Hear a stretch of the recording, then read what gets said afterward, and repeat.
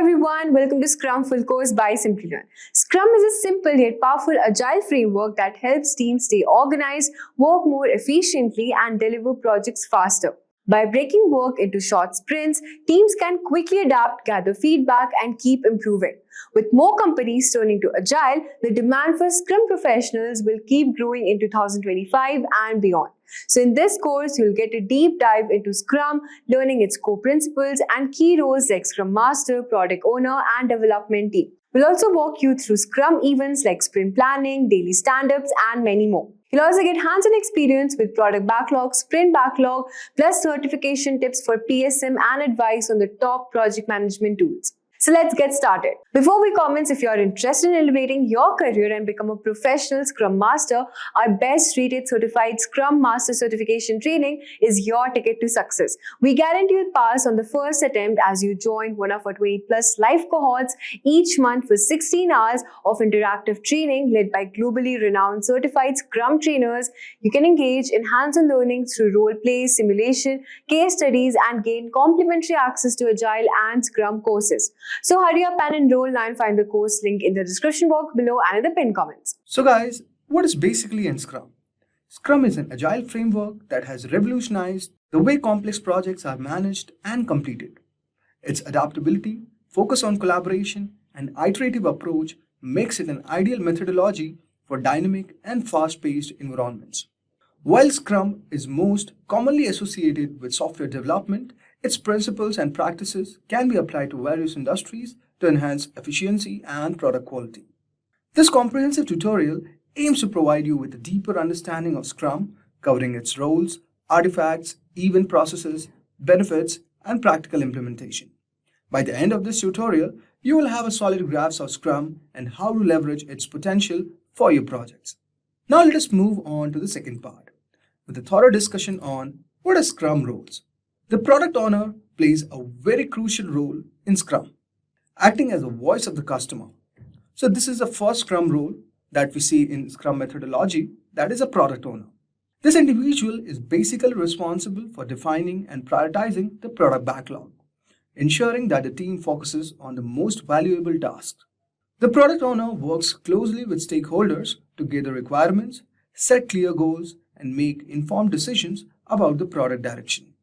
The key responsibilities of the product owner includes defining the product vision and roadmap, creating and managing the product backlog, prioritizing backlog items based on value, risk and urgency, ensuring that the team understands the backlog items and their importance, and also accepting or rejecting completed work based on predefined criteria.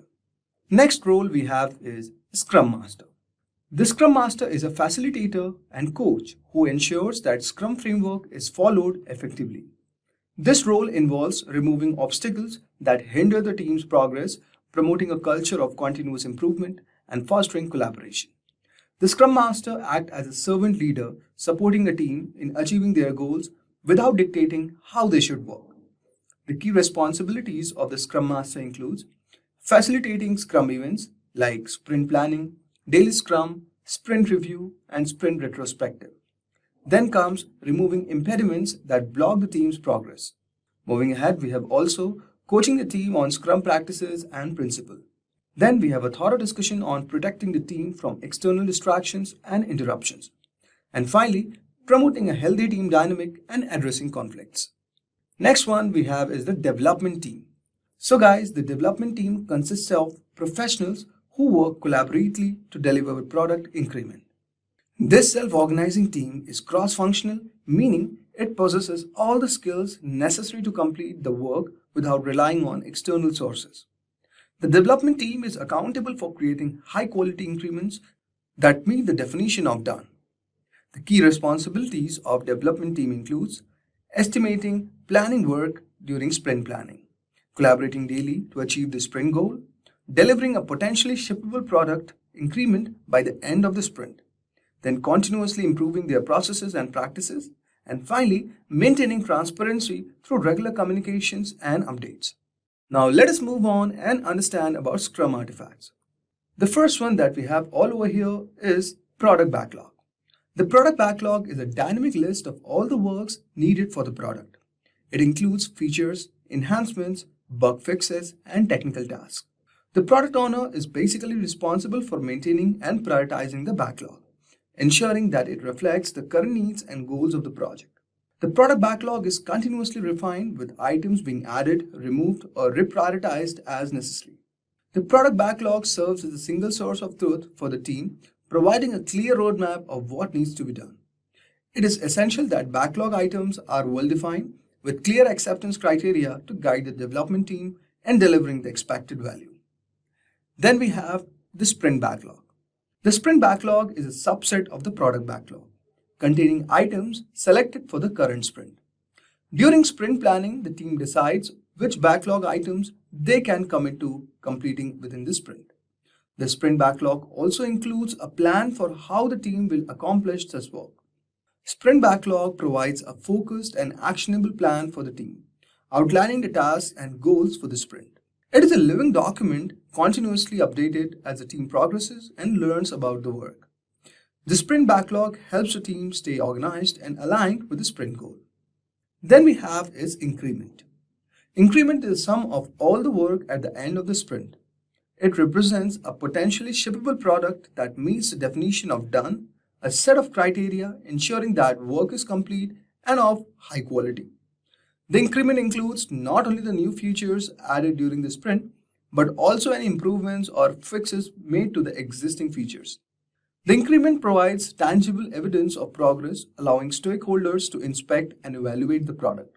It serves as the basis for feedback and decision making, enabling the team to adapt and refine their approach in subsequent sprints. Then we have is sprint. Now let us move on and discuss about some of the Scrum events. The first one that we have all over here is sprint. A sprint is a time box period typically lasting 24 weeks, during which the team works to create a product increment. The fixed duration of the sprint provides a regular rhythm for the team, promoting consistent delivery and continuous improvement. Each sprint begins with a sprint planning and ends with a sprint review and sprint retrospective. Next one we have is sprint planning. It is an event where the team defines what will be accomplished in the upcoming sprint.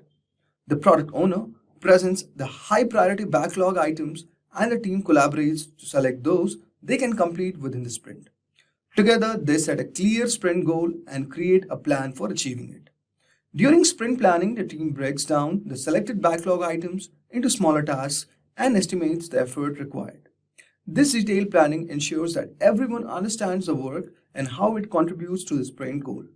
A sprint planning sets the stage for a focused and productive sprint. Next one we have is the daily scrum. Daily scrum is a short time box meeting, usually lasting for 15 minutes, held every day during the sprint. The purpose of the daily scrum is to synchronize the team activities, discuss progress, and identify any obstacles. Each team member shares what they did the previous day, what they plan to do today, and any issues they are facing. The daily scrum promotes transparency and accountability, ensuring that everyone is aligned and aware of the team status. It also provides an opportunity to quickly address and resolve impediments, keeping the team on track to achieve the sprint goal. Next we have all over here is called sprint review. So guys, sprint review is held at the end of the sprint to inspect the completed work and gather feedback from stakeholders. The team demonstrates the product increment, highlighting what was accomplished during the sprint. Stakeholders provide input and the product owner updates the product backlog based on the feedback. The sprint review fosters collaboration and transparency, allowing stakeholders to see the product's progress and influence its direction. It also provides an opportunity to celebrate success and identify areas for improvement. And finally, we have the sprint retrospective. The sprint retrospective is the final event of the sprint, where the team reflects on their processes and practices. The goal is to identify what went well, what could be improved, and how to enhance their performance in future sprints. The team discusses these insights, creates action items to address any issues. The sprint retrospectives promotes a culture for continuous improvement, encouraging the team to learn from their experiences and make incremental changes. By regularly reflecting and adapting, the team can optimize their processes and achieve better outcomes. Now let us understand the Scrum process flow. The Scrum process revolves around the sprint cycle, beginning with the sprint planning and ending with the sprint retrospective. This cycle ensures a regular cadence of work and continuous delivery of value. If we talk about the first one, we have the sprint planning here. Here the team selects the item for the product backlog and defines the sprint goal. They break down the work into smaller tasks and create the plan for the sprint. Now guys, let us discuss about the Scrum process flow. The first one that we have all over here, that is called as sprint planning. Here, the team selects the items from the product backlog, defines the sprint goal. They break down the work into smaller tasks and create a plan for the sprint. Next one, we have the daily Scrum. Daily Scrum here, the team meets daily to discuss progress, plans, and challenges. This meeting keeps everyone aligned and allows for quick adjustments. Third is sprint review. At the end of the sprint, the team demonstrates the completed work to the stakeholders and gathers feedback. The product owner updates the product backlog based on their feedback. And fourth one we have all over here is sprint retrospective. Here the team reflects on their processes and practices, identifying areas for improvement. They create action items to enhance their performance in future sprints. I hope so. You would have got a brief idea regarding Scrum process flow. Now let us move on to understanding the benefits of Scrum. So guys, Scrum offers several significant benefits that can transform how teams work and deliver value. Here are some of the key advantages. The first one that we have all over here is increased transparency. Scrum promotes transparency through its regular events and clear artifacts. The daily Scrum, sprint review, sprint retrospective ensures that everyone is aware of the team's progress, challenges, and successes. This transparency helps build trust among the team member and stakeholders, fostering a collaborative and open working environment. Next one we have all over here is improved team collaboration. The collaborative nature of the Scrum encourages team members to work closely together, leveraging their diverse skills and expertise. The Scrum Master facilitates this collaboration, helping the team communicate effectively and resolve conflicts. This teamwork leads to better problem solving, innovation, and overall productivity. Next one we have enhanced ability to adapt to changes. Scrum's iterative approach allows teams to quickly adapt to changes in requirements, market conditions, or customer feedback. By delivering small functional increments regularly, the team can gather feedback and make necessary adjustments.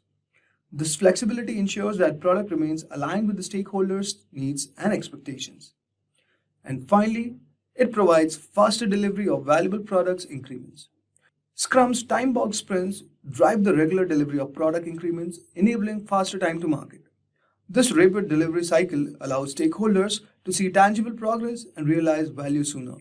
It also reduces the risk of project delays and enhances the team ability to meet deadlines. Now let us discuss some of the common challenges of following Scrum methodology.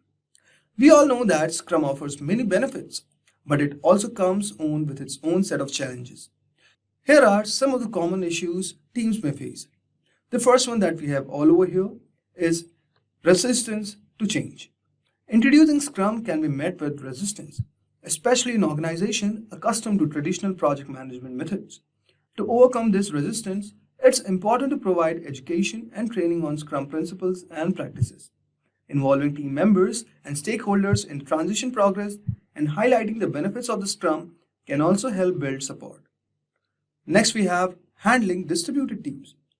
Distributed teams can face communication and collaboration challenges.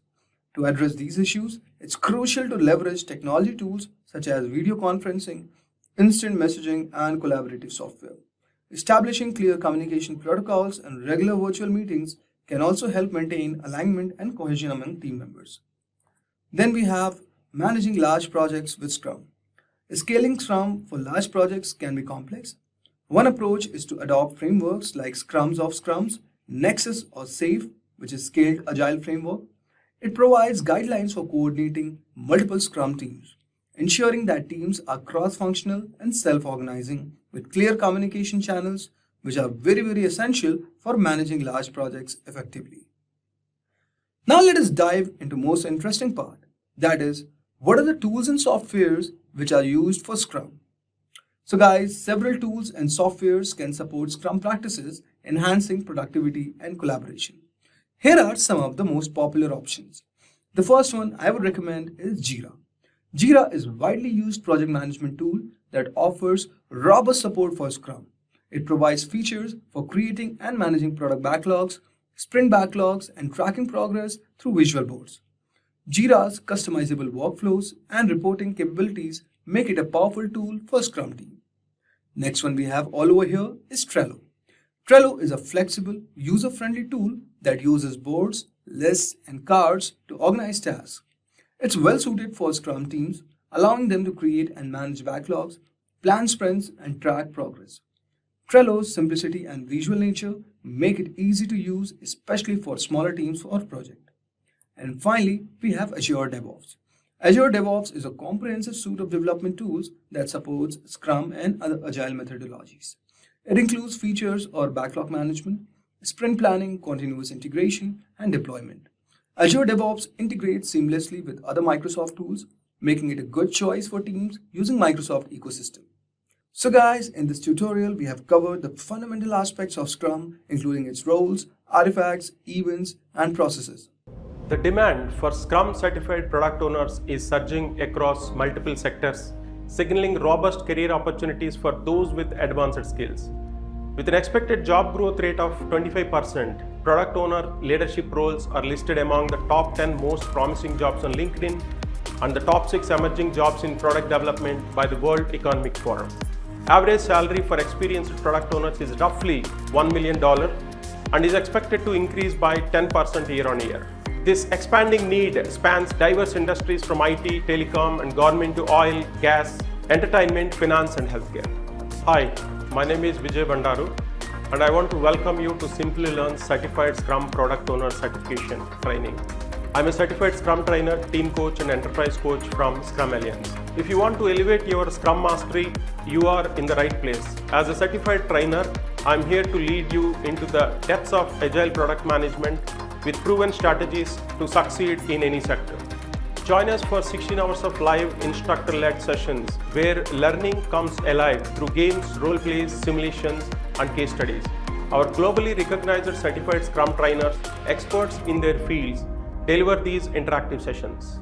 By the end of this course, you will earn 16 SUs plus 16 PDUs with complimentary access to 15 value addition courses worth of $500. You will also get a 2 years complimentary membership of Scrum Alliance to further your professional development. This course offers a comprehensive journey into advanced product ownership, surpassing fundamental concepts. You will explore strategic product visioning and master stakeholder engagement while delving into real-world challenges to hone your agile leadership abilities effectively. With a focus on mastering strategic product backlog management and scalable agile practices, you will gain the tools to drive successful product deliveries. By enhancing your leadership and collaboration skills, you will have a profound impact on your organization's agility and success. Why take CSPO certification at this stage of your career? The evolving job market landscape demands highly skilled Scrum product owners capable of managing dynamic product development cycles. This course prepares you to thrive in roles essential to business agility and innovation. Simplilearn is the world's #1 online bootcamp for digital economy skills training, a global leader in agile training and part of the global registered education ally of Scrum Alliance. Our experienced CSTs have enabled more than 35,000 learners across the globe to achieve their goals. Ready to improve your product owner skills? Enroll in our Certified SCRUM Product Owner course and join the global community of Scrum professionals who are making a significant impact. Step into the future of product management. Join us at Simplilearn and transform your professional trajectory with our Certified SCRUM Product Owner training. Let's reshape the way products are envisioned and delivered. Then there is something called Scrum board, which is used during this flow of Scrum, right from product backlog to the creation of that increment. So let us look at what is a Scrum board, which is used during the Scrum practice. So Scrum board is a physical or virtual tool that helps team to visualize items in the sprint backlog. So it helps in tracking what is being delivered, what is in progress, and what needs to be delivered further.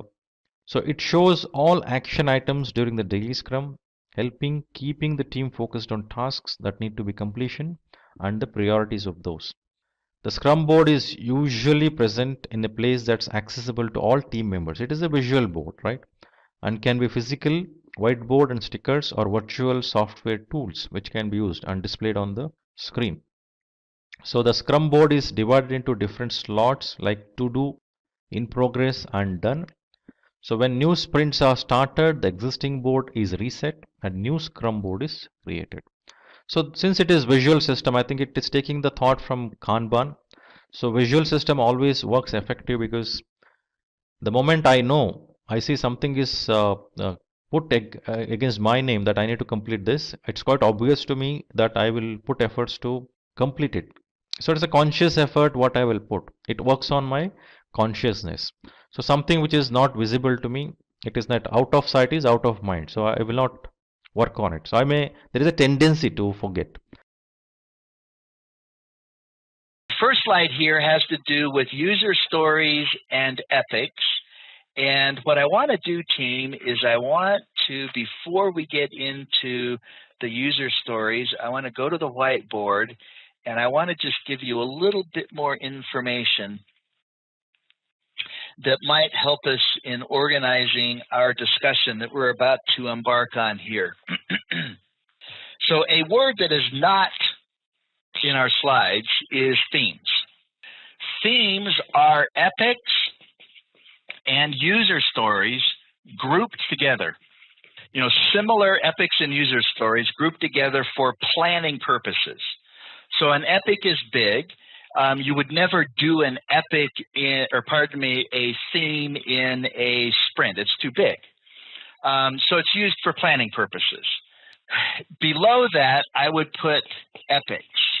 Epics are low priority, large user stories, meaning that an epic will eventually have to be disaggregated into multiple user stories. The reason it would be low priority is because if an epic was higher up on the product backlog, it would have to be more detailed. That's when you would break it down. So epics are usually going to live at the lower priority levels of a product backlog, and as user stories are completed and the epic rises in priority, it will eventually be broken down into more manageable user stories. So great big low priority user stories. Then we have user stories themselves. User stories are functions or features that the product owner wants to have developed. A user story turns into working software that provides value to the customer. And the product owner is the customer voice. The product owner is the one who would accept or reject completed user stories. And then there are tasks. And a reminder, when we were talking about the sprint planning meeting, we said the sprint planning meeting is got two parts to it. The first part is selecting all of the user stories that are going to be included in the sprint, and then disaggregating each of those user stories into tasks. That's done in the sprint planning meeting, and then those tasks are the things that are actually then done when the work of the sprint begins. User stories can be estimated in story points or ideal days. Most teams favor story points. They might start with ideal days, but they will then usually end up going to story points.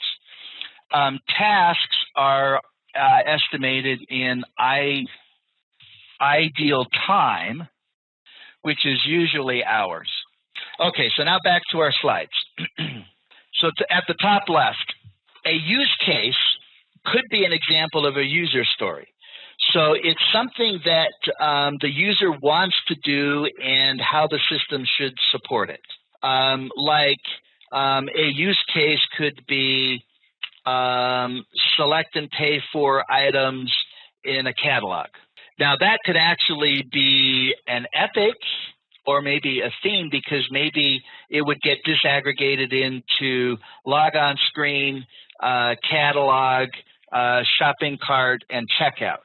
But so the use case could either be a standalone user story, or it could actually be a number of user stories that would result from it. below that requirement. It could be a functional requirement, a technical task, or even a bug fix. So I'm going to go back to the whiteboard, and a product backlog is going to have a lot of user stories that come from the customer, right? Whatever the customer wants done. But the team may know that it has to do some development work in order for the user stories to even be able to work. You know, there's some system level non-functional requirements that need to be done. And so there could be tech user stories. And then, can you see this low? I can't see your chats, but then there could also be defect user stories. There could even be risk user stories. Now, what could happen is that the product owner ranks these in priority. So this one first, then that one, then that one. And the team says, well, the only thing is that we have to do some development work before we can actually do user story 2. And so what we really need to do is insert that before the second priority user story. And so the priority of the user stories in the product backlog, while it might start with just being, you know, simple functional user stories coming from the product owner, it will evolve until it includes some other things that are also considerations when it comes to priorities, because of, you know, successor, predecessor relationships, dependencies, and things like that are considerations. A user story, back to the screen, bottom left now, the user story can use a fictitious user or a persona to help the team or the team and the product owner to get an idea of, okay, who's going to be doing this function, what are they going to need in order to be able to complete the function, etc. So you try and come up with an actual, well, a fictitious, but a person who's actually doing it, to kind of get out of the realm of, you know, listing requirements and, you know, specs and things like that, and say, okay, what's the user experience need to look like? Top right, template.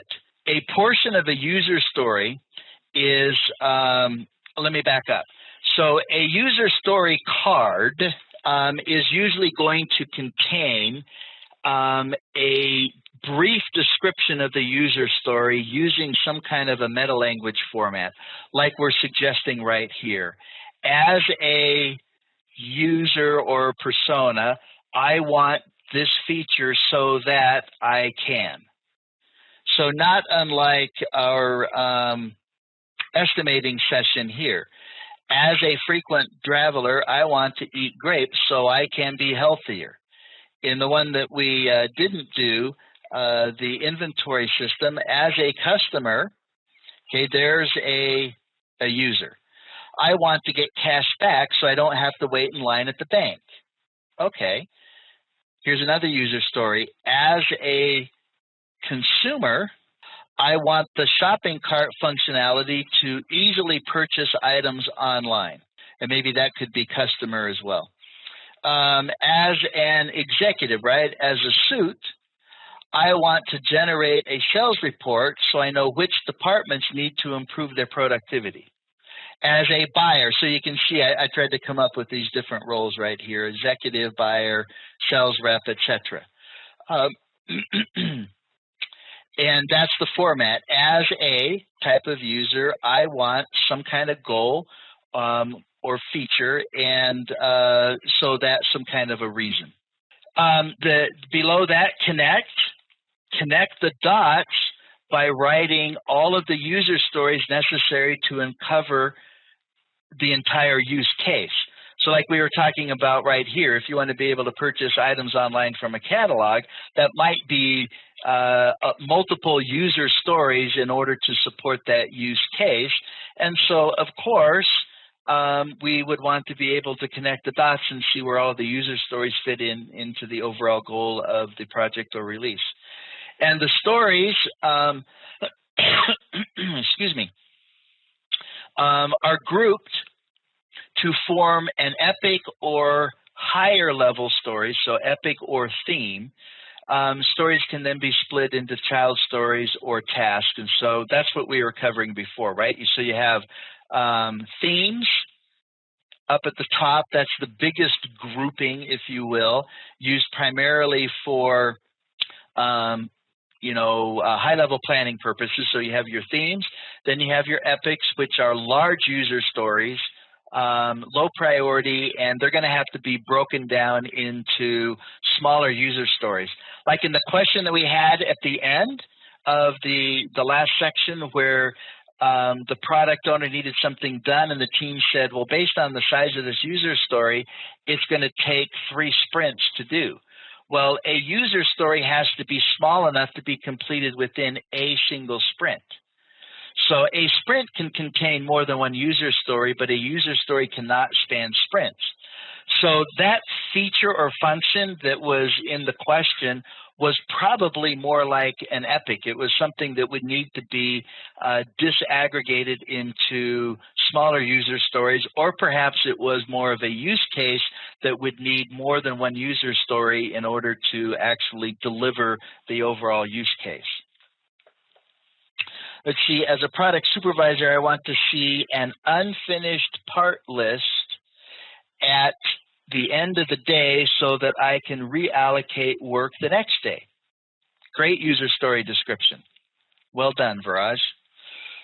Did you hear that, team? As a product supervisor, I want to see an unfinished part list at the end of the day so I can reallocate work the next day. That is a well-crafted description of a user story. Now, here are some things that I want you to memorize. You were hoping I was done with the memorization part. So I want you to remember that we have to invest in our user stories. And I was going over to the whiteboard and I didn't change cameras, so let me do that. I recommend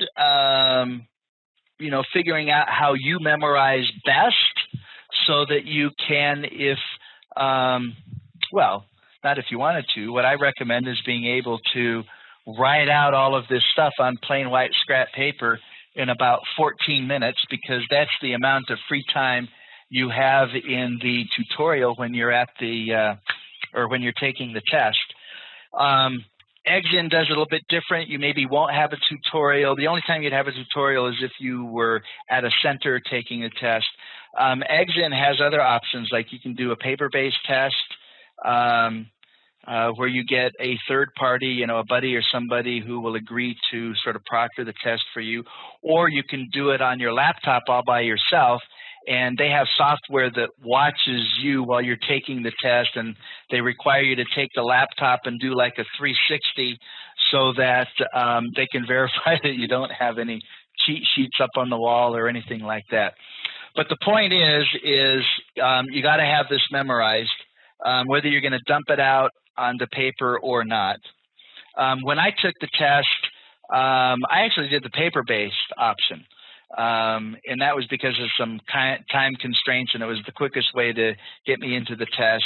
And so I didn't write out any of the stuff I'd memorized, but I had it memorized, and I had it memorized well enough that I could kind of recall it in my mind's eye. Okay, so we're talking about user stories, and you have to invest in your user stories. You know I like memorizing things by creating these charts that have the first letter of the word or phrase that you're memorizing in a separate column, and then I make up a story, that reminds me that I've got to have INVEST. This one is pretty easy. Probably just invest works. So let's go over that. I stands for independent. Independent, meaning that each user story stands on its own. You don't have, when we're doing Scrum, you don't do a user story that won't result in working software. We just talked about the description of user stories, right? So it's a user that needs some kind of functionality for some kind of a reason, and they're all independent. Will they work together? Of course, they'll work together if that's a necessity, but if you developed a logon screen, you could demonstrate working software for the login screen. There might be another user story that is, has to do with displaying the catalog and being able to flag or select items that you want to purchase. But there'd be working software for that. Would they work together? Yes, but each user story would complete or result in some kind of working software, and they have to be independent. Negotiable. Negotiable in the way the user story is going to be implemented. The product owner doesn't dictate to the team. The team doesn't say it's only this way and we don't want to hear anything from you. So there are discussions about the size and implementation for each user story. So the product owner can't make it so detailed that there's no room for discussion and the possibility of the team coming up with solutions other than what the product owner was attempting to dictate. V stands for valuable, meaning each user story has to create value for the customer or the end user. E has to be estimable, as in estimatable, except estimatable is not really a word, it's estimable. And S is for small, has to be small enough to be done in a single sprint. If we're doing 2-week sprints, it has to be able to be done in 2 weeks or less. If we're doing 4-week sprints, it could be a larger user story, but it would still have to be done in 4 weeks or less. And then the last one, the T, is testable. Every user story needs to be testable, and it needs to be testable at 2 levels. Remember our triangle? It needs to be testable at the intrinsic quality level, unit tests, etc., and also testable at the extrinsic level, which is the customer point of view, which is acceptance. So every user story has to be testable. Okay, so that's invest, and so let's add that to our list of things to memorize. Invest. And then the next one we have here is the 3 C's of a user story. So the first C, team, is card. So user stories should be able to be written on a 4 by 6 inch index card or some media similar to that. Card. The second C is conversation. The user story card is the item that is used for the team and the product owner to talk and discuss in order to make sure that the product owner and the team are on the same page when it comes to what is actually supposed to be developed and what it's supposed to look like at the end, which leads us to the third one, which is confirmation. Each user story essentially has to have acceptance tests in it itself. So card 4 by 6, conversation, that's the starting point. That's where the team and the product owner discuss, and then eventually there will be acceptance tests included on the user story card in order to be used during the sprint review to assure that it's acceptable, that there's confirmation. Okay, so, let's add that to the memorization list. So, 3 C's. All right, now I've got an example here of a user story card. So we're looking right here. And if you were to go out on the internet and search user story cards, they would be similar. There would be some differences, of course. But typically what you're going to have is you're going to have a title or a name for the user story. And then there's going to be some kind of unique identifier, like user story 321. Then there will be the description like we just talked about. As a librarian, I want to have the facility of searching a book by different criteria so that I will save time while serving a customer. Then there might be some other descriptive words or links to other information that might be necessary.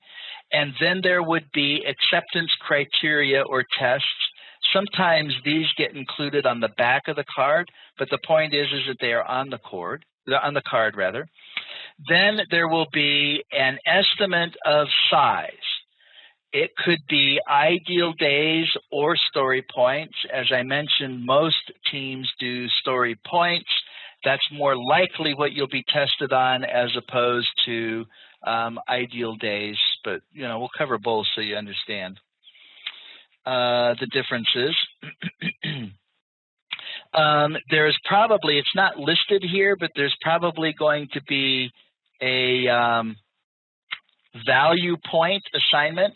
This is where the product owner kind of determines in a relative way the value of the stories. Just like we were doing in planning poker, the product owner might say, well, this story is twice as valuable as this other one, comparing them together. And this is what these value points are what's used to prioritize the user stories. That's supposed to be a V, as in value points.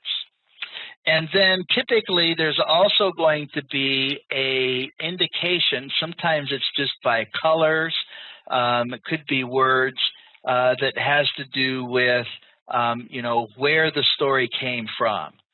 Did it come from the customer? That would be considered a functional requirement. If it came from the team, that would be from the technical domain. I'm trying to write where from.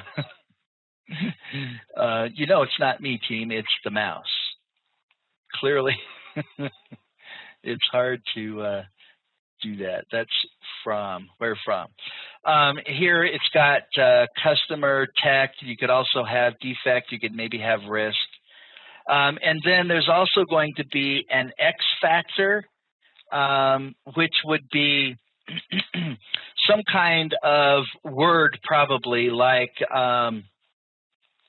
stable, erratic, incomplete, something like that, to so that the team is designating the user story in respect to the amount of uncertainty or risk that's associated with that user story. And because all of that's a part of the story, right? The story is going to be turned into working software. There may need to be some efforts to actually figure out how to actually do that user story. So that's the X factor. Over to the right here on the same chart, we have some comments about if you are using a software package, like Trello or Jira or something like that, the user story cards will generally be able to contain more information using, dynamic links and things like that. Could even include things like a responsible team member, or depending on how you're doing it, you would break the user story down into tasks, and you might have team members assigned to various tasks for the user story. Okay, so that's typically what a user story card is like. Sometimes they're cards, sometimes they're like on sticky notes, and they're put up on a Kanban board if you're using Kanban to track the project. If you have a story that is too large to be completed in a sprint, it's going to have to be subdivided, or we call it disaggregation, into smaller user stories. And there's 3 ways that we're proposing here that you could go about doing that. You could split it based on operational boundaries. For example, as an operator, one needs to manage reservations, which could be split. For example, there could be one portion that is that has to do with making a reservation, another one that has to do with modifying it, and yet another one that has to do with canceling it. So that could be split into, in this construct here, 3 separate user stories. You could also separate based on exceptions or cross-cutting concerns. For example, in the beginning, develop only one main path, like accept repayment for a loan. Then address exceptions, like what if a person overpays? Then come up with a user story that recognizes that and processes a refund, and or gives the option of allocating the overpayment to a future payment or something like that. And then also adds on other concerns like the check access restrictions or record name of operator. So maybe, when you're working on accepting payments or processing refunds, it's going to check on who the operator is or track that, so that if at a later time, who was it that gave this refund here? Well, you could look and see, okay, the operator's name was recorded. Or maybe you put some restrictions so that maybe not everybody is allowed to do a refund. And so you would have levels of users that have different privileges. Okay, and then down at the bottom, split based on data boundaries. For an example, as an accountant, one needs to enter balance sheet information, which could then be split into summary information and separately receivable details, or maybe you could have AP, so you could have different portions of the overall balance sheet activities that need to be done. So enter AR, enter AP, etc. Make sense? So just to kind of prompt you, give you some ideas about what to do in a Scrum project if you have the scenario arise where a user story is being estimated by the team and it won't fit into a sprint. It's too big.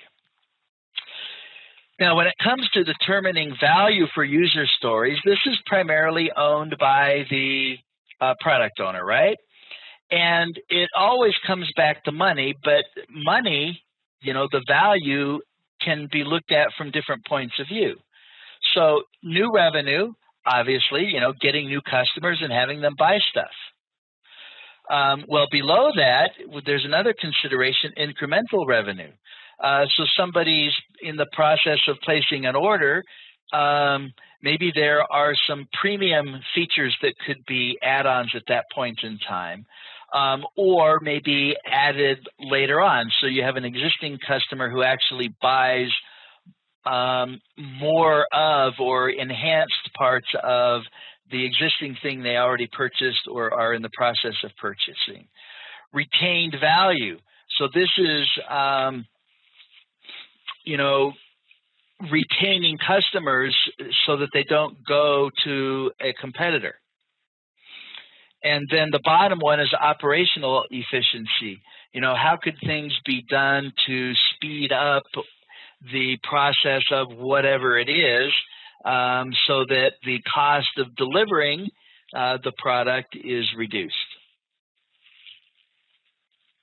So this then leads us to a discussion about priorities, recognizing that there are some priority concerns that come from both the customer domain as well as the technical domain.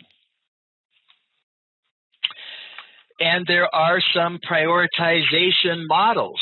If we look right here, there is value-based prioritization, and the hierarchy of that would be high value, followed by high risk, followed by high value, and then low risk, followed by low value, and then low risk.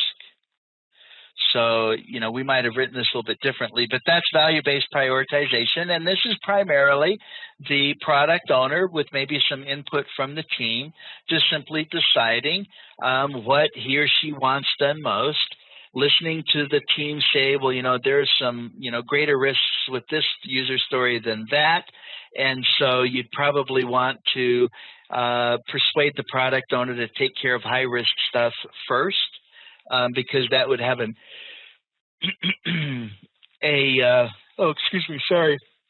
impact on the future things that need to be done. There's the Kano model, which looks at each of the user stories and classifies them as being mandatory, linear, or exciters. And the mandatory items are those user stories that are musts. And they'll never move the customer or the end user beyond neutral. It's if they're not there, it creates dissatisfaction. If the product owner and the team has done a good job in identifying what are the mandatory or threshold items, you would see that it just gets it to neutral. That's what's expected for the product. Linear items, user stories, are those user stories that as they are implemented progressively throughout the project and added to the feature set, it will linear increase customer satisfaction. And it can be, in their absence, dissatisfaction, all the way up to high implementation, creating a great deal of satisfaction for the customer. And then the third category is exciters and delighters. And those are features or functions. Those are user stories that are not mandatory. And the absence of them will never result in satisfaction going below neutral. But by adding them, you could create excitement and delight for the customer. These would typically be things that are features that would be included in a premium version of the product, or maybe add-ons that are promoted, at the point of sale. Have you thought about this because it'll really help you, or whatever. So that's the Kano model. And then there's Uyghur's relative weighting method. And this is all using numbers. So each feature is given a value for its benefit, and its penalty given a value for penalty, meaning what's the pain if that feature or function is not included. And then there is the cost side and the risk side. And then those are all calculated together, and that results in, a ranking or a hierarchy, which gives you the priority for the user stories. We also talked about Moscow, didn't we? Did we talk about Moscow? Moscow is another prioritization model. Must, could, I said that differently. Must, should, could, won't. Moscow, MSCW. Must, should, could, won't. And we talked about that one. Thank you for that confirmation. Does it seem like a long time ago, or is it just me? I know it was just last weekend, but it's like last year. Okay, so now let's talk about velocity. Priyanka, that is exactly right. So velocity is the capacity of the team to complete work in a single iteration.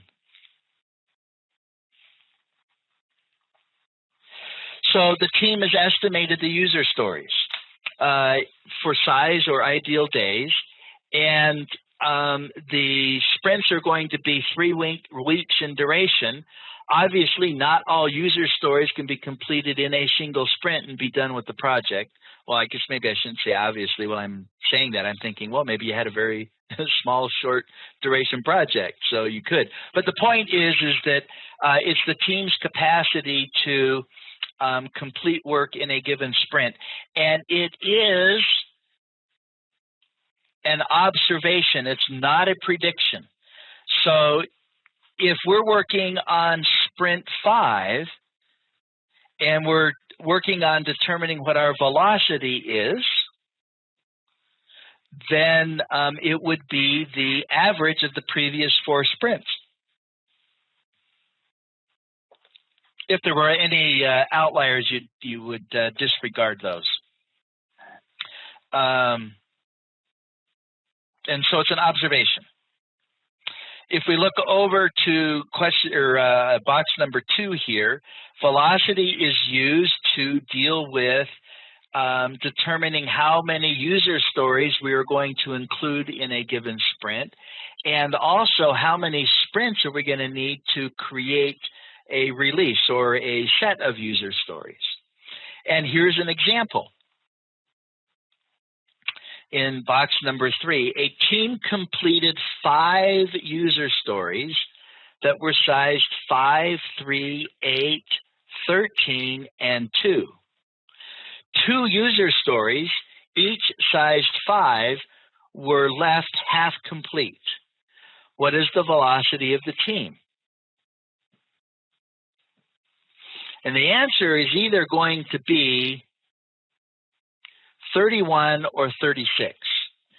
31 is the sum of the completed user stories. If you were 36, you were claiming half of the 2 that were 5.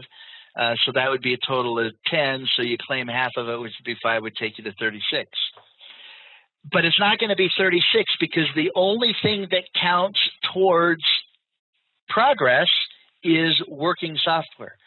So even if the team had finished 9 out of 10 story points for a user story, meaning it's almost done, and then the sprint ends, that doesn't get counted towards velocity. And you don't mess around with velocity.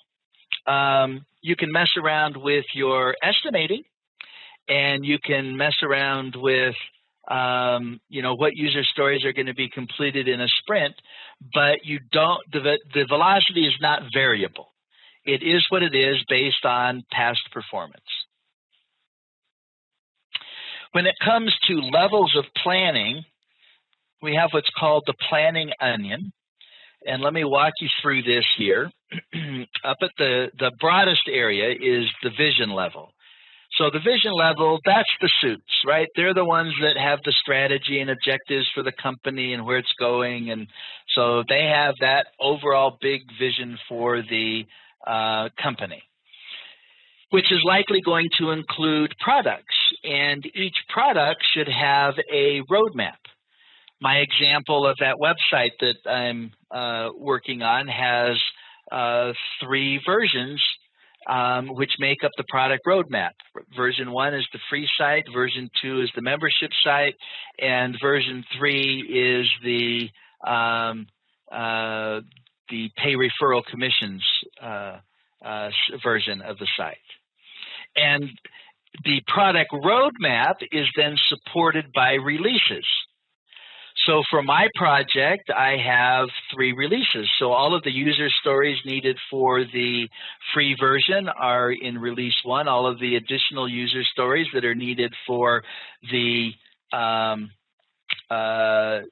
paid version, the subscriber version, and then also for version 3, those are all releases, 3 releases.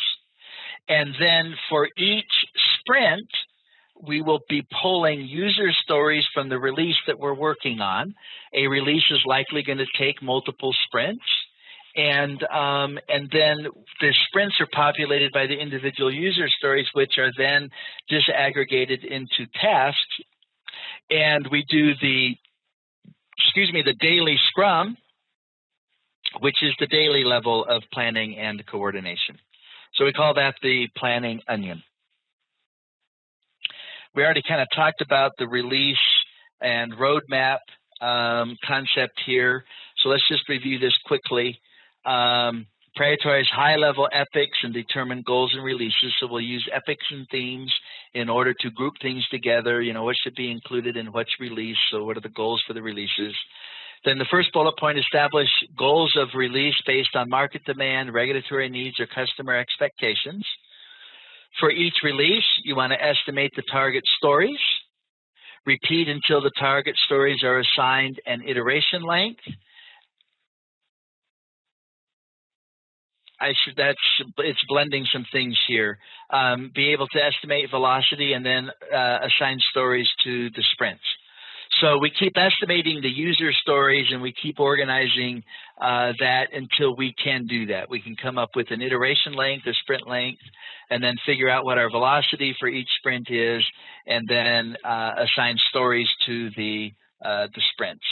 The next bullet down, iterate until the user stories and release date meets conditions of satisfaction. So that's definition of done or acceptance for the release. And try not to pack too much into a release backlog. So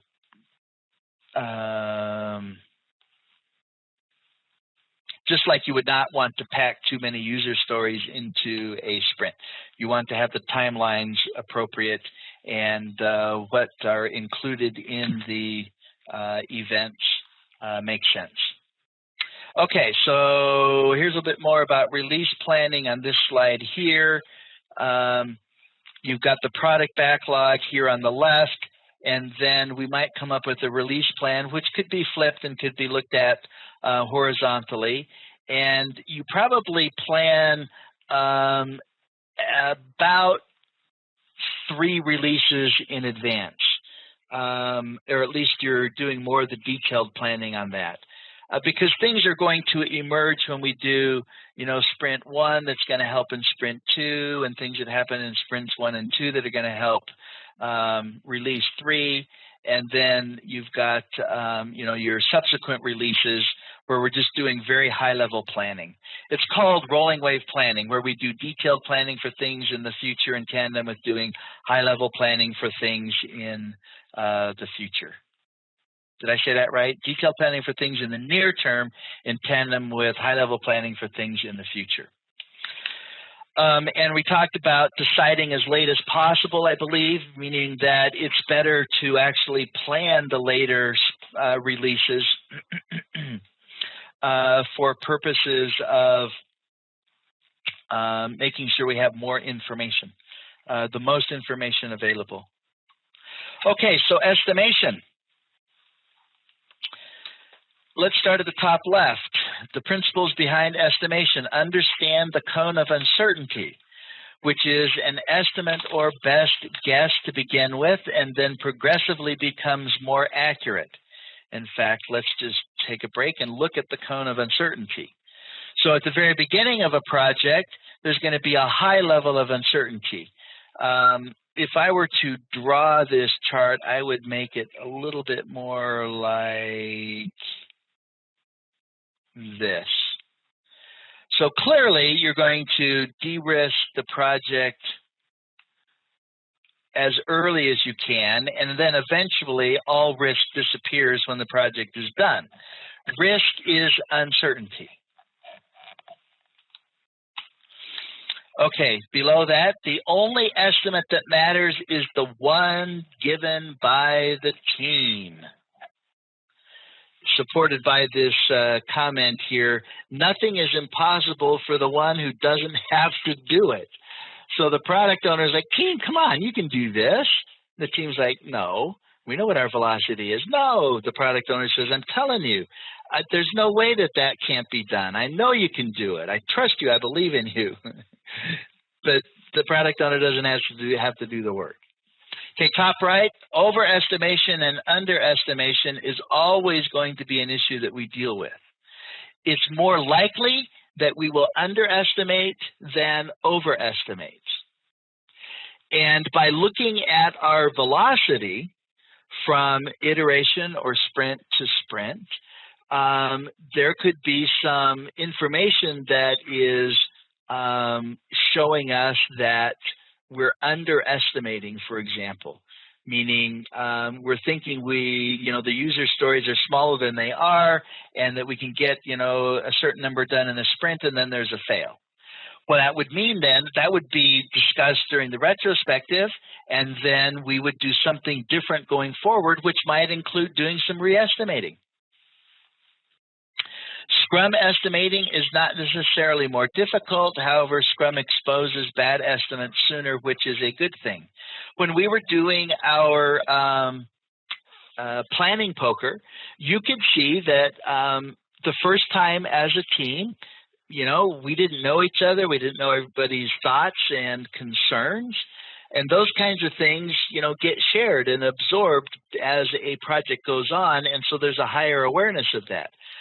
So what we would say is that using estimation techniques, Scrum estimation techniques, might be more inaccurate at the beginning of a project, but they will quickly become very accurate as the project advances forward.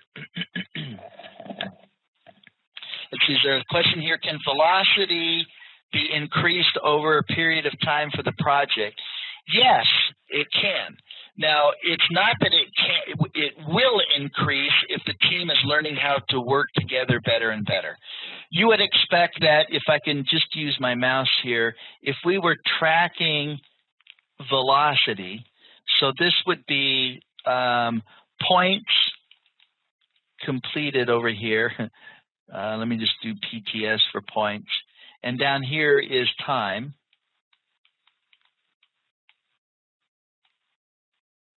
And we go from sprint to sprint, right?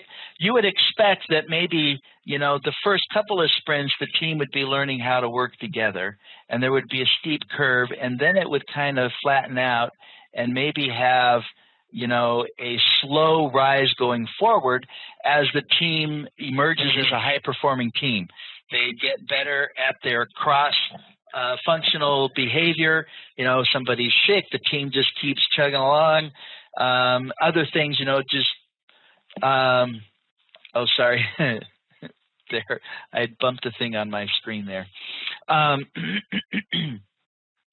So the team, you know, learns how to work better together, and, you know, their estimates become more accurate, etc. And you would expect a high-performing team to have a result like this for velocity, where there's quick improvement, and then it kind of stabilizes and then begins to tick upwards. Okay, we talked about the cone of uncertainty. Let's talk about ideal time. When we do estimating for user stories, we do it in ideal days. When we do estimating for tasks, we do it in ideal time, which means hours. I think that's on the whiteboard, or it was on the whiteboard. Oh, it was on it. So ideal time is the amount of time it takes to complete a piece of work.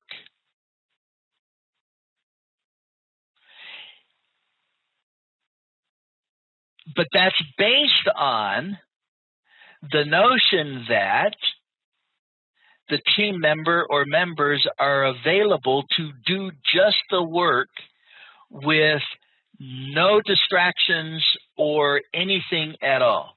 So assuming that Priyanka could sit down at a keyboard and code for 8 hours without taking a break for lunch, no phone calls, no discussions, no meetings of any kind, just work 8 hours, how much could be done in that 8 hours by Priyanka? That's what ideal time is. But the thing of it is that there is no such thing as somebody being able to spend every minute of every day only doing work. There will be distractions. So it has to be converted into elapsed time. Now, we don't convert it to elapsed time at the user story level, but we do convert it to elapsed time when we are dealing at the task level.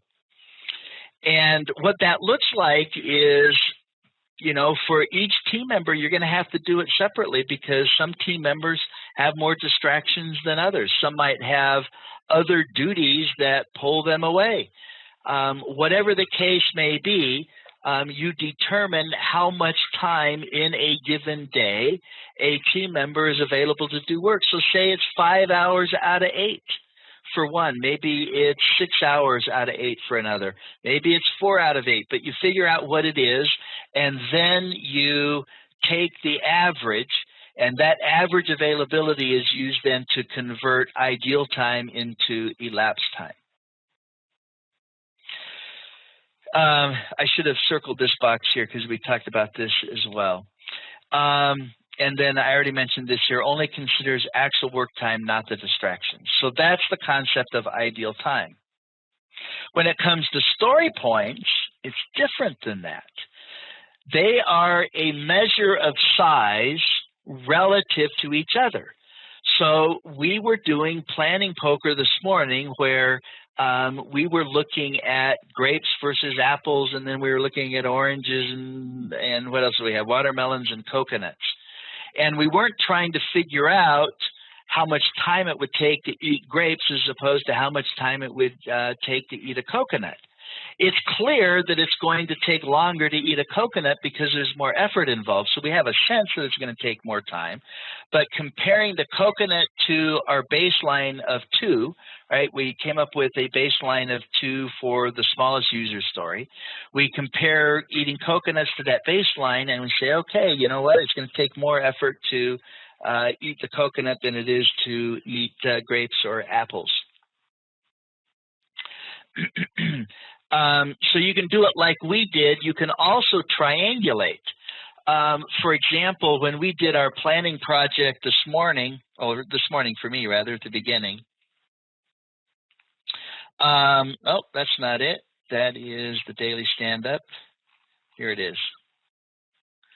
If I had said, team, I want you to pick a small user story, a medium user story, and a large user story. And then we would then compare other stories to those 3, and so we would kind of triangulate on it. Let's say that we did, 2 was small. I'm sorry, I'm saying that wrong. Grapes was small, apples were medium, and coconuts were large. Well, if we then looked at orange and we said, well, orange is smaller than apples but bigger than grapes. So we would know this would fit in between grapes and apples. And so let's say, we had apples at 5 and grapes at 2, then we would say an orange is probably going to be 3. And the values, now I used, in our example, the modified Fibonacci series. What we do in Scrum and Agile, if we're using story points, we're going to use a nonlinear scale for the values. So down at the bottom here, there's the modified Fibonacci sequence. The way the Fibonacci sequence works, by the way, it's the value is the sum of the 2 on the right. So let me break this right here because this is a modified Fibonacci. So 13 is 5 plus 8. 8 is 3 plus 5. 5 is 2 plus 3, and 3 is 1 plus 2. If we were doing the real Fibonacci series, this wouldn't be 20. It would be 13 plus 8, which would be 21. I don't know why some use modified Fibonacci and others not, but that's just kind of a common thing to do. If you're doing planning poker, you give everybody 7 cards, 1, 2, 3, 5, 8, 13, and 20. Another nonlinear scale is doubling, 1, 2, 4, 8, 16. You typically don't go too far to the left with the values because that either means that you're being too granular or you've got stories that are probably too big and they need to be disaggregated. Now, somebody just chatted here, should some buffer time be included in the actual estimates? Let me answer that question first by going back to ideal time, and then I'm going to come back to story points and answer the question. When we're estimating in ideal time, we don't add a special amount of time that we would call a buffer. We just allow for the distractions and the interruptions, which could look like a buffer, right? You're saying, Priyanka, if based on your duties in the organization and our workday of 8 hours, you're typically available to be doing your project work 5 out of those 8 hours. So when we are converting ideal time to elapsed time, we will be building in extra time based on distractions and interruptions. We would not call it a buffer, but that's essentially what we're doing.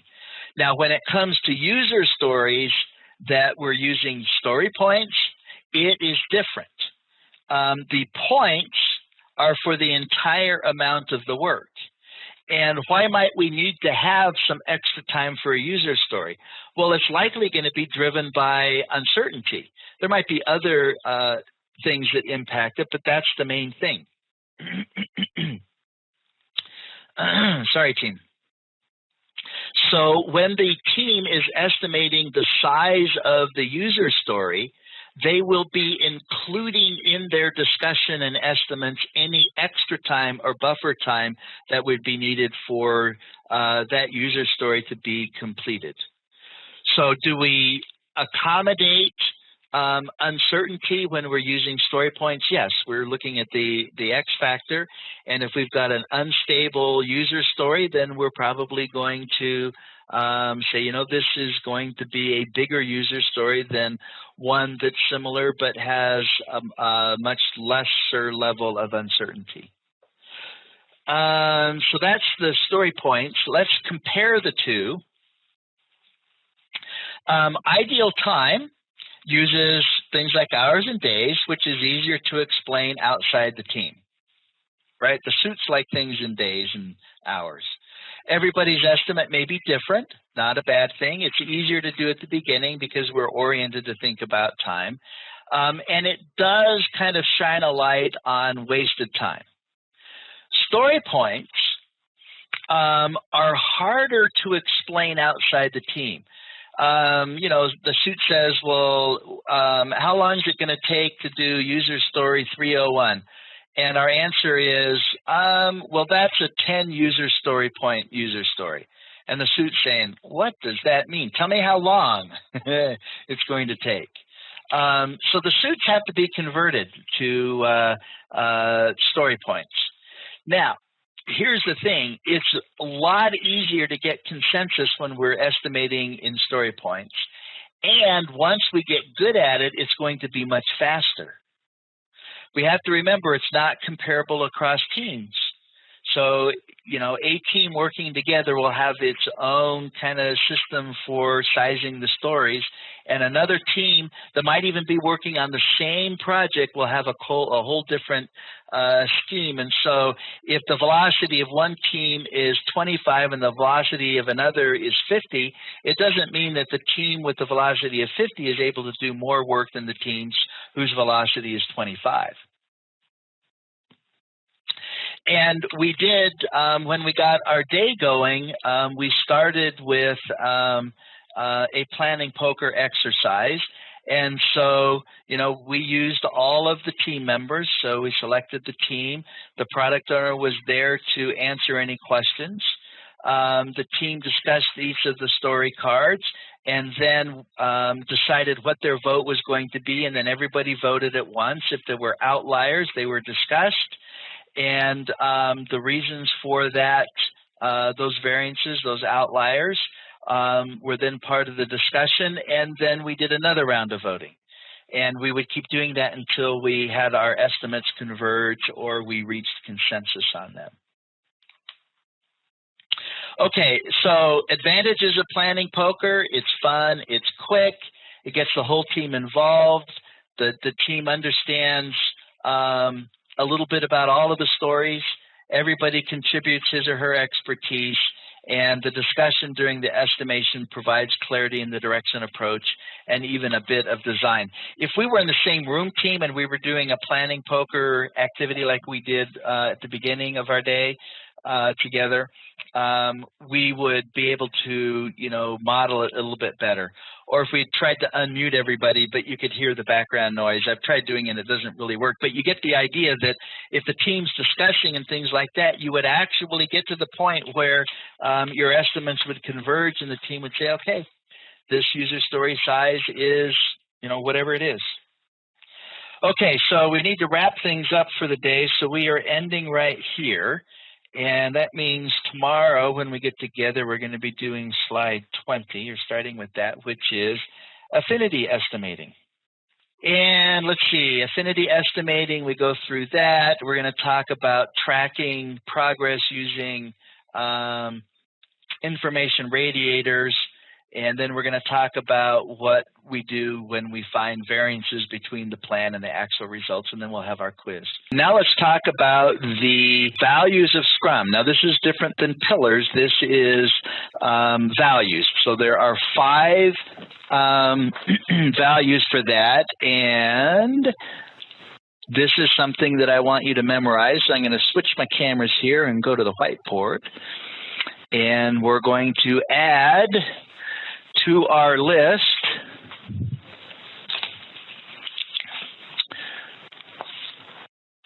Oh, wrong color.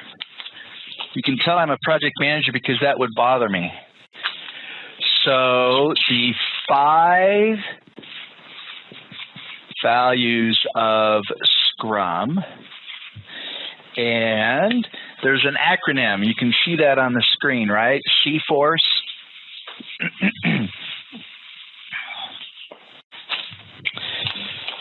Okay, so 5 values of Scrum. And C, F-O-R-C. And you kind of know my style here. You don't have to do it this way, whatever works for you, but have some kind of a strategy for memorizing things. It will probably serve you well. So the first C is commitment. The next one, there are 4. F is focus. O is openness. Is that 2 N's or 1? I don't know. Openness. We'll blame it on the marker if it's not right. R is for respect. And the last C is courage. And so there's your little chart right there. And let me just briefly go over these. None of these will be a big surprise here. We've talked about some of them already in one context or another. For commitment, that means the team is going to commit to deliver value to the customer. They're on board, there's the buy-in, all of that's there. Focus, the team is going to focus on the few important things at a time. So we're going to do time boxing. We're not going to do things broadly, specifically focus on a few things at a time. O is openness. That's analogous to the T, transparency, and the pillars, meaning we're going to be completely open in sharing information about the project, our own opinions, our fears, our concerns, etc. R stands for respect, and that's kind of a 360 view. We respect ourselves, we respect others, we respect the concepts that we are using as part of Scrum, and and we respect the other stakeholders as well, 360. And the last C stands for courage, and that's the courage to make commitments even when we're in an uncertain environment. Courage to deal with fear that comes from a failure, courage to share disagreements openly yet respectfully, courage to participate in debating technical approaches, etc. Okay, so now let's go to the Scrum Lifecycle chart, and what I want to do is I want to elaborate on this just a little bit. And I'm going to try and use my mouse to do some additions to this. First of all, we have the product backlog. The product backlog has to be kept current, and we call that grooming. Grooming is adding user stories and removing user stories from the product backlog. Product backlog is the scope of the project. The product owner owns that. The team assists in that effort.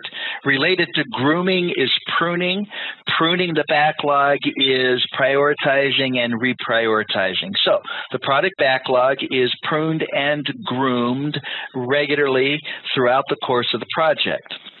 Now, there is a meeting that takes place right here, which is called the Sprint Planning Meeting. Can I just do PSP here? Sprint Planning Meeting. Okay, that is one of the ceremonies or events that takes place in Scrum.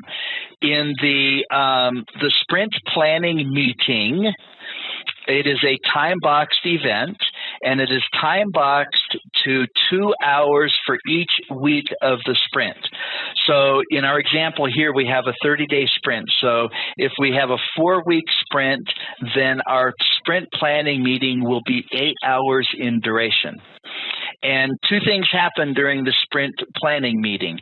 The user stories that are going to be included in the sprint are selected, right? They're put into the sprint backlog, which is a subset of the product backlog containing the user stories that are going to be completed during the sprint. And the second thing that happens during the sprint planning meeting is the selected user stories are then disaggregated into tasks and estimated. Once that's done, then the work of the sprint begins.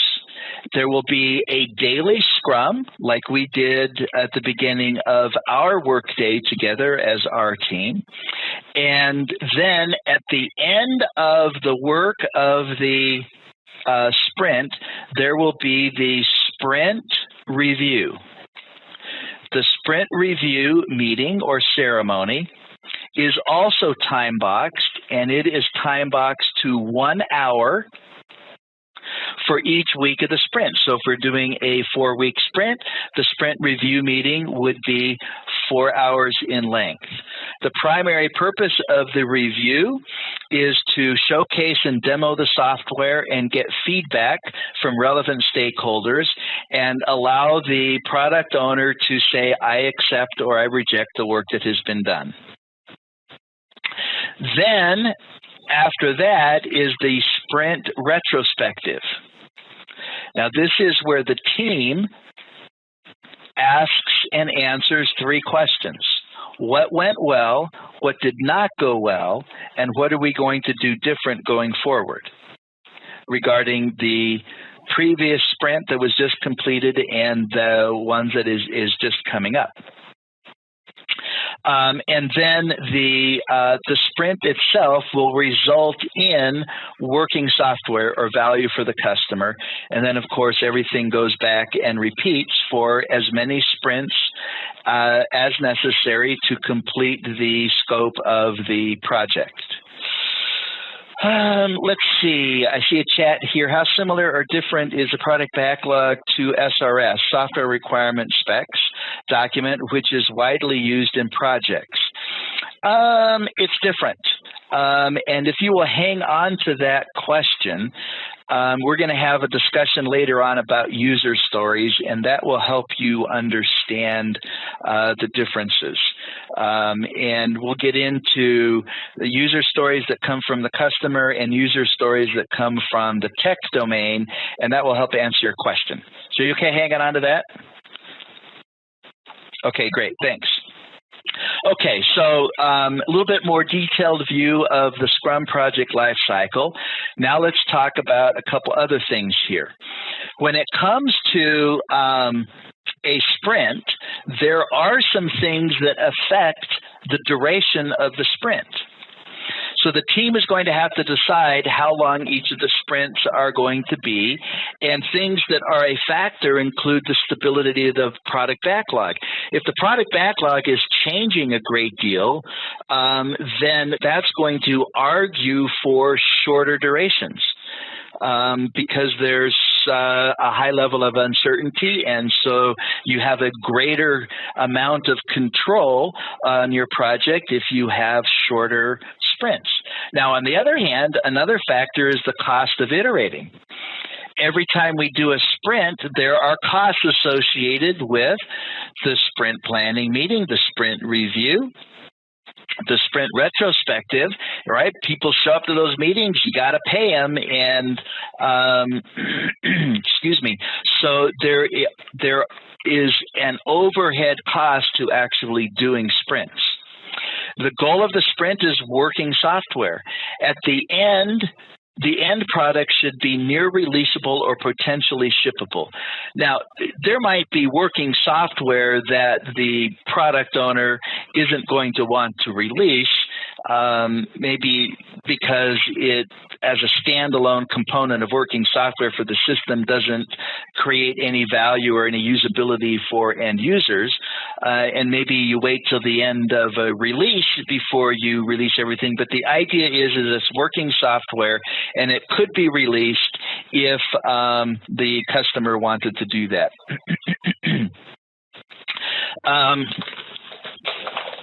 Sorry, I just dropped something. I see a question there. I will circle back to your question in just a sec. The sprint duration and deliverables do not change once the team has committed. This is another one of those things that has to be viewed as absolute when we're doing Scrum. So if we say that we're going to do a 2-week sprint and we select 5 user stories based on our velocity or capacity, once that decision has been made, the duration of the sprint does not change, and we do not add or remove any user stories. Now, it could be possible for the product owner to cancel a sprint, but that would be extreme.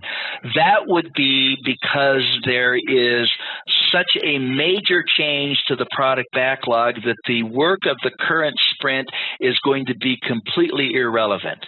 You don't change the sprint, you cancel the sprint.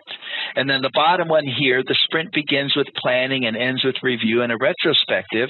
And there was a question here, are there any issues with combining the retrospective and the planning ceremonies? And the answer to that is yes.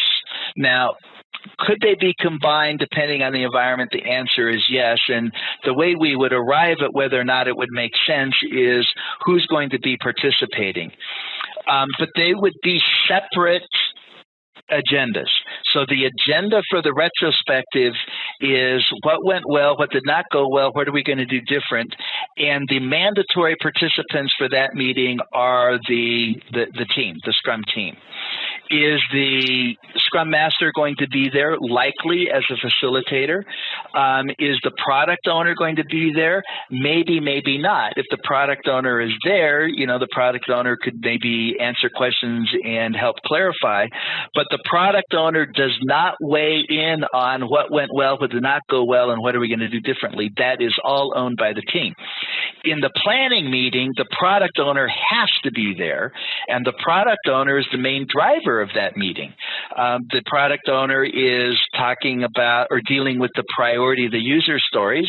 The team's weighing in. Maybe there's some dependencies that need to be considered, but the product owner has to make the hard decisions with regards to what's going to be done in the next sprint based on the constraints from the team, like velocity and technology and sequencing and things like that.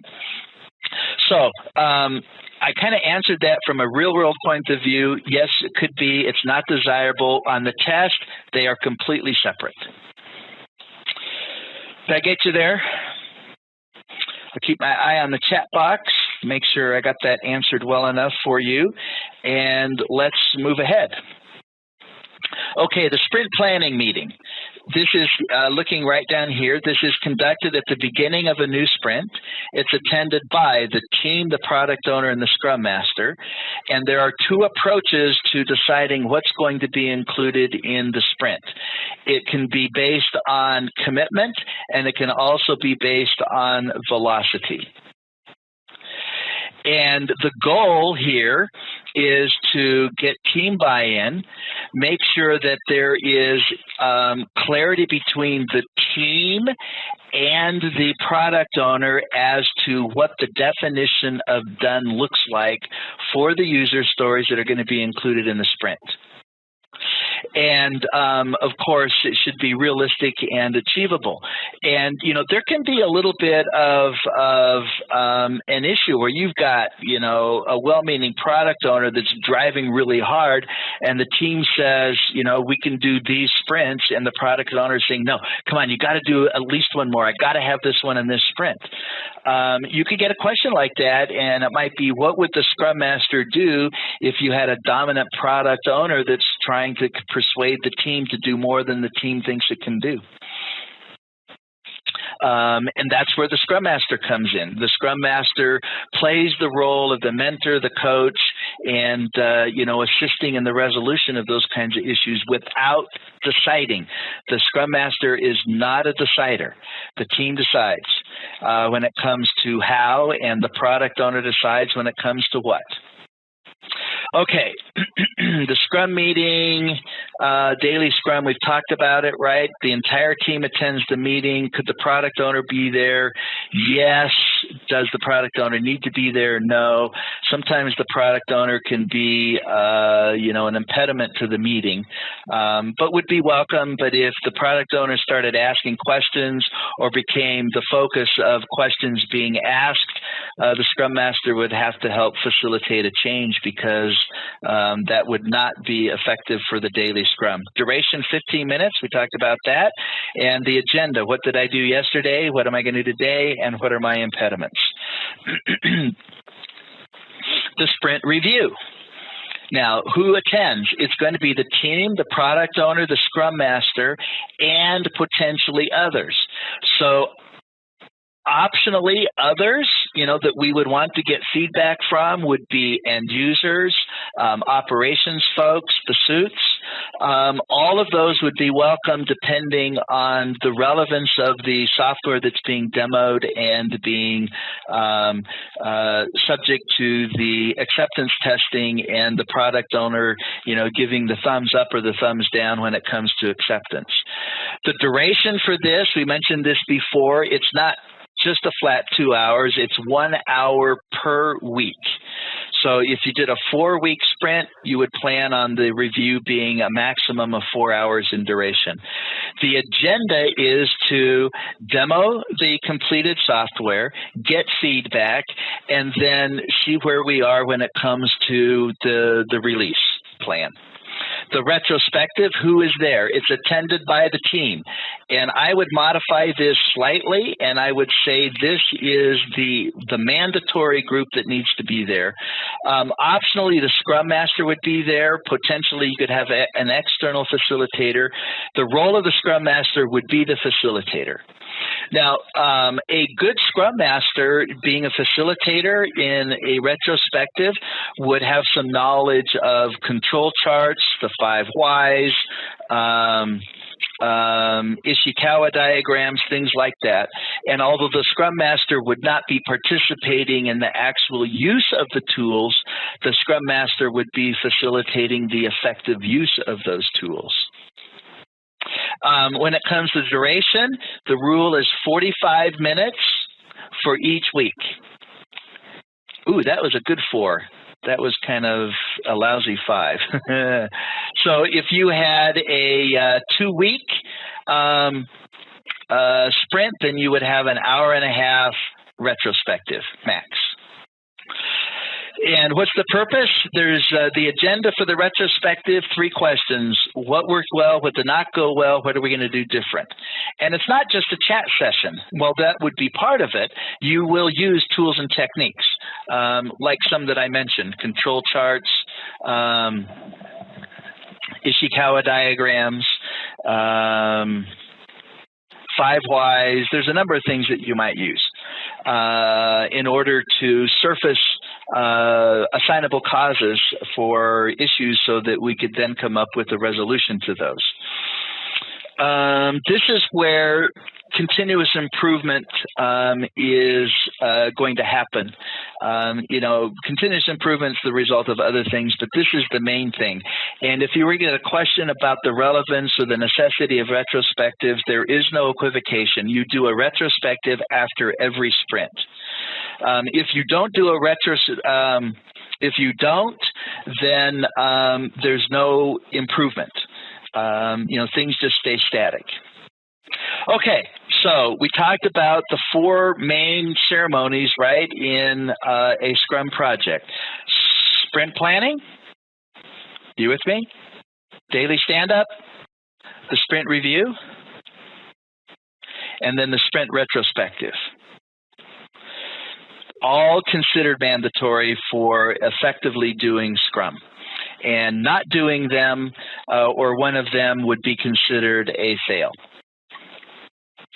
Okay, artifacts that we use when it comes to Scrum.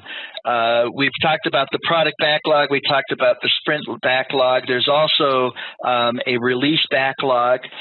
Depending on the size of the project, it might be advisable to group user stories into releases.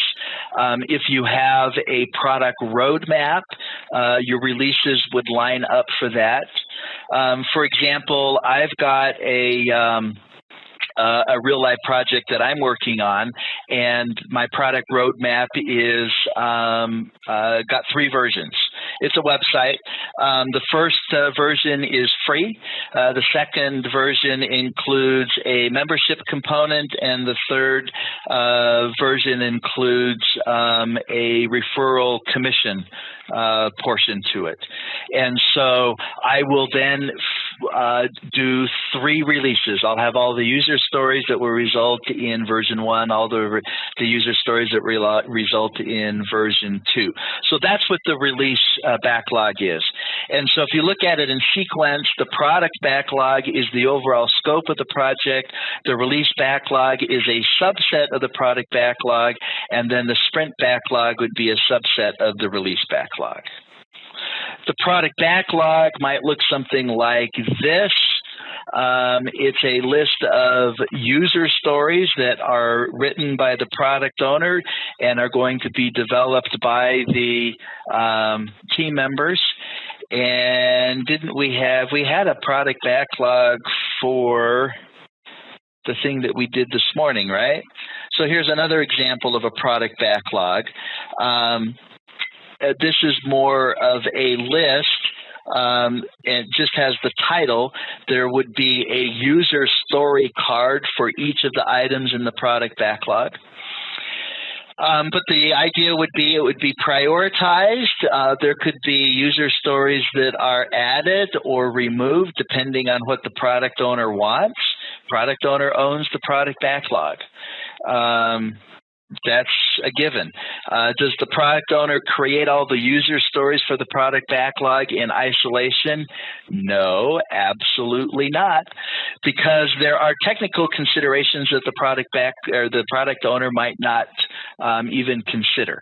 The product owner's perspective is more the customer side, the end user side, and so the product owner might not even think of things like security or architecture-related things, and there might even be user stories that come from the technical domain that need to be developed before some of the product owner's user stories. Another artifact is the definition of done. The definition of done is primarily a checklist.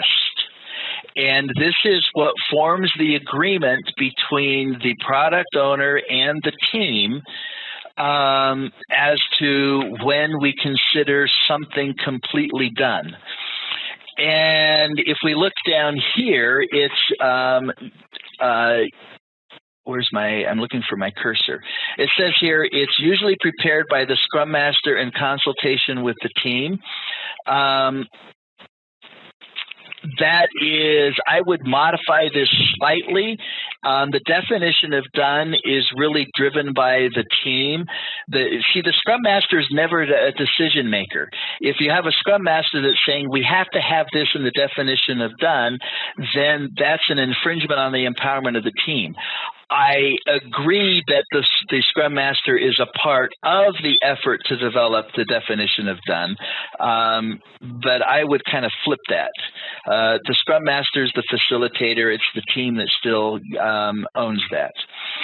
So now, is the product owner involved in this? Absolutely, because the product owner is involved in defining the story and what a fully implemented story looks like. So here's a list, a short list of what a definition of done could look like. The story has been fully implemented or the code completed as described. Automated unit tests have been developed with at least 80% code coverage. It could be more than that. This is just an example. Automated unit tests and acceptance tests of the story are passing. No severity has 1 or 2 defects. And then high priority test cases have been automated and added to the regression suite. The definition of done, we point out, is likely to evolve as the team's maturity increases as the project advances.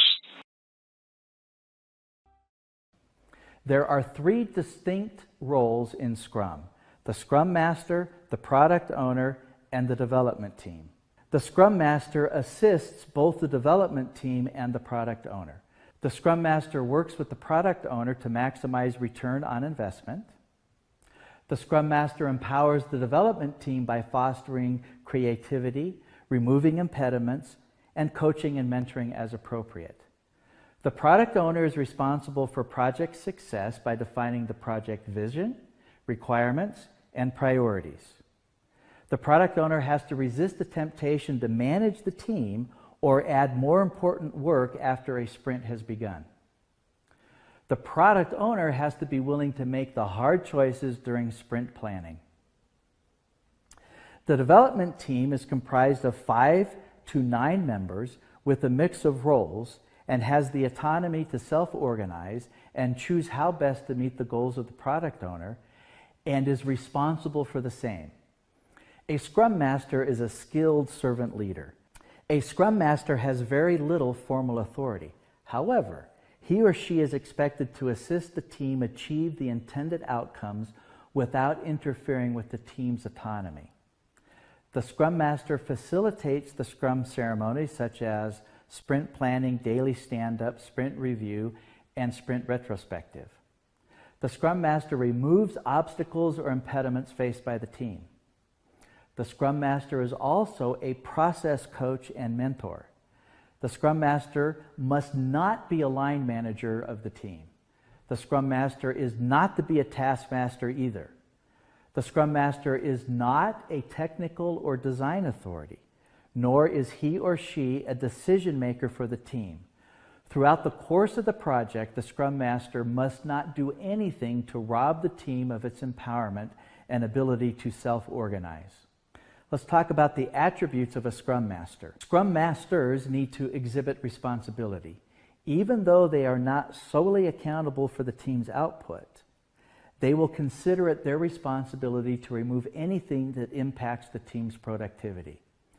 They will try to enable the team to do the best that it can. They are humble. They will work in the background and let the team take all the glory. They will use we statements and seldom use any I statements. They are able to set aside their ego and shower all their attention on the team.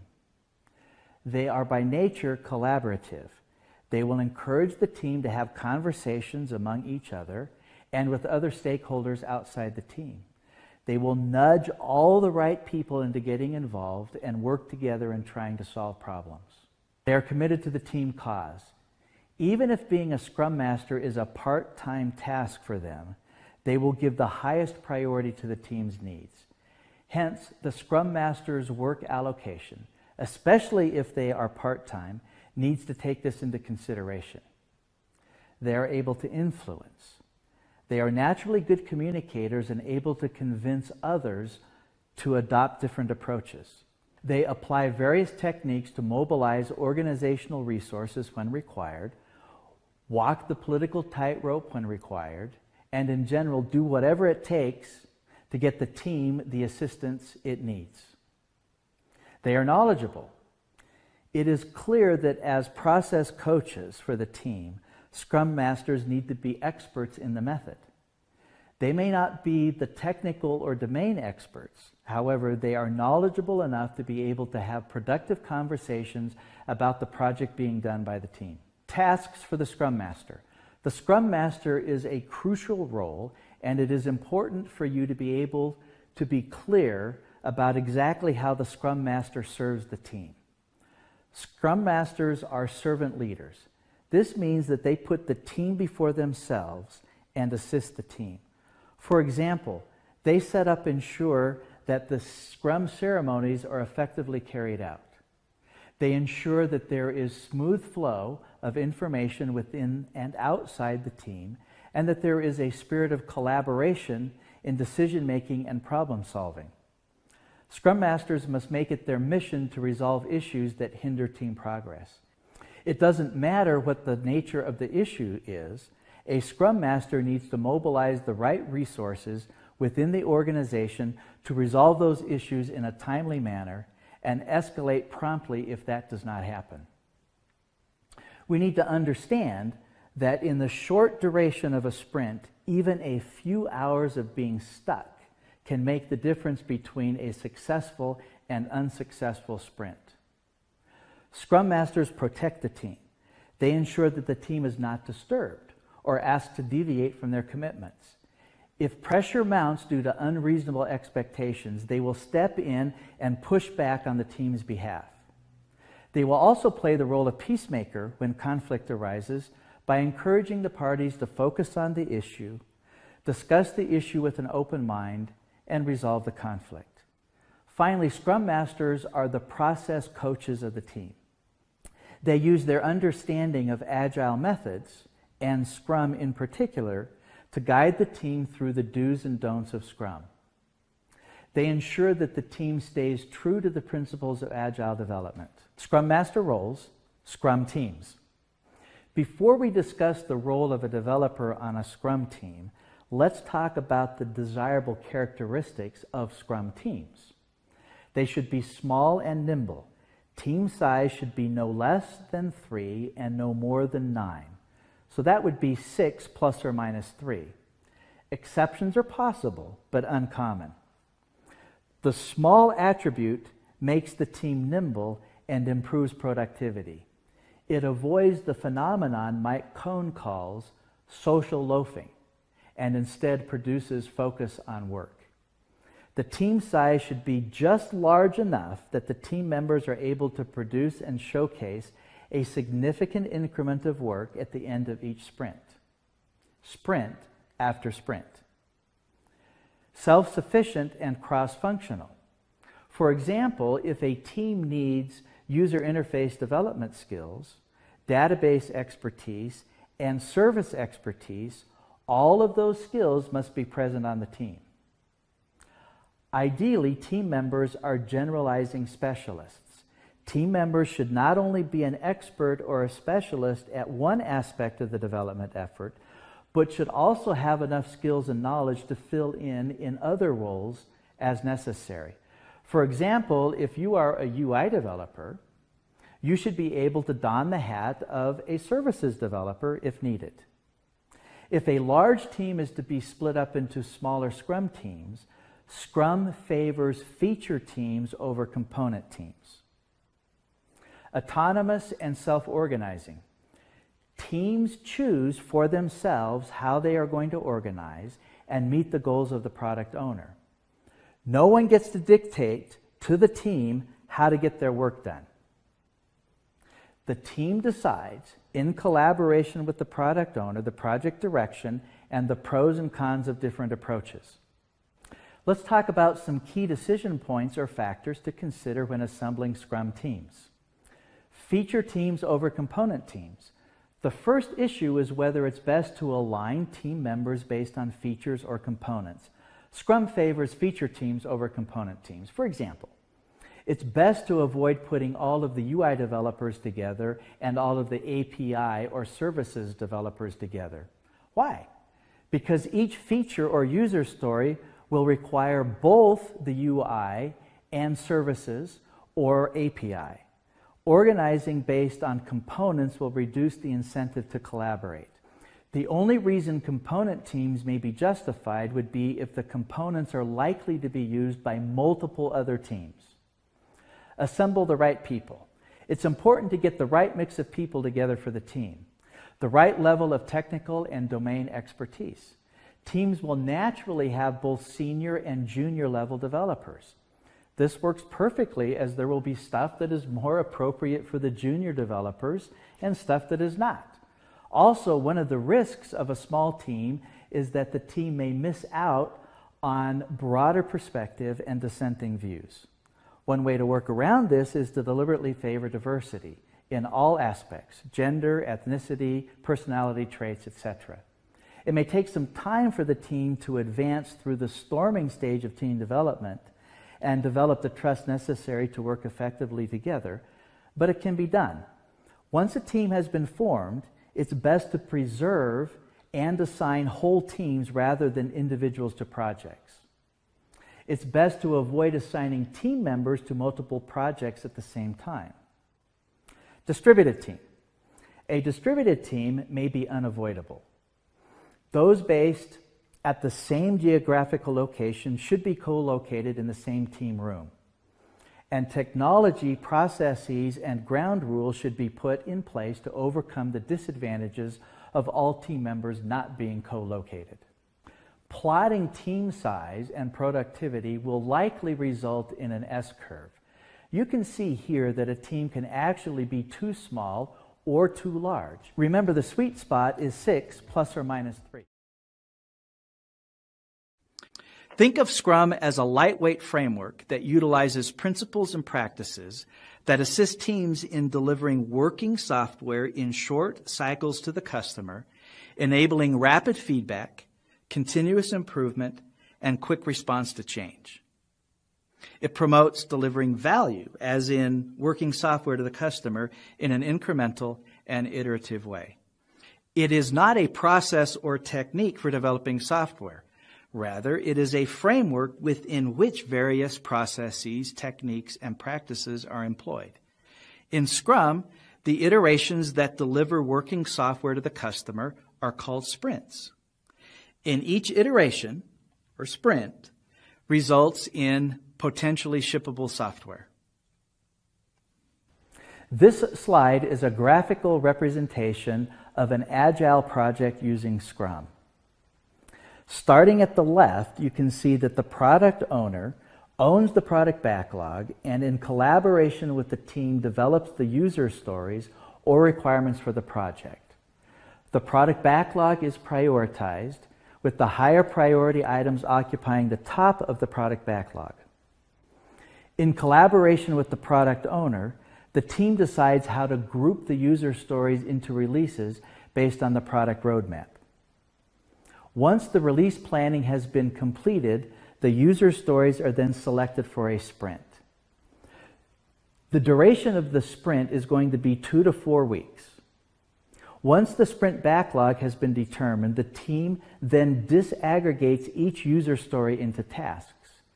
During each sprint, the user stories are developed.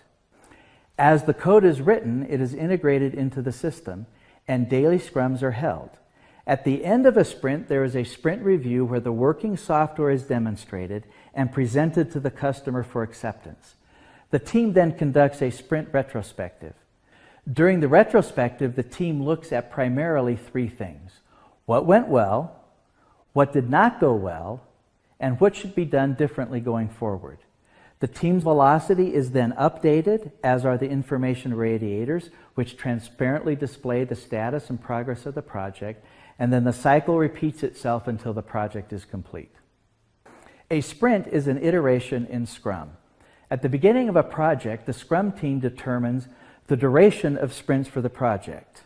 Most sprints are going to be 2 to 4 weeks in duration. Factors affecting sprint duration include the stability of the product backlog.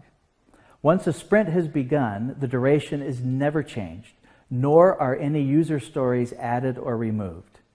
Therefore, if many changes are expected, a shorter sprint duration would be best. However, if the product backlog is relatively stable, a longer sprint duration may be appropriate. Overhead. There are overhead costs associated with each sprint.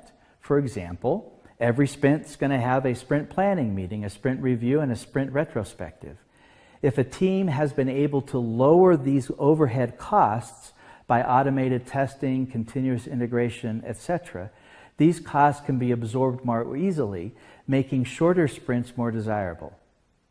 However, if these overhead costs remain high, the team may need to use longer duration sprints. A team may be tempted to extend the duration of sprints in an effort to hide their inefficiencies.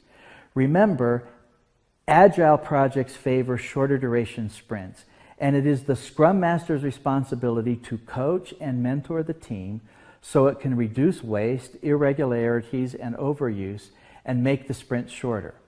The goal of a sprint is to deliver working software.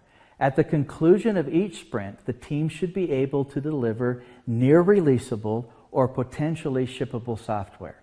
This is not easy, especially for an existing product with a lot of legacy features, but it can be done with the right technical practices and mature development processes.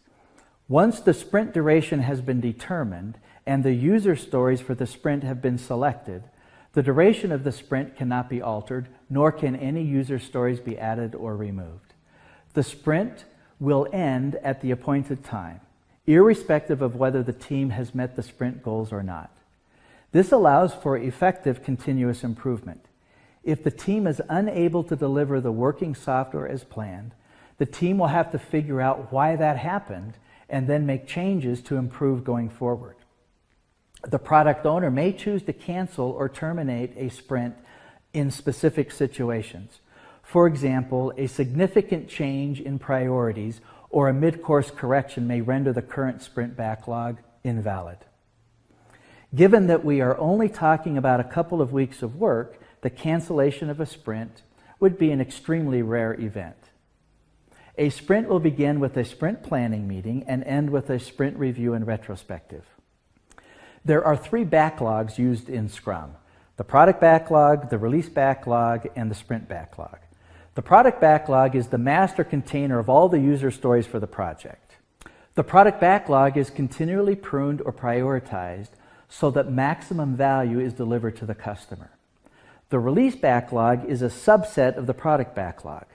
Releases support the product roadmap, and each release is populated with user stories necessary for that release. The sprint backlog is a subset of the release backlog and contains the user stories to be developed in the sprint. As we said, the product backlog contains the user stories for the entire project, and it is the responsibility of the product owner. User stories are features, functions, or requirements that deliver value to the customer. However, the product backlog will also have to contain technical or non-functional user stories necessary for the system to work properly. The product backlog may also include risk or defect-related user stories. The product owner is responsible for keeping the product backlog current and up to date. This is accomplished by pruning the backlog, which is prioritizing and reprioritizing. The product backlog must also be continually groomed. This is the process of adding and removing user stories based on the needs and desires of the customer. There are 4 Scrum ceremonies: the sprint planning meeting, the daily Scrum, the sprint review, and the sprint retrospective.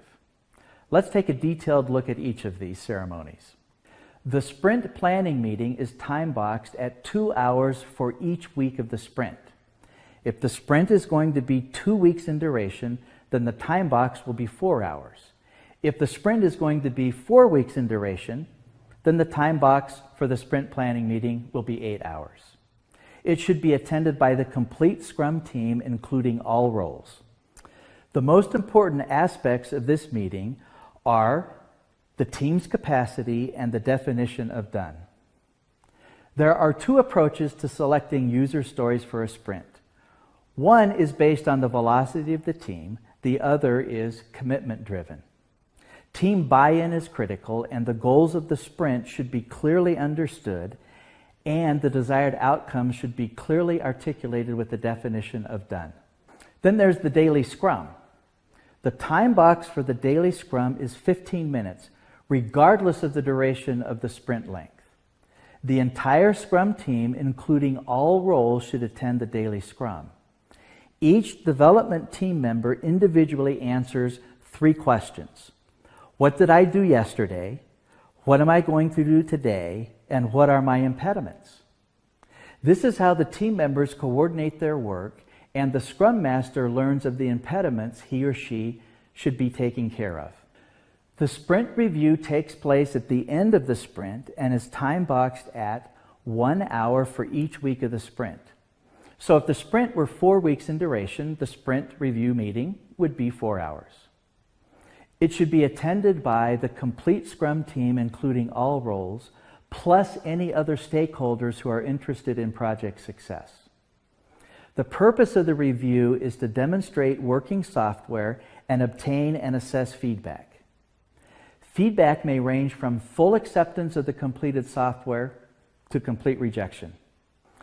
The sprint retrospective takes place after the conclusion of the sprint review and is time-boxed at 45 minutes for each week of the sprint. So if the sprint has 2 weeks in duration, then the retrospective would be 1.5 hours in length. It should be attended by the complete Scrum team, including all roles. However, the product owner's attendance is considered optional. During the retrospective, the team answers 4 questions. What worked well? What did not work well? What should be done differently? And what still puzzles us? One or several problem detection techniques may be used in the retrospectives, and this ceremony is a vital part of continuous improvement. At the conclusion of the retrospective, the team's velocity and the project's information radiators are updated. Then the next sprint planning meeting takes place, and this cycle continues until the project is complete. The definition of done is an important artifact for a Scrum team. It is the primary reporting mechanism for team members, and there may be a different definition of done at various levels.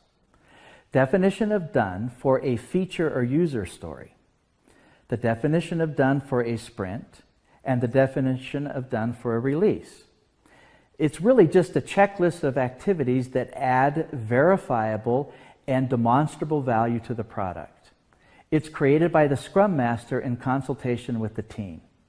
A sample list of the items for the definition of done criteria is given here. The story is fully implemented or code completed as described. Automated unit tests have been developed with at least 80% code coverage. Automated unit tests and acceptance tests in the story are passing. High priority test cases have been automated and added to the regression suite. Note, this is only meant to be an example. Each team's definition of done will vary slightly depending on the maturity of the team and the specific situation of the team. The product team has taken up a new project called Weathermaster. The team is planning to move to Scrum methodology, and this is an outline of its first Scrum meeting. Time boxed to 15 minutes, Rick is the Scrum Master of this meeting, where the team members discuss what they did yesterday, their plans for today, and the impediments they faced. All team members are standing up, including Todd, who's joined the meeting via video chat. Rick holds the meeting near a Scrum board. Angela, the product owner, is absent. Rick reiterates that all discussions would be parked until after the Scrum meeting and encourages his team to keep the meeting short. People can chime in to resolve obstacles. Hi team, welcome to the daily stand-up meeting for the product team on Project Weathermaster. We are in Sprint 1 and today is the second day. As we are planning to transition to Scrum methodology, I hope you will find this daily stand-up meeting helpful. In this meeting, you will provide information about what you did yesterday, what you plan to do today, and what challenges you faced. I think everyone's here. Let's start. I don't see Angela. Shouldn't she be here? I did add Angela as an optional attendee to this meeting, and since she hasn't showed up, we don't have to wait for her, Susan. Scrum doesn't provide a specific yes or no about the product owner's participation in the daily Scrum. The PO's primary role is to provide direction and clarify requirements and priorities. Since we don't always discuss those in detail at this meeting, the PO is not required to be here. If the POs want to attend, they are generally in listen-only mode for the duration of the meeting. They can use the information gathered during the meeting for separate offline conversations.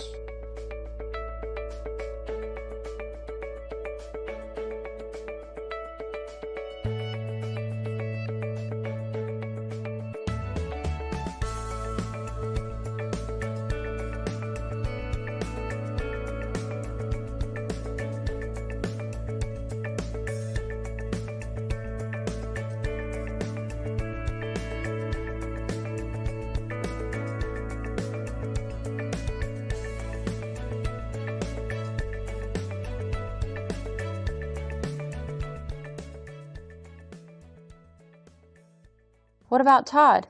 He works from his home office, right? Todd will be a part of the meeting through video chat.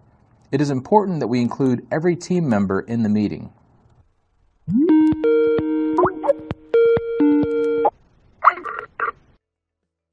Hi Todd, how are you?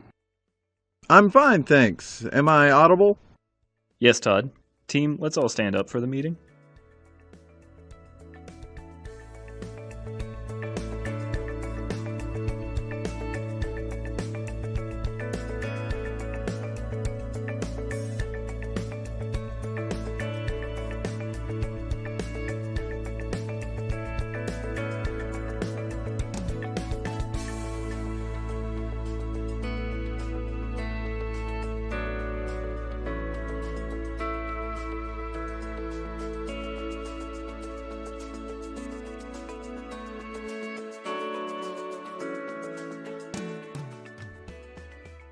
Why don't you go first, Aaron? Yesterday, I was working on creating the mock objects to mask the database calls from the unit tests. The difficulty with this approach is that our server-side logic is so dependent on the metadata that writing a true mock is a mammoth exercise. There are decisions that are taken during runtime based on the data. Some of the stored procedure calls are also made based on the values returned through inline queries that are also embedded in the code. I was debugging the code until about 9 p.m., but for the life of me, I couldn't figure this out. Aaron, could we request you to be concise when you provide an update? If you think some of the details you describe might be interesting to others, why don't you write a wiki page on it and share the link? So, getting back to your update, did you finish the task yesterday? No, it turned out to be much more complex than I had imagined. I'll continue to work on it today and see if I can figure out an XML structure to mock the schema and hard-code some return values. But I am really stuck as far as the inline queries are concerned. I know what you're talking about. There is a reason why the inline queries are there in the code. This is mainly for performance reasons when the overheads of making a procedure call based on a metadata value and then processing the... Sorry for the interruption again, guys. This is a really great conversation. May I suggest we write this issue in the parking lot? I'm not sure what you mean by that, Rick. Let me explain. What Aaron just brought up is a blocking issue. Team members should bring these up during the daily scrum so that everybody knows that one of the team members is stuck. However, the daily scrum is not necessarily the meeting where solutions to every obstacle can or should be found. It looks like Mary knows a thing or two about the issue that Aaron has brought up. Let's jot this down as a parking lot topic. This means the team can have offline conversations after the daily scrum to track it down. I'm also going to make a note that we'll track the impediment Aaron faced daily until it is removed. You should let me know if I can help in any way, right? Aaron, is there anything else you would like to say? No, I am done. Thanks. Yesterday, I worked on developing the wizards for bulk order creation. I'm almost done. Today, I need to write code to handle some of the exception scenarios before I can get them over to Susan for testing. That's it for me, I guess. Did you forget to mention any impediments? Not really an impediment at present, but I would like to mention that my computer probably needs to be upgraded with more RAM. It has been slow for the past few weeks. Okay, I wrote up some scenarios to test the bulk order wizard. I'm looking to get my hands on the code as soon as Mary is done. Today, I'm also hoping to complete the company order testing that has been pending for a while. I'm okay for the moment, but I do have one question. Shouldn't we all be updating the task board as we speak? We could. It is up to you guys if you think you want to do this during the meeting. If you ask my opinion, we should update the board as soon as we are ready to move the tasks and not wait for the meeting. This will ensure that the board is always up to date and also that we use the meeting time to focus on the conversations. That's a great point, Rick. I can't see the board very well from here anyway, so maybe we should find a way to create an electronic version of it too at some point. Great point, Todd. Why don't you go next with your updates? All right. Hey, Rick, would you like to know about my work on the advertising module first or the integration server? Whatever the team decides is fine with me. Remember, this is really your meeting, and I'm only here to facilitate and ensure we get the most out of this meeting.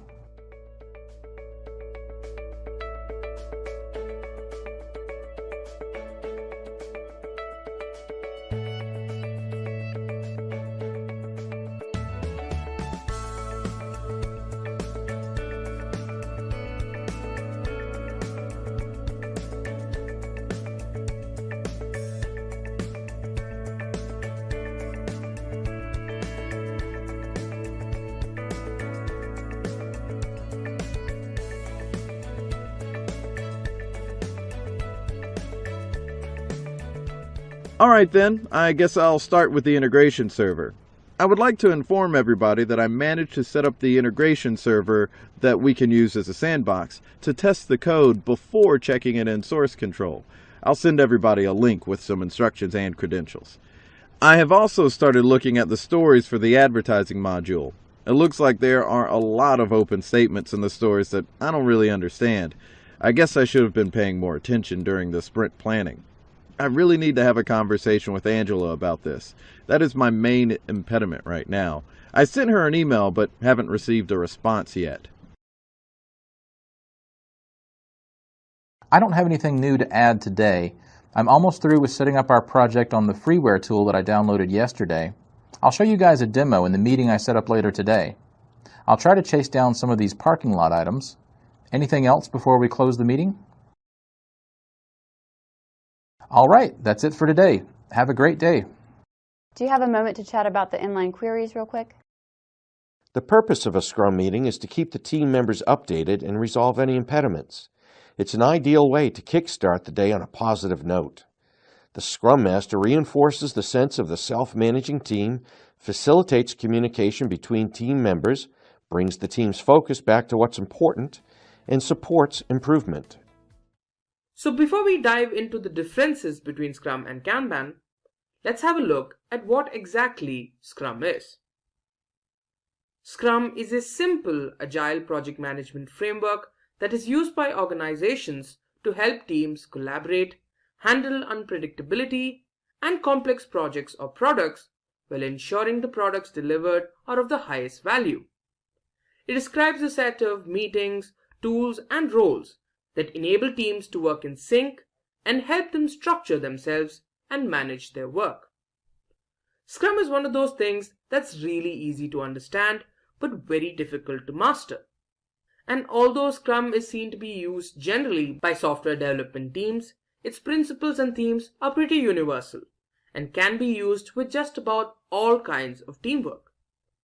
With Scrum, teams are able to learn from their experiences, what worked out, what didn't, and things like that. They're also able to organize themselves to handle their problems effectively and basically improve themselves by reflecting on them. So how does Scrum work? Here we have the first component, the product backlog. The product backlog consists of a list of tasks that need to be completed so that the goals of the stakeholders are achieved. Then the team decides what tasks from the product backlog they want to take up and deliver in a 2 to 4 week period called sprint, hence the name sprint planning. Next, the tasks that were discussed in the previous phase are added to the sprint backlog. This is a set of tasks which will be focused on in the ongoing sprint. Following this, the Scrum team, which is usually 5 to 9 members strong, will work on these tasks. Now they also have regular Scrum meetings where they talk about their victories, the issues they face, and what they plan to do in the next 24 hours.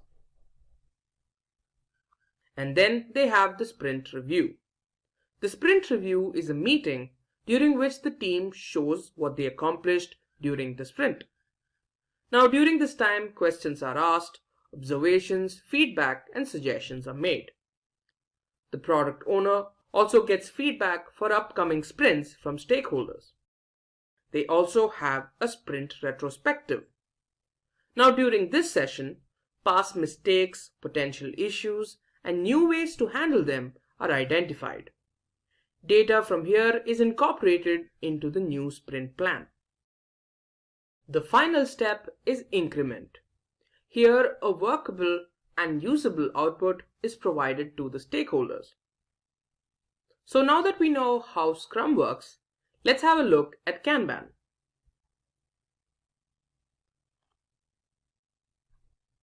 Kanban comes from the Japanese word kanban, which literally means signboard.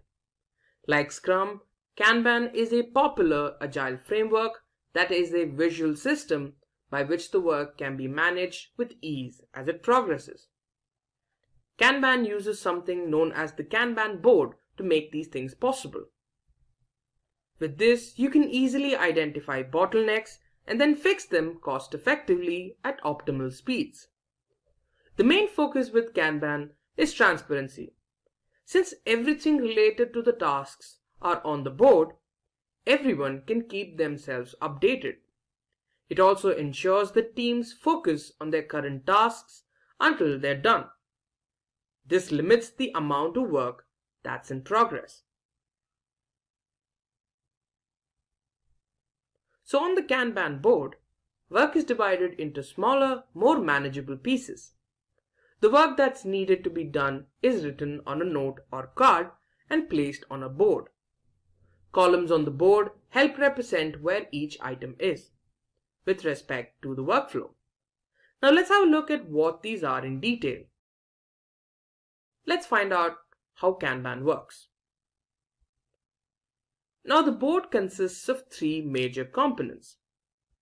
There's the to-do list, which represents items that need to be completed. The ongoing column, which represents items that are being currently worked on. And the completed or the done column. Now these represent tasks or items that have already been completed. Now although this is a physical representation of the board, several organizations use software versions of the board that replaces the sticky notes with cards that can be moved from one column to another as work progresses. Now an example of such a software is Trello. So if you want to learn more about Trello, you can check out the link I'll be adding to the live chat in a moment. At this point, you guys must have realized how similar these two frameworks sound. So let's run through some more of their similarities. Let's find out how they are similar. Firstly, they both have principles of lean and agile, which means reduction of waste, and both of them are time-boxed and iterative approaches that enable product delivery in an incremental manner. Both these frameworks aim to reduce the amount of work in progress. This forces the teams to ensure that they focus on a smaller set of tasks. This also makes blockers and bottlenecks a little more visible. In both cases, the work is divided into smaller, more manageable units.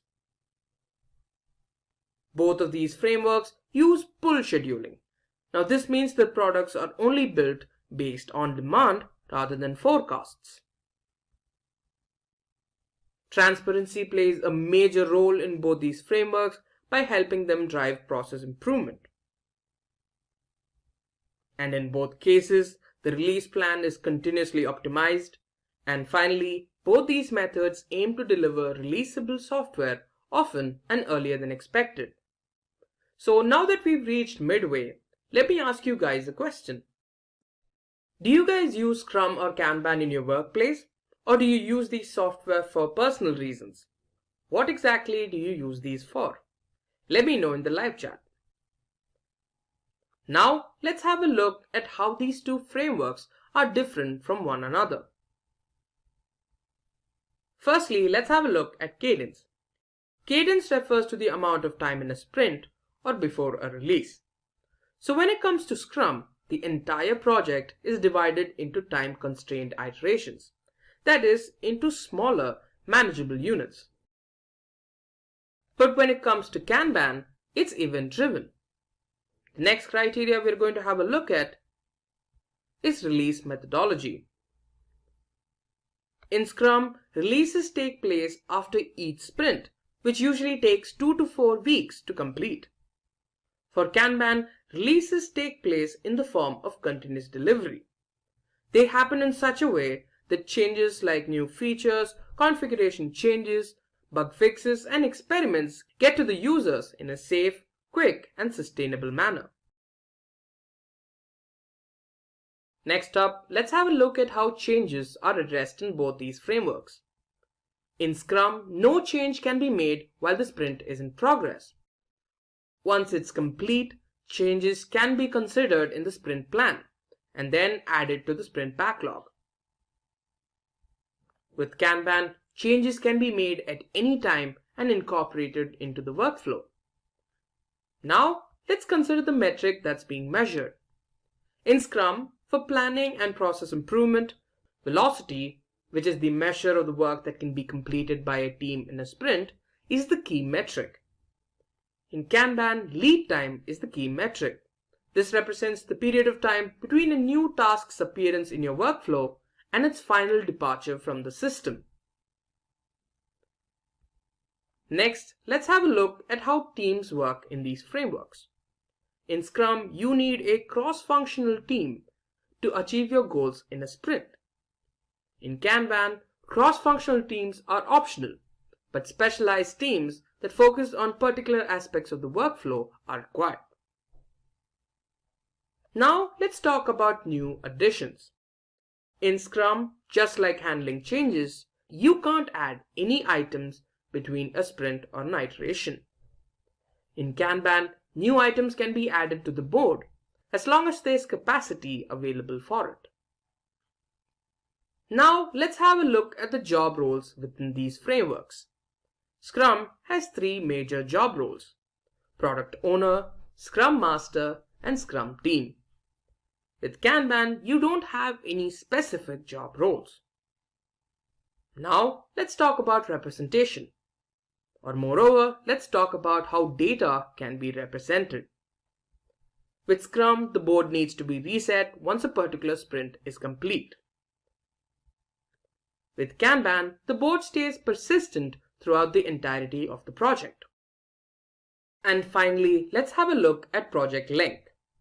With Scrum, it's better suited for longer projects. And with Kanban, projects that can be completed in a shorter period of time are better.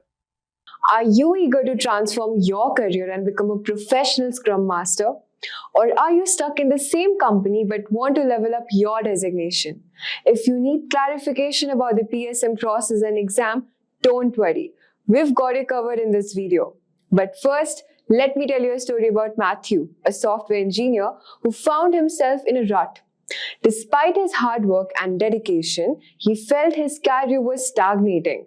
He knew he had the potential for more, but wasn't sure how to unlock his growth. That's when he stumbled upon the Professional Scrum Master Certification. At first, Matthew was hesitant. He wasn't sure if the certification was worth the investment of time and money. But as he learned more about the PSM and the doors it could open, he became determined to earn this globally recognized credential. Matthew's journey to becoming a PSM wasn't easy. He had to juggle his work responsibilities with studying the Scrum Guide, attending training sessions, and practicing mock exams. But his perseverance paid off when he finally passed the PSM exam with flying colors. With his newfound Scrum Master skills, Matthew's career took off. His company recognized his dedication and promoted him to a leadership role, where he could apply his knowledge of the Scrum framework to drive better collaboration, faster delivery cycles, and higher quality products. In this video, we will dive into the details of the PSM certification, why get PSM certified, the PSM certification level, syllabus, and the cost. Is it worth the investment or not? Eligibility criteria, and the tips and tricks for cracking the PSM exam. So if you are ready to take your career to a new heights like Matthew, the PSM certification could be your game changer. So let's start with the first topic, that is, what is PSM certification? Think of it as a workshop that's as fun as watching your favorite Netflix series, but packed with valuable lessons like a masterclass. Scrum.org offers this certification to help you deep dive into the world of Scrum. Let's check out the website here. So this is the website scrum.org, and it provides all the valuable resources you need to master this professional Scrum training program. Alright, let's move further. Through hands-on activities and interactive learning, you will become a skilled Scrum Master, ready to lead your team to success.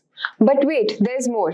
The Professional Scrum Master Certification is renowned worldwide for its tough exams, great instructors, and consistent course material. By participating in discussions and practical exercises, you'll not only understand Scrum principles but also embrace the Agile mindset. This makes the PSM certification highly valued by companies which often seek PSM holders to fill their Scrum Master positions. Moving on to our next topic, that is, why should you pursue the PSM certification? Now, you might be thinking, why should I bother with the PSM certification? Wait, let me tell you. This certification validates your Scrum expertise, giving you a massive competitive edge in the job market. Many companies these days only hire PSM holders for Scrum Master roles. But it's not just about the jobs. The PSM helps you develop essential skills like collaboration, risk management, and driving value within your organization. It makes your resume stand out, showing employers you are up to date on industry standards and can lead teams to success using Scrum. Getting certified is the best way to truly master Scrum fundamentals, Agile principles, and best practices. With the PSM, you will be productivity powerhouse, inspiring your team to stay focused and organized towards every goal. You'll foresee risk before they happen and ensure we are delivering real value and quality. And let's not forget the financial benefits. PSM holders stands apart with practical Scrum knowledge and non-certified pros. According to the pay scale, the average PSM certified salary is a staggering of $97,000 annually. So if you want that competitive edge, those valuable skills, and the potential for a higher paycheck, the PSM certification is no-brainer investment in your future success. Let us now discuss the different levels of the PSM certification. The PSM certification is offered at 3 distinct levels, allowing you to progressively deepen your knowledge and expertise. At first, we have the PSM-1, which is the foundational. This entry-level certification validates your understanding of the Scrum framework, its principles, and the role of a Scrum Master. PSM-2, which is the intermediate, building upon PSM-1, this level focuses on advanced Scrum knowledge, extensive Scrum experience, and the ability to apply Scrum in complex situations. PSM-3, which is the advanced certification, this level of certification requires a deep understanding of Scrum application, processes, values, and in-depth Scrum experience, or attendance at the professional Scrum Master training. Let's discuss the cost structure of the 3 different examination levels. PSM-1 has an exam fee of $150 with a $150 retake fee. PSM-2 costs $250 for the exam and retake fee. And PSM-3 commands $500 for both the examination and the retake fee. All 3 certifications are valid for a lifetime. It's important to note that the price of the PSM-1 certification varies by nation. In India, it ranges from $23,500 to $26,000, while in USA, it costs between $999 to $1,450. While the investment may seem substantial, the knowledge, skills, and the recognition you'll gain from the PSM certification can be invaluable for your career growth and the professional development. Additionally, the potential for higher salaries and improved job prospects often outweighs the initial cost. Moving on to the eligibility criteria. Each level of the PSM certification has a specific eligibility criteria. PSM-1, while training is optional, candidates should have a solid understanding of the Scrum Guide. PSM-2, candidates should have advanced Scrum knowledge, extensive Scrum experience, or have completed the professional Scrum Master course. PSM-3, candidates must have passed the PSM-1 and the PSM-2 certifications and have a deep understanding of the Scrum application, processes, and values. In-depth Scrum experience or have attended the professional Scrum training course. But what are the required syllabus? Let's discuss. The PSM exam is conducted online with a time duration of 60 minutes. It consists of 80 MCQs and true-false questions and is available only in English language. This certification covers a comprehensive syllabus designed to equip you with the knowledge and the skills necessary to become effective Scrum Master. The syllabus includes the Scrum framework, a thorough understanding of the Scrum Guide, roles, events, artifacts, and foundational principles. Scrum theory and principles, mastering the empirical process, Scrum's guiding principle and its core values. Self-organizing and cross-functional teams, facilitating and empowering cross-functional teams to foster flexibility, creativity, and productivity. Facilitation and coaching, developing the mindset and skills to facilitate coach teams and organization in adopting and embracing the Scrum framework. Next, we will talk about the PSM certification process. At first, you have to pass an online assessment by scrum.org and pay the required fee. While training is mandatory, enrolling in professional Scrum training courses hosted by scrum.org is highly recommended to prepare for the examination. You can choose in between the professional Scrum Master or foundational courses. Next, study the Scrum Guide thoroughly. This is crucial for passing the certification exams on scrum.org website. For PSM 1, prepare an intensive 60-minute exam with 80 true and false and MCQ questions. You need to answer at least 68 questions correctly to pass, with the passing score set at a high of 85%. It's a tough challenge, but with the right preparation strategies, that prestigious PSM badge will be yours. Stay focused, study hard, and get ready to join the ranks of an elite Scrum Master. Passing the PSM exam, especially at higher levels, can be challenging due to rigorous nature of the assessment. Here are some of the tips to increase your chances of success. At first, you must attend the professional Scrum Master training courses provided by scrum.org. Thoroughly study and understand the Scrum Guide as it serves the primary resource for exam questions. Practice with mock examination, sample questions, and assessment to gauge your level of preparation. Leverage resources like the Scrum Guide, audio, open assessment, and study groups to reinforce your learning. Develop a deep understanding of Scrum theory, principles, and values, as well as practical application in real-world scenarios. By investing in the PSM certification, you'll not only validate your expertise in the Scrum framework, but also position yourself as a valuable asset to organization seeking skilled Scrum Masters and Agile leaders. With the right preparation and dedication, you can unlock new career opportunities and drive successful project delivery using Agile and Scrum methodologies. So what is Safe Scrum Master Certification? Safe Scrum Master Certification is a badge that shows you know your stuff when it comes to Scrum, Lean and Agile ways of working. It's like a stamp of approval that says you are great at managing Agile projects, especially in big companies. To get this certification, you have got to prove you really understand SAFe principles and how to use them in real situations. There's an exam you have to pass called the SAFe SSM exam. It tests what you know about the SAFe framework and how you would handle different challenges. Now let's break it down.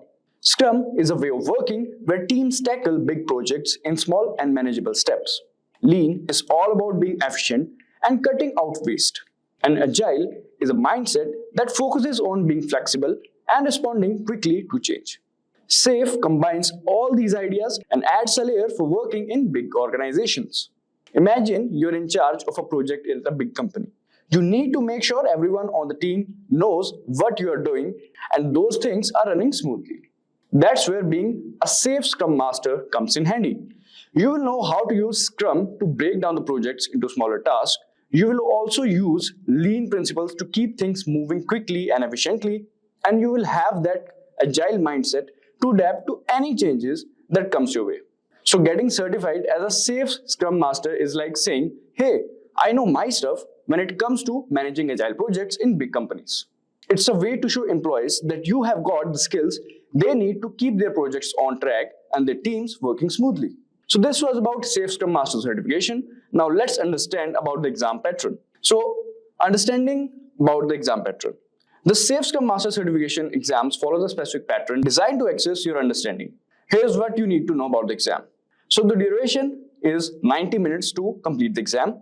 Then number of questions. So there will be a total 45 questions. And to pass the exam, you will need to score at least 33 out of 45 questions correctly, which amounts to 73%. Now talking about the competency level, the exam is geared towards individuals at an intermediate competency level. This means you should be proficient and capable of performing tasks with some assistance. Now the question format. Questions for the exam will be either multiple choice question, where you have to choose one answer, or multiple select format, where you can choose 2 or 3 answers. Now, talking about the delivery, the exam is conducted online via a web-based platform. It's a closed book exam, meaning you can't refer to any materials during the test. You'll also not allowed any outside assistance. And remember, it's timed, so manage your time wisely. Now, coming to the main part, that is the cost of the exam. So the cost of the first attempt is included in the course registration fee if you take the exam within 30 days of completing the course. And however, if you need to retake the exam or if you attempt it after the 30-day window, there's a fee for $50 per attempt. So it's like that. Alright, so this was about the exam pattern. Now coming to the career opportunities after certification. So after completing the SAFe Certified Scrum Master certification, you can target a variety of job positions that leverage your knowledge of Agile and Scrum practices. Some of them are Scrum Master, Agile Coach, Product Owner, Project Manager, Program Manager, and Iteration Manager. So these are some of the positions you can opt after doing this certification. Alright, now let's understand how to become a SAFe Certified Scrum Master. So let's divide the procedure or plan into 3 steps. Step 1 is create a proper study plan. So let's understand that first. So preparing for the SAFe Certified Scrum Master exam starts with creating a study plan. This plan outlines what you need to focus on. First, identify the main goals and the important ideas for the exam. Understand the key concepts thoroughly. This helps you prioritize your study time and ensures you cover all the necessary topics to succeed in the exam.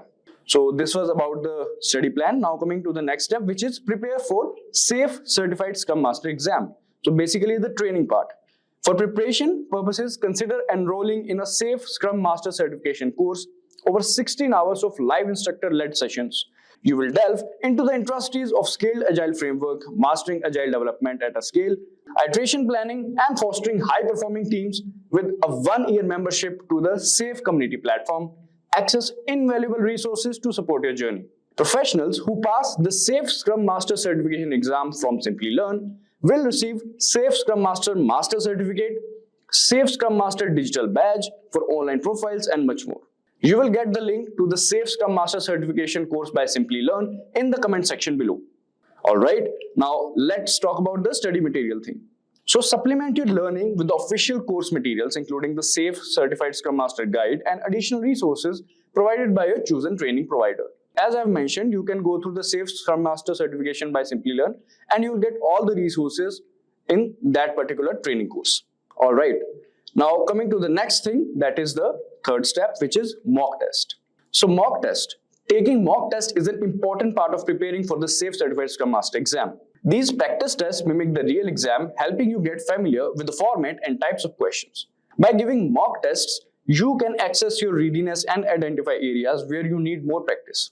It's a great way to build confidence and improve your chances of success on the actual exam. After that, you can go for test analysis. Analyzing mock test is crucial for SAFe Certified Scrum Master exam preparation. After taking a mock test, review your answer to understand where you went right and where you made the mistakes. Identifying the patterns in your errors and focus on improving those areas. This should be your goal. So this analysis helps you fine-tune your study plan and strengthens your weak points, increasing your chances of performing well on the actual exam. And the last step would be to go for the exam. So by following these steps and maintaining consistency in your preparation, you can confidently pursue your goal to become a certified SAFe Scrum Master. With a solid study plan, regular mock test, and through analysis, you will be equipped to ace the exam and excel in your Agile career journey. Why do we need Scrum meeting? Alignment. Ensures everyone is on the same page regarding project goals and progress. Transparency. Promotes transparency by sharing individual accomplishments, plans, and obstacles. Collaboration. Fosters collaboration among team members by identifying dependencies and opportunities for assistance. Adaptation. Allows teams to adapt and adjust their plans based on daily progress and emerging challenges. Efficiency helps in identifying and addressing issues early, preventing delays and ensuring smooth project flow. Moving forward, let's dive into advantages of Scrum meeting. Improved communication enhances communication among team members by providing a dedicated forum for updates and discussions. Enhanced collaboration promotes collaboration and knowledge sharing among team members, leading to better problem solving and decision making. Increased productivity enables teams to stay focused and accountable for daily tasks, leading to improved productivity and progress. Quick issue resolution facilitates early identification and resolution of obstacles, preventing them from becoming significant impediments to progress. Iterative improvement supports iterative improvement by providing regular opportunities for reflection and adaptation. Let's see standard questions of Scrum meeting. Question 1. What did you do yesterday? Question 2. What will you do today? Question 3. Are there any obstacles or impediments in your way?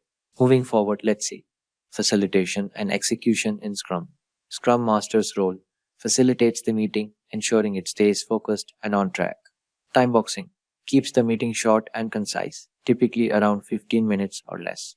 Adapting format allows teams to modify the format or questions to better suit their needs and context. Staying standing encourages participants to stand during the meeting to maintain focus and keep it brief. Let's conclude this video. Conclusion. Value proposition. The daily Scrum meeting is a valuable tool for Agile teams, promoting alignment, transparency, collaboration, and continuous improvement. Integration with Agile Principles. It aligns closely with Agile principles of frequent communication, adaptation, and collaboration, making it an essential practice within Agile methodologies like Scrum. By incorporating these, teams can gain a comprehensive understanding of the purpose, benefits, execution, and continuous improvement aspects of the daily Scrum meeting within the Agile development framework. Project management. Now, as defined in PMI's PMBOK, project management is application of knowledge, skills, tools and techniques to project activities to meet project requirements. So every project will have an objective to accomplish. Similarly, the objective of project management is to make the final deliverables in a finite time and budget. This involves having clear understanding about the deliverables of the project, required resources for the project, resource in terms of human resources, technical resources, financial resources, etc. Project manager should have a full picture of those aspects, we can call it as constraints or aspects, and manage those throughout the project life cycle, for which a project manager should have a full view about a project and what is that this project has to accomplish. That objective should be clear. So as part of project management, the 6 constraints which project manager should look at are scope, time, quality, cost, risk and resources. So each of these areas has very important role to play in project management.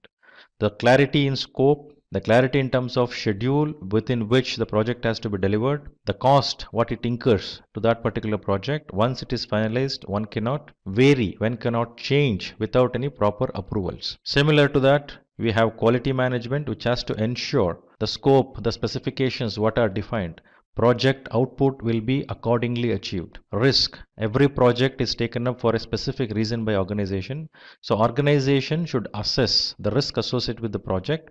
And similarly, as project progresses, various different risks has to be identified, like risk related to project management, risk related to technology area, risk related to resources, risk related to financial things. So broadly, risk management plays a very important role. So there will be something called contingency reserve kept for a identified risk above the cost what is estimated for various deliverables from the project. So every project require resources. Resources may be in terms of human resources, financial resources, technology resources, environmental resources. So all these resources are used to produce the output of the project. So these resources has to be managed with the sufficient optimization and standardizations required. Now let us understand the definition of a project.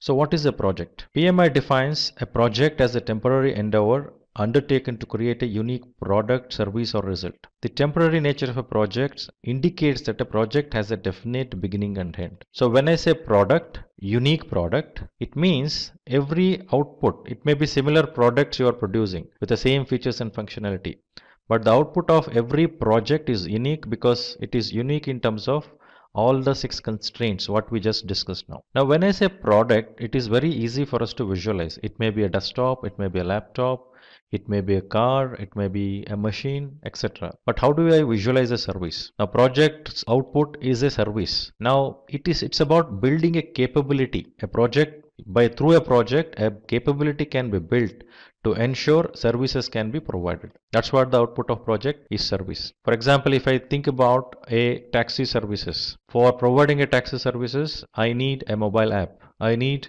taxi, I need a server, I need a data center. So all these are various different products and services. Here service example can be internet service.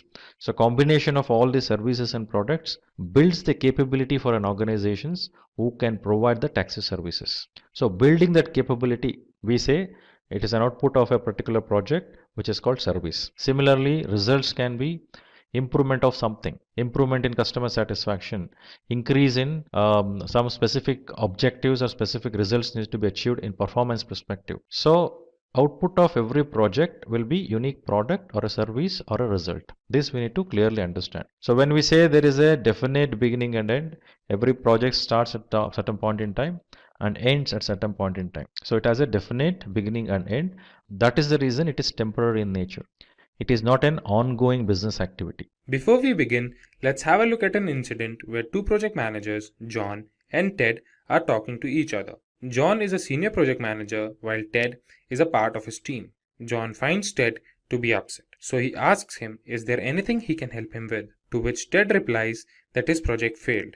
John further asks him what could be the possible reason for the project failure. Ted tells him that it's because he was not able to manage the time and budget. Now John asks him if he is PMP certified, to which Ted says he isn't. Then John suggests Ted that he must take the PMP certification, which will not only give his project better performance, but also help him upskill in his career. So today we will discuss about PMP certification in detail. Let's first have a look at all the topics we will cover. We will begin with what is PMP, then we will check top 10 reasons to get PMP certified, followed by the basics of PMP. Then after we know the PMP basic concepts, we will check who can get this certification and pattern for the PMP exam. Then we will learn about the PMBOK guide, which is an integral part to prepare for the PMP exam. Finally, we will see the cost and the validity of the certification. So without any further ado, let's begin with what is PMP. PMP, or Project Management Professional, is the world's most renowned project management certification for project managers. This certification is provided by the Project Management Institute. Now, when we know what is Project Management Professional or PMP certification, let's have a look at some reasons why you should get PMP certified. Today, I will give you top 10 reasons to take PMP certification. PMP certification helps you become a better project manager. The process that helps us acquire the certification goes to several phases like gaining project management experience and passing the PMP exam, which helps you in bringing sanity to the project manager. The process helps project managers to learn different industry trends, have practical knowledge, and several other project management constraints. The second reason that we have is project management certification makes a resume more valuable. As we have discussed earlier, that PMP certification is the most renowned project management certification, so having it on the resume will definitely help the interviewer recognize our skills. There are companies that only accept project managers who are PMP certified. PMP certification not only helps in switching the job or finding a new one, it helps in progressing in the current company as well. The third reason that we have is it provides more job opportunities. When one acquires the PMP certification, it proves that one has expertise in completing the project effectively and efficiently. So the certification increases the trust factor of the interviewer in you and increases your probability of getting that job. The fourth reason that we have is salary hikes. PMP certified project manager is one of the highest paid jobs around the globe, and this trend will continue to grow. The global survey by the Project Management Institute shows that PMP certified project managers tend to get 20% more salary than the non-certified project managers. The next reason that we have is PMP certification validates your dedication to the job. The certification requires several months of training. It requires several hours of project management experience and exposure. This experience and exposure explains the seriousness of a project manager towards its career path. Then, sixth we have is PMP certification is globally acknowledged. PMP certification is the most renowned certification all over the world. It helps project managers to be a part of different types of industries all over the globe. PMP certification is the most renowned certification all over the world. Project managers who are PMP certified may get jobs in different types of industries all over the world. PMP certification not only provides theoretical knowledge but also helps in gaining practical knowledge, which further helps in increasing the confidence of a project manager. The next reason that we have is better project performance. PMP certified project managers tend to deliver better projects than the non-PMP certified project managers. This is because PMP certified project managers are well aware of 5 process groups, 10 knowledge areas, and 49 processes, which helps them have a clear picture of different aspects involved in a project. The eighth reason that we have is it increases your networking opportunities. There are several communities that one becomes a part of when they sign up as a PMI member. These communities have meetings regarding new job opportunities, and this helps in having a professional network. The ninth reason that we have is job security. Job security is a major reason that a professional thinks of before opting for a particular profession. Today, in the world of recession, where companies are drowning, the demand for PMP certified project managers goes on increasing. The last and the 10th reason we have is expertise in practical application. When one appears for a PMP exam, they need extensive preparation. They need to have thorough knowledge of process groups and knowledge areas which help them develop several essential skills and move ahead in their career. Now, as we move further, we will look into the PMP basic concepts. The PMP basic concepts are the 5 project management steps. These project management steps start from the day we begin our project to the day we end our project. They begin from initiation to closure. The first step that we have is initiation, planning, execution, monitoring and controlling, and closure. Now, let's have a look at each of them in detail. The first step we have is initiation. Initiation involves defining the project scope. This is the step where we explain what our project will have, for whom we are making that project. It helps us to identify our stakeholders, who all will be the part of that project, and determine the project feasibility. After the step of initiation, when we have decided the scope of our project, the second step that comes is planning. In the planning phase, we define a flow to all the activities of our project. We define this flow keeping in mind all the constraints of a project like time, resources, and risk. After we have defined the flow of these processes, it is time for us to look at the execution.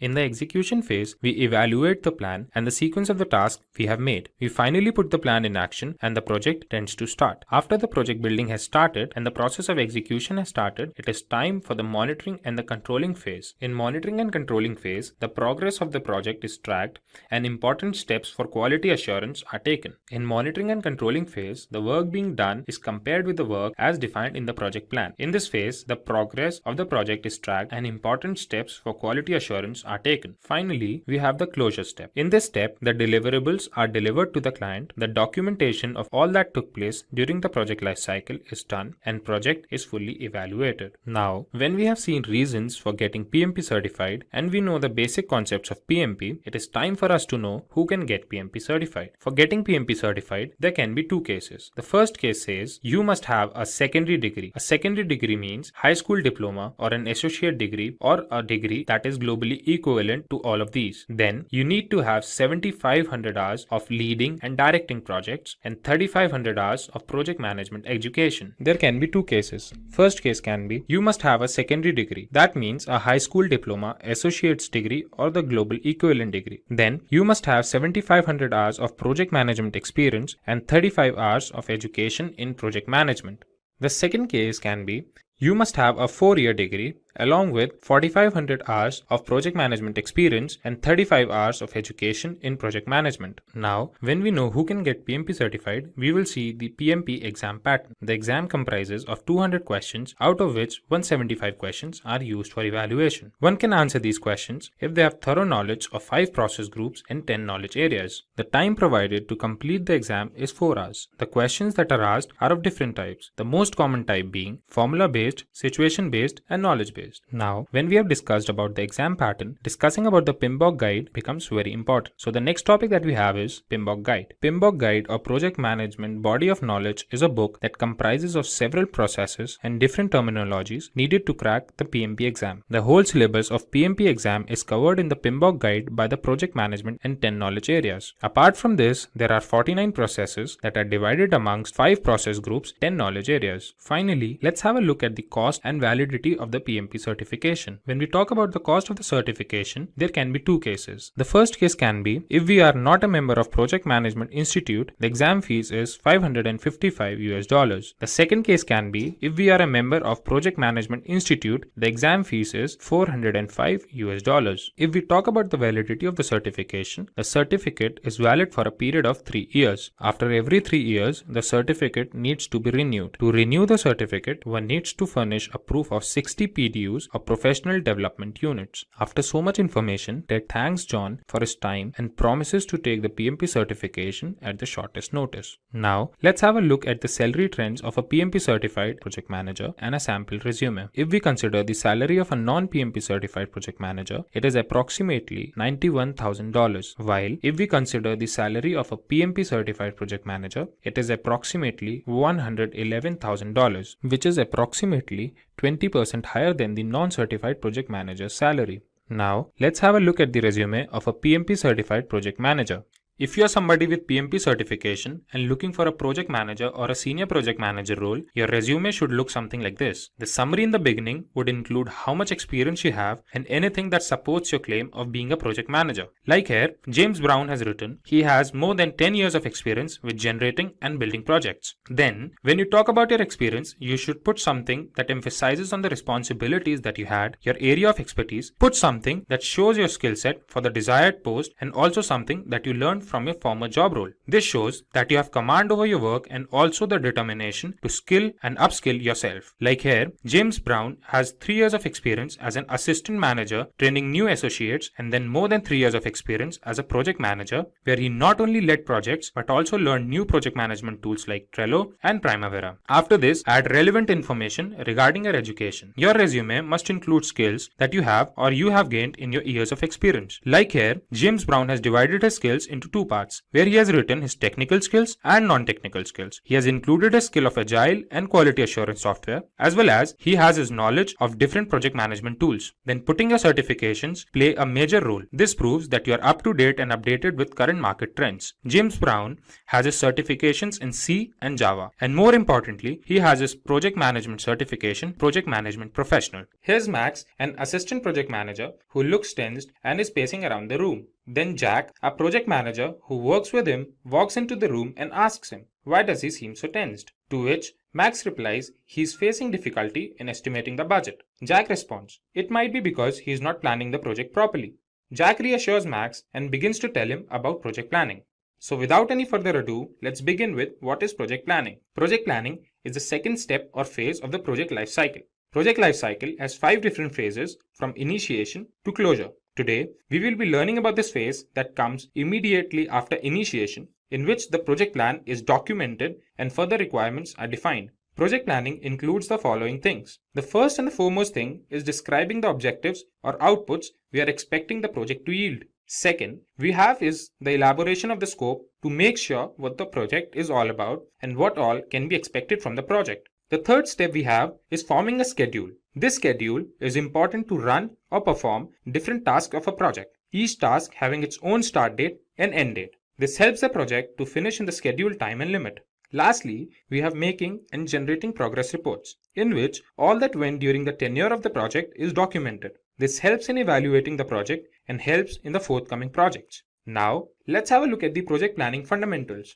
The first fundamental that we have is the determination of scope, cost, and resources. The determination helps us in having a rough estimate about the time that is required to finish the project. It helps us in determining the number of people required and what should be their skill set. We can divide the project into smaller manageable sections, and this is made possible with the help of work breakdown structure. The second fundamental refers to identifying the problem. There are several techniques by which we can collect information and discover issues. There may be several problems in a project, and in that case, several risks or issues are prioritized, and the risk that requires immediate attention is dealt with first. Then comes identification of stakeholders. When we can identify the stakeholders, we can know who all will be affected and in what way, which helps us having a better understanding of the project. Stakeholders may be anybody. They may be the part of the project team, or project managers, or customers. They help during the project and contribute to its success.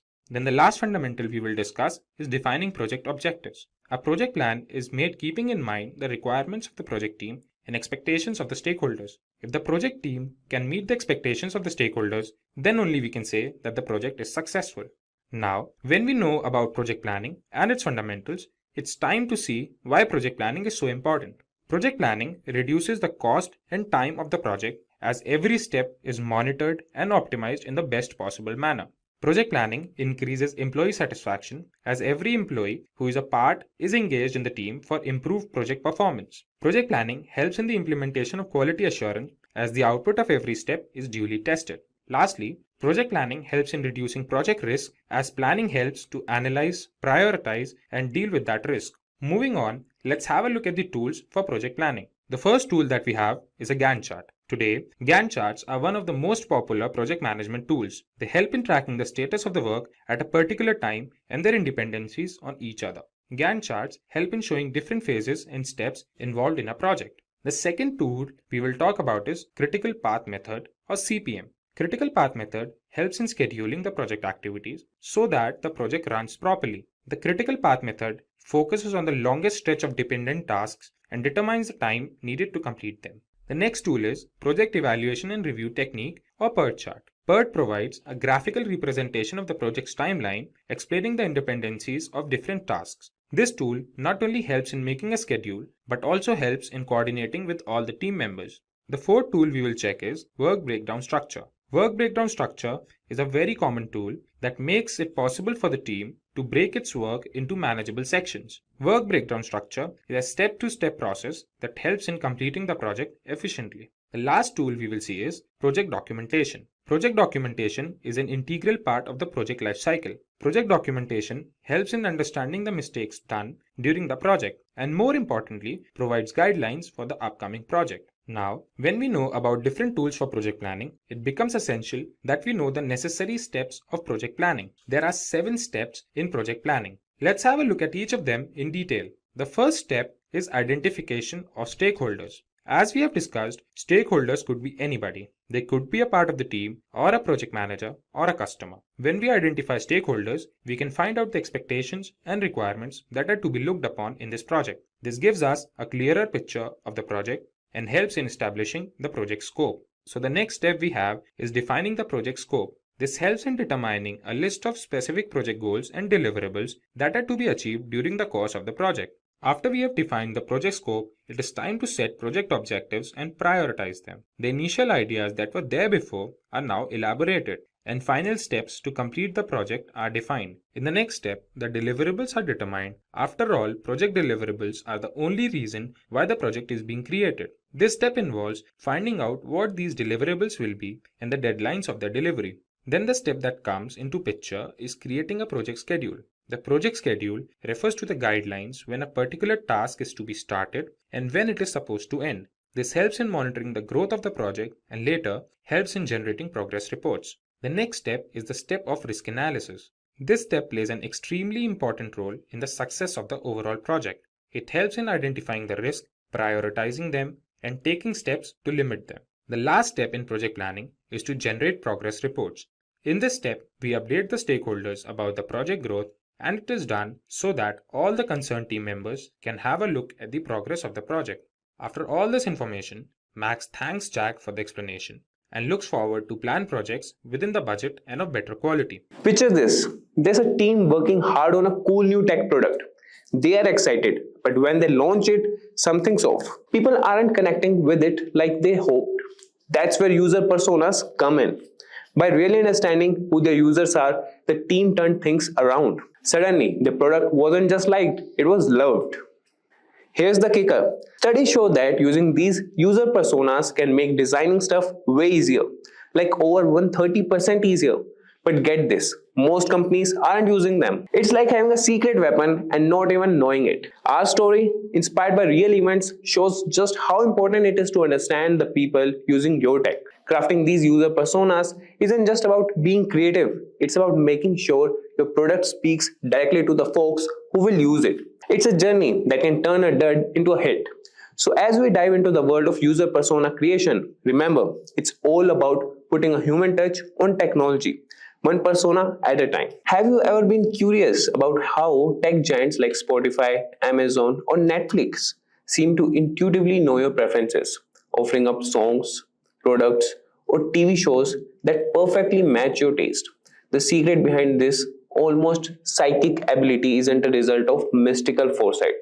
It's the strategic use of user personas. If you want to know what user persona is, so user persona are semi-fictional characters that businesses create based on real data and insights from their actual or potential customers. These personas are crafted to represent key segments of a product's audience including detailed profiles that encompass not just basic demographic information, but also behaviors, goals, needs, and pain points. For instance, consider Fitness Fiona. Now we'll see a persona for a health and wellness app. That is, Fiona, age 30, is an outdoor activity enthusiast who seeks motivation and tools to track her fitness progress.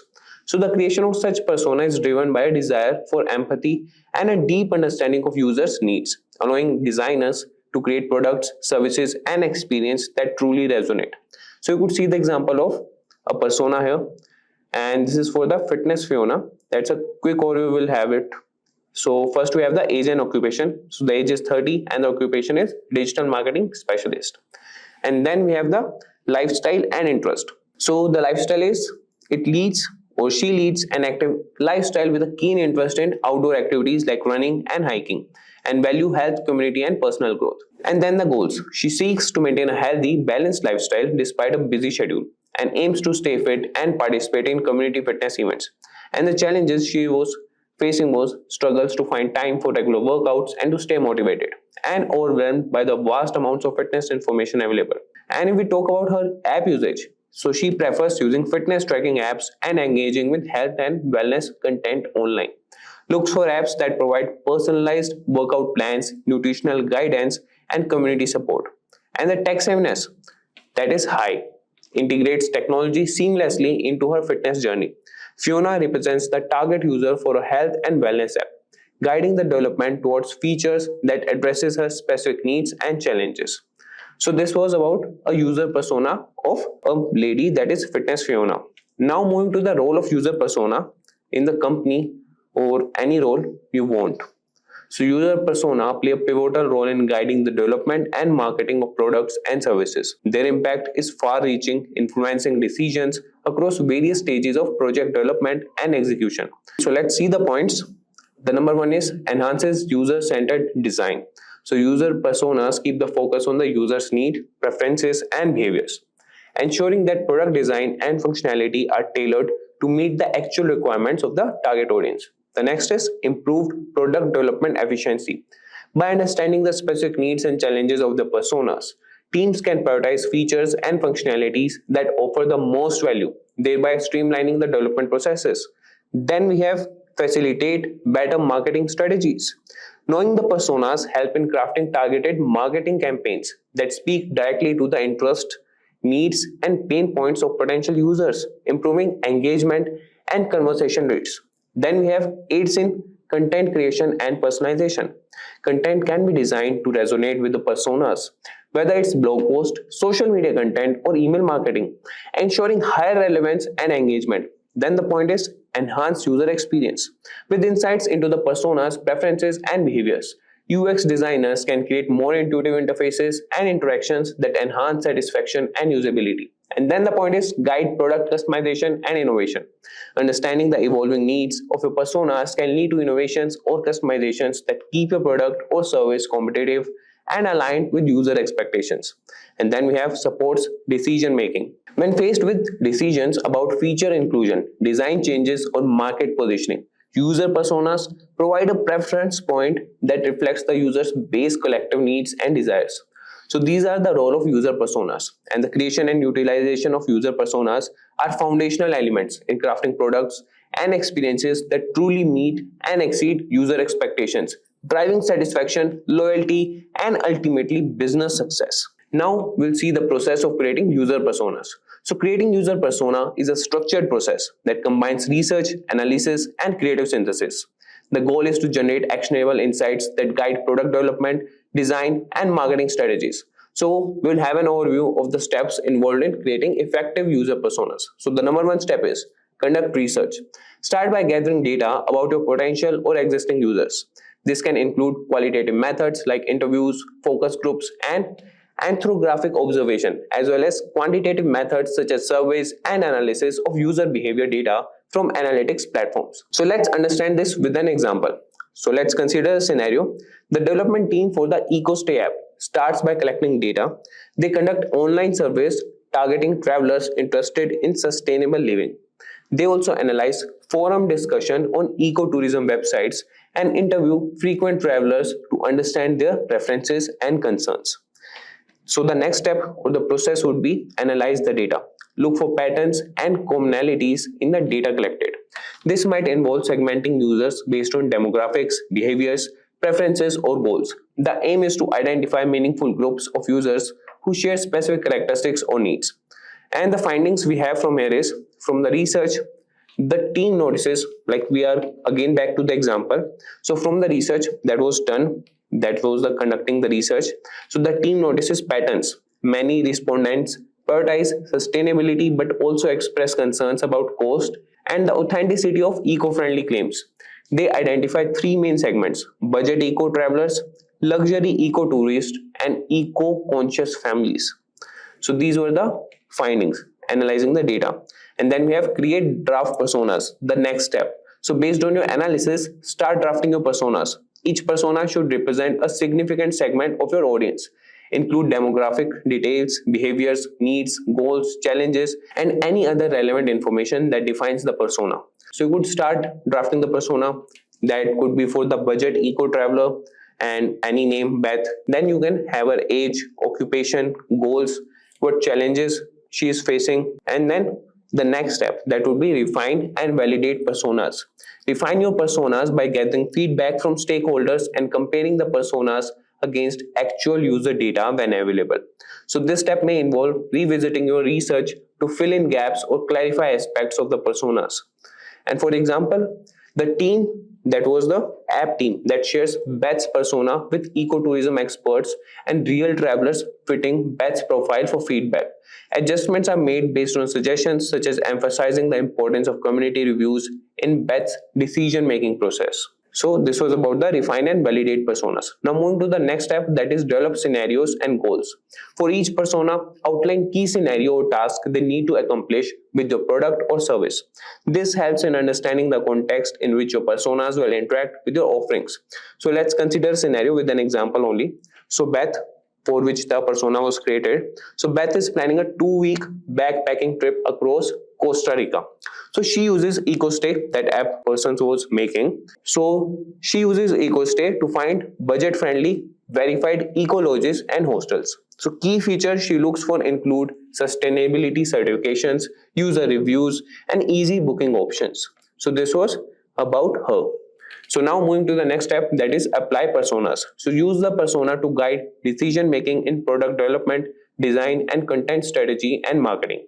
Personas should inform features, user interface design, and the overall user experience, as well as targeting and messaging in marketing campaign. And if we talk about the example, so the EcoStay app, so that development focuses on features like a verification badge for accommodations with authentic eco certifications, a budget filter with a sustainability rating, and a community review section. So this was about apply personas. Now moving to the next one, or the marketing campaign highlights stories from budget travelers like Beth, showcasing the app's ability to combine affordability with sustainability. Now moving to the next, that is review and iterate. So user persona should not be static. As your product evolves and you gather more data about your user, revisit and update your persona to ensure they remain accurate and relevant. And about the iteration, so after the app's launch, user feedback and usage data are analyzed. The team finds that eco-conscious families are also using features designed for budget travelers. So the personas are updated to reflect their crossover, leading to the development of family-friendly features and content. So throughout this process, it's crucial to remember that personas are tools for empathy and understanding, designed to keep the user at the heart of product development decisions. While the exact details and depth of each persona can vary depending on people's scope and the available data, the fundamental goal remains the same: to create a product that resonates with and meets the needs of your target users. So now moving to the next topic, that is applying persona to product development and marketing. Certainly, applying user personas effectively streamline both product development and marketing, ensuring efforts are closely aligned with user needs. So now we'll see a condensed overview. So starting with the product development, number 1 point would be feature focus. Use personas to pinpoint essential features that truly matter to your target users, enhancing the product's value. And then design decision. Tailor design elements to match the preferences and tech proficiency of a persona, improving usability and user satisfaction. And then we have personalized experience. Leverage insights from personas to customize user experience, meeting diverse needs within your user base. Now, coming to the marketing team, so the points are tailored messaging. Craft messages that resonate deeply with each persona, addressing their specific interest and pain point for more effective communication. And then we have content strategy. Develop content that speaks directly to the concerns and goals of your personas, ensuring greater engagement. Then we have channel selection. Choose marketing channels based on your persona's preferences, optimizing reach and impact. So let's see a simplified application example. For a fitness app aimed at users like Fitness Fiona, the development team might focus on personalized workout plans and social sharing features, while marketing efforts could highlight success stories and tips for busy lifestyles, directly catering to Fiona's interest and needs. So by focusing on these streamlined points, both product development and marketing can more effectively align with user expectations, driving engagement and satisfaction. So this was about the process of creating user personas. And now moving to the real world success stories. So real world success stories serve as powerful illustrations of the tangible impact user personas can have on product development and marketing strategies. So we'll see two examples showcasing how companies have leveraged personas to achieving significant results. So the number one example would be Spotify's personalized recommendation. So the challenge Spotify faced was Spotify sought to enhance user engagement by delivering personalized music recommendations tailored to individual taste and preferences. And the solution they got was by analyzing user data and behavior patterns. Spotify created user personas representing different music preferences, listening habits, and discovery preferences. These personas informed the development of algorithms that power personalized playlists such as Discover Weekly and Daily Mix, providing users with a customized music experience. And the outcome it generated was Spotify's use of personas and personalized recommendations led to a significant increase in user engagement and satisfaction. Discover Weekly alone reached over 40 million users within its first year, driving longer listening sessions and boosting user retention rates. Now moving to the next example, that is Airbnb's host and guest personas. So the challenge was Airbnb aimed to enhance the experience for both host and guest by understanding their distinct needs and pain points. And the solution they output or the outcome was detailed personas for both host and guest, encompassing demographic information, motivations, and behaviors. So these personas guided product development decisions, informing the design of features such as host profiles, guest reviews, and search filters tailored to specific preferences. And the outcome that got was by aligning product features with the needs of their user persona. Airbnb achieved significant growth and improved user satisfaction. Hosts felt more empowered to showcase their properties effectively, while guests enjoyed a more personalized and seamless booking experience, resulting in increased bookings and positive reviews.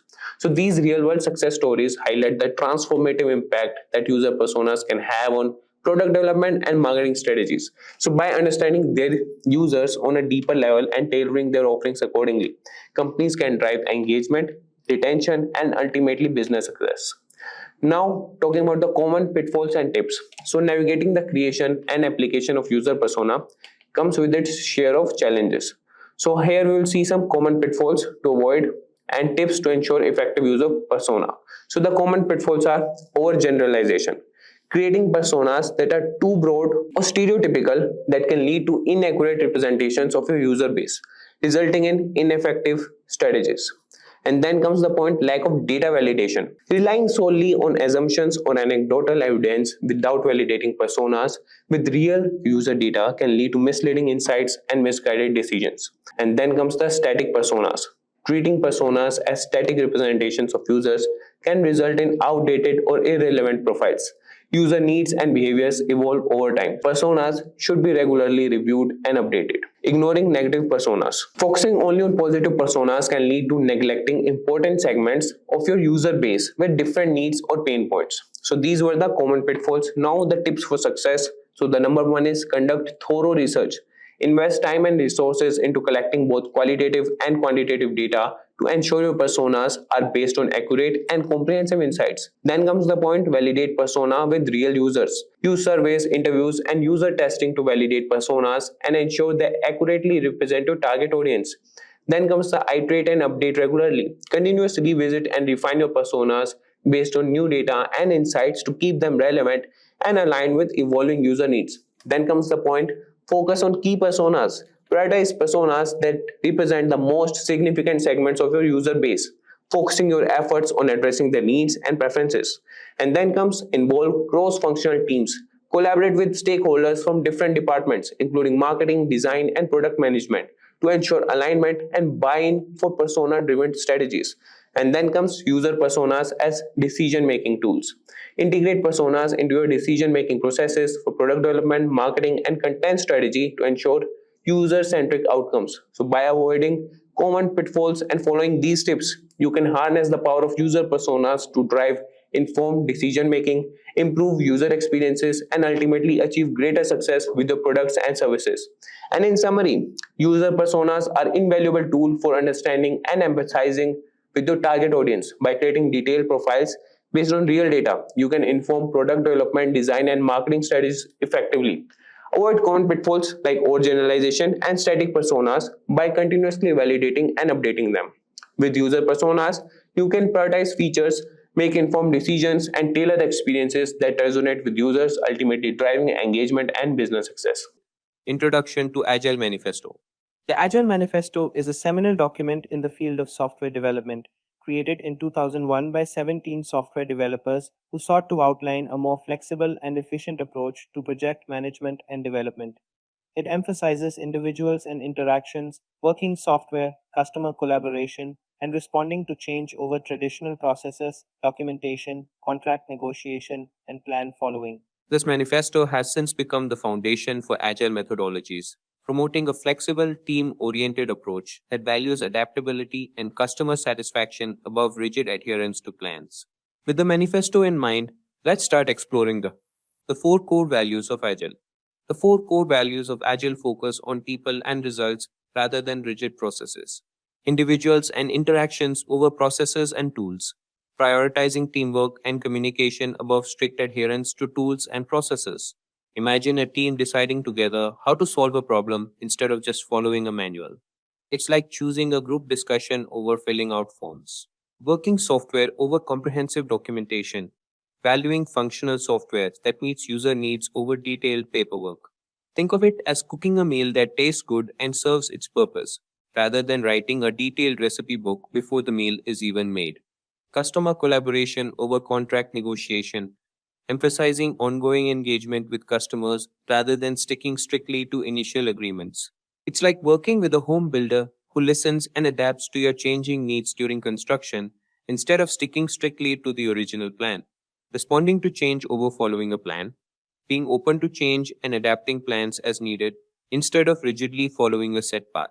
Picture a road trip where you're open to taking a more scenic route based on new information rather than sticking to the fastest route Google Maps suggested initially. These values guide the Agile methodology towards flexibility, efficiency, and customer satisfaction. The 12 Principles of Agile Software Development. The 12 Principles of Agile Software Development, as outlined in the Agile Manifesto, advocate for customer satisfaction through early and continuous software delivery. Prioritizes getting a functional product to the customer as soon as possible, then updating it regularly. Example, a team releases a basic version of an app to meet initial user needs, then adds new features based on feedback. Welcoming changing requirements even late in development. It is time-consuming to handle large and complicated work while managing project activities. Therefore, a better strategy is to break the task into manageable, sizable chunks. In addition, it would be simpler for the team members to see possible bottlenecks and deal with delays if the clients were always kept informed. For example, if users need a new feature because their needs have changed, the development team works to incorporate it, even if it wasn't in the original plan. Frequent delivery of working software. According to the Agile methodology, working software is frequently delivered in a shorter amount of time. Team members must consistently raise their performance standards as a result of this iterative process. For example, delivering updates every 2 weeks to continuously improve and adjust the software based on user input. Business people and developers must work together daily throughout the project. In order to ensure that the business and development sides of the project can communicate effectively and, more importantly, collaborate, a bridge between them must be built. To facilitate an intellectual exchange that both parties can agree on, make use of the same tools you would have used in managing remote teams. For example, regular meetings between the client and the team to discuss the project's direction and adapt as necessary. Build projects around motivated individuals. Give them the environment and support they need and trust them to get the job done. The project manager must establish a supportive and stimulating environment where team members are free to express their ideas and make recommendations for enhancing the output of the group. This results in a massive improvement in their general performance, eventually aiding the project. For example, allowing a developer to choose their tools or method of working to solve the problem can lead to more innovative and effective solutions. The most efficient and effective method of conveying information to and within a development team is face-to-face conversation. Efficient communication among the parties concerned is stressed strongly in the Agile Manifesto.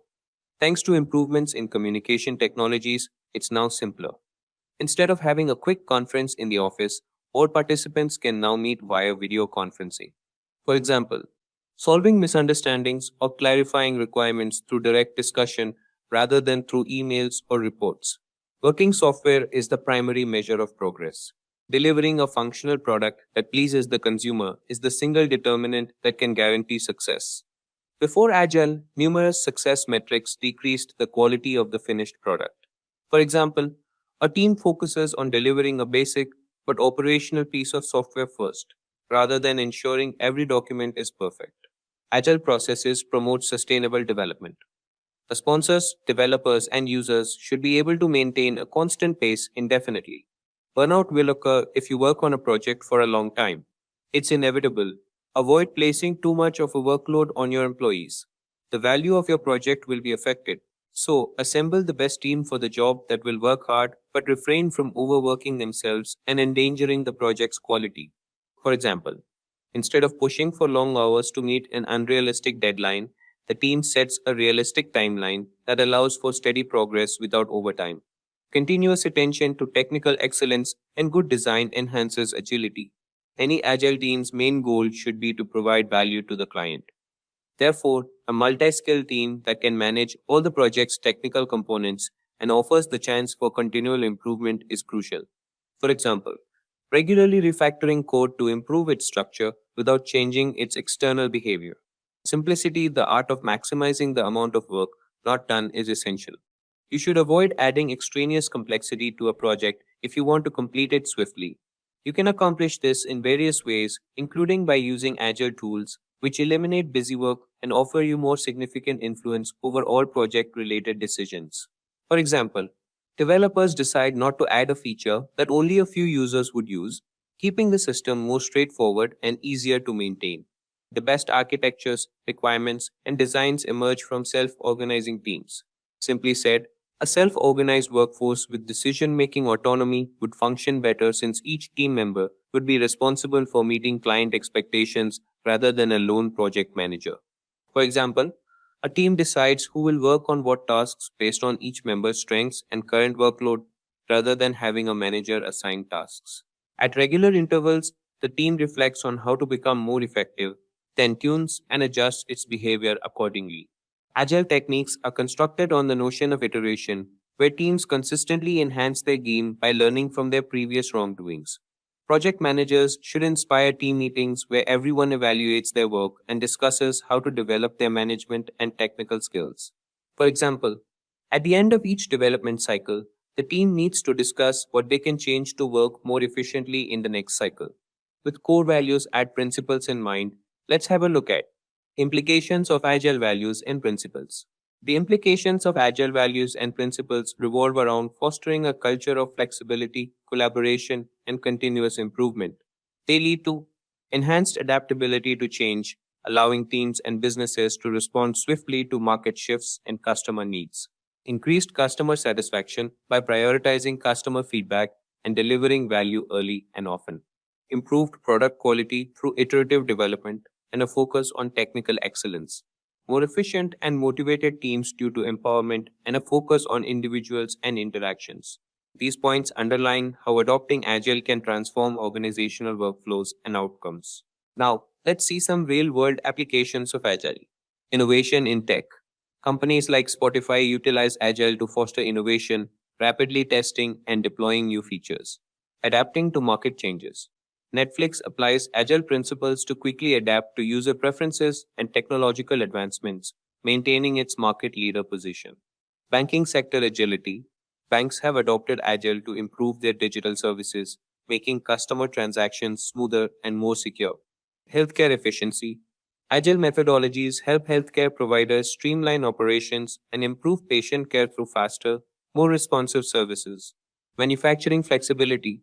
Even in manufacturing, Agile enables companies to respond swiftly to market demands and supply chain challenges. And there you have it, folks. Why product backlog is important?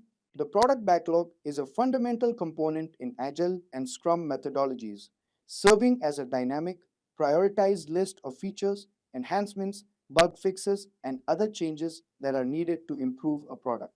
Prioritization.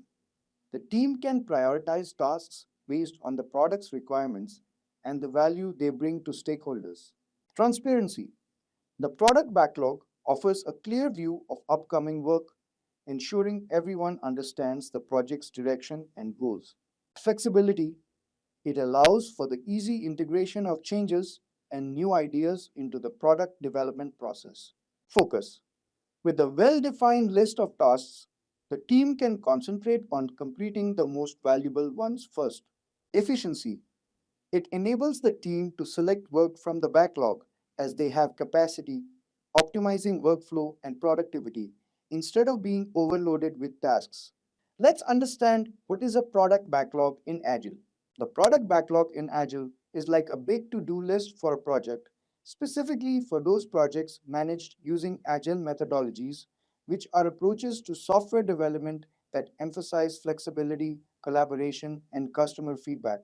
Imagine you're planning a big party which represents the final product. Your to-do list, the product backlog, includes everything you need to do to make the party happen.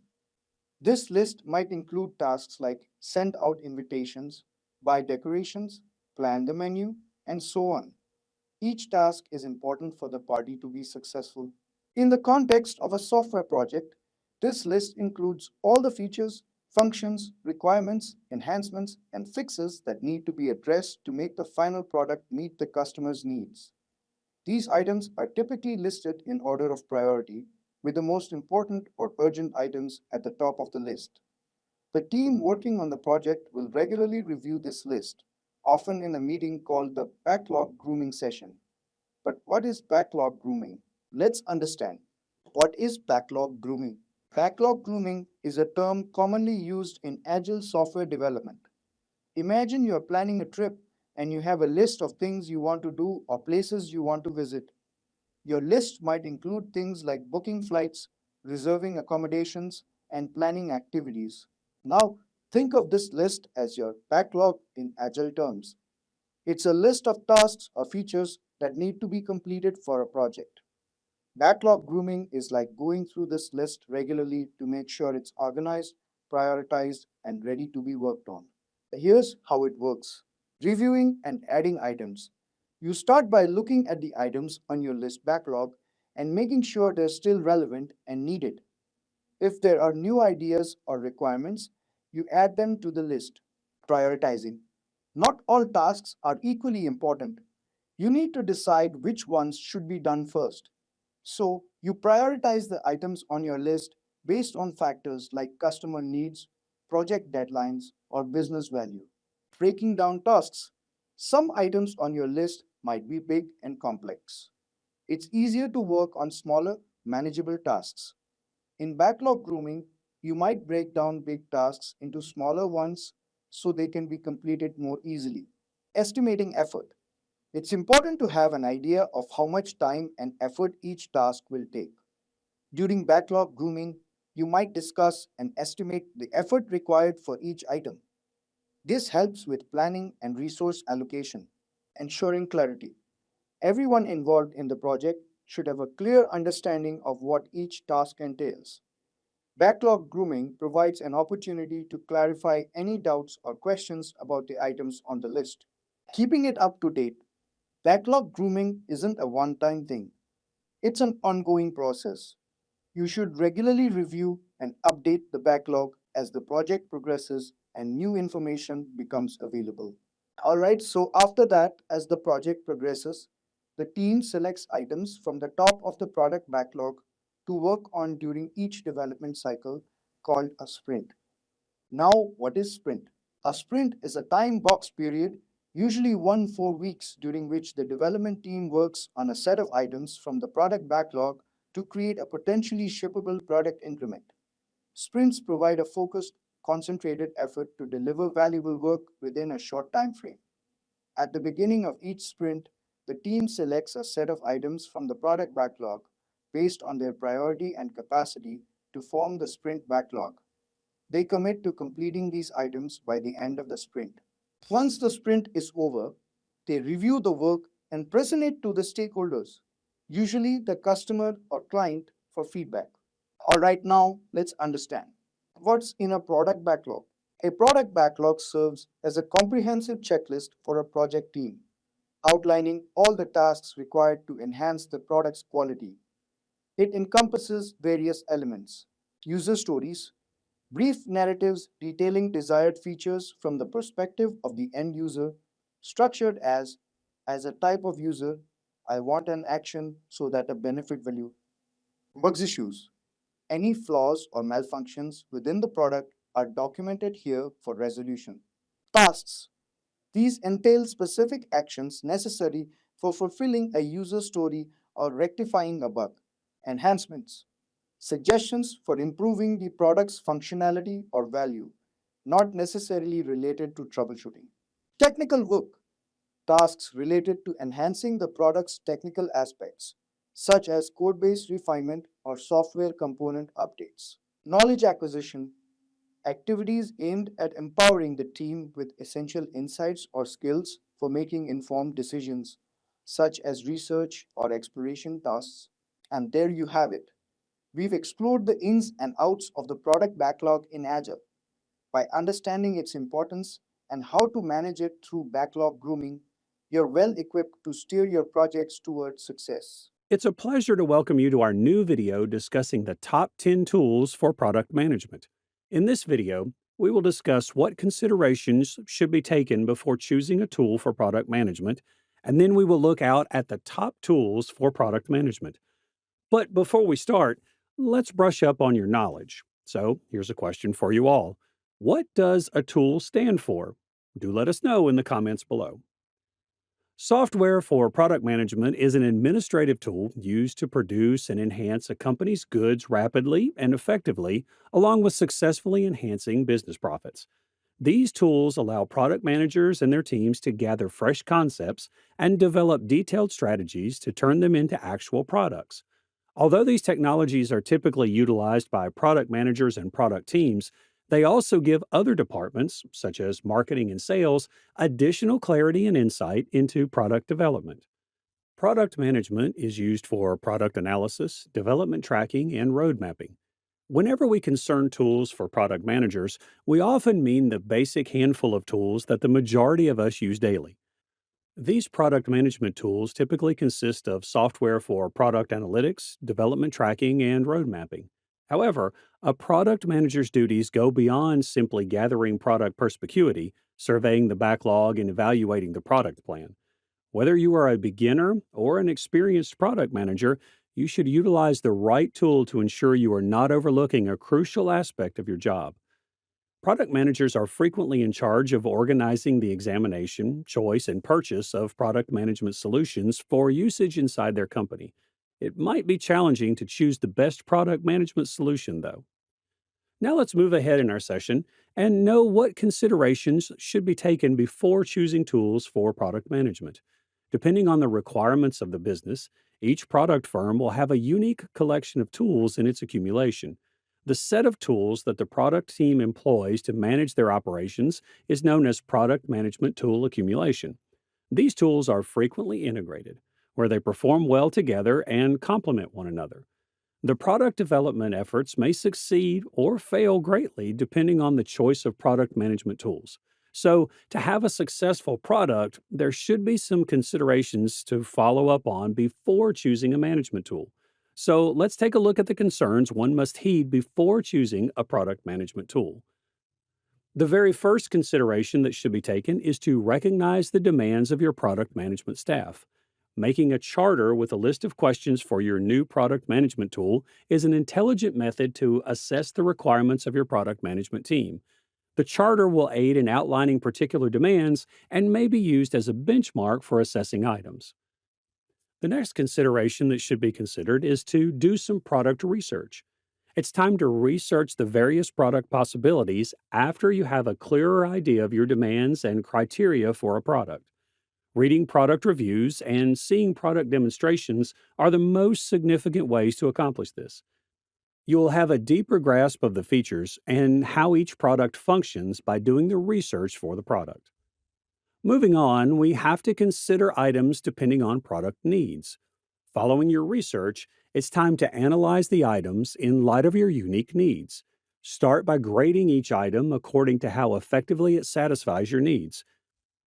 To rank the various items, you may add a column to each need to rank the various items. This stage will enable you to evaluate and contrast several solutions and decide which product management suite is best for your team. The next consideration is to aim to stay within your budget. When looking at product management solutions, budget is always an important consideration. But if you work for a startup or a smaller firm, it's much more crucial. Keep in mind that some of the top goods could have steep asking prices as well as ongoing costs. The simplest method to achieve this is to set a predetermined budget for your product tool and use it as a guide when weighing various possibilities. Then we have to make sure that the tool is with effortless use. Make sure the tool you use is simple to use before you buy it. Although it should be obvious, certain technologies are quite complex and need users to undergo many days of training. The technology that works best for you and your team will be the one that you find simple to use. Many tools allow you to try them out for free, so you may decide whether to buy them before you use them. The next consideration is reporting in real time. Find a product tool that offers real-time reporting to save time. Creating reports that reflect the product's current condition will gather data from many parts of the product management systems. Moving on, we have a reputable interface. Although there are a lot of tools available, some of them appear somewhat dated. Expandability needs to be your main criterion when selecting a tool. Opting for something attractive looking doesn't hurt either. The last consideration that should be taken is security. Scalability is great, but if your data isn't secure, neither is the integrity of your product. Examine the security features that your desired tool supplier offers. To keep your client data private and isolated from everyone else's, choose a different dedicated hosting platform. Let's proceed in our session and know what top tools are used for product management. How do you assess and determine which tools are best for your team? Consider your firm and product size and development stage as a starting point. A tiny firm with one product manager, for instance, probably won't require or have the funds for numerous tools.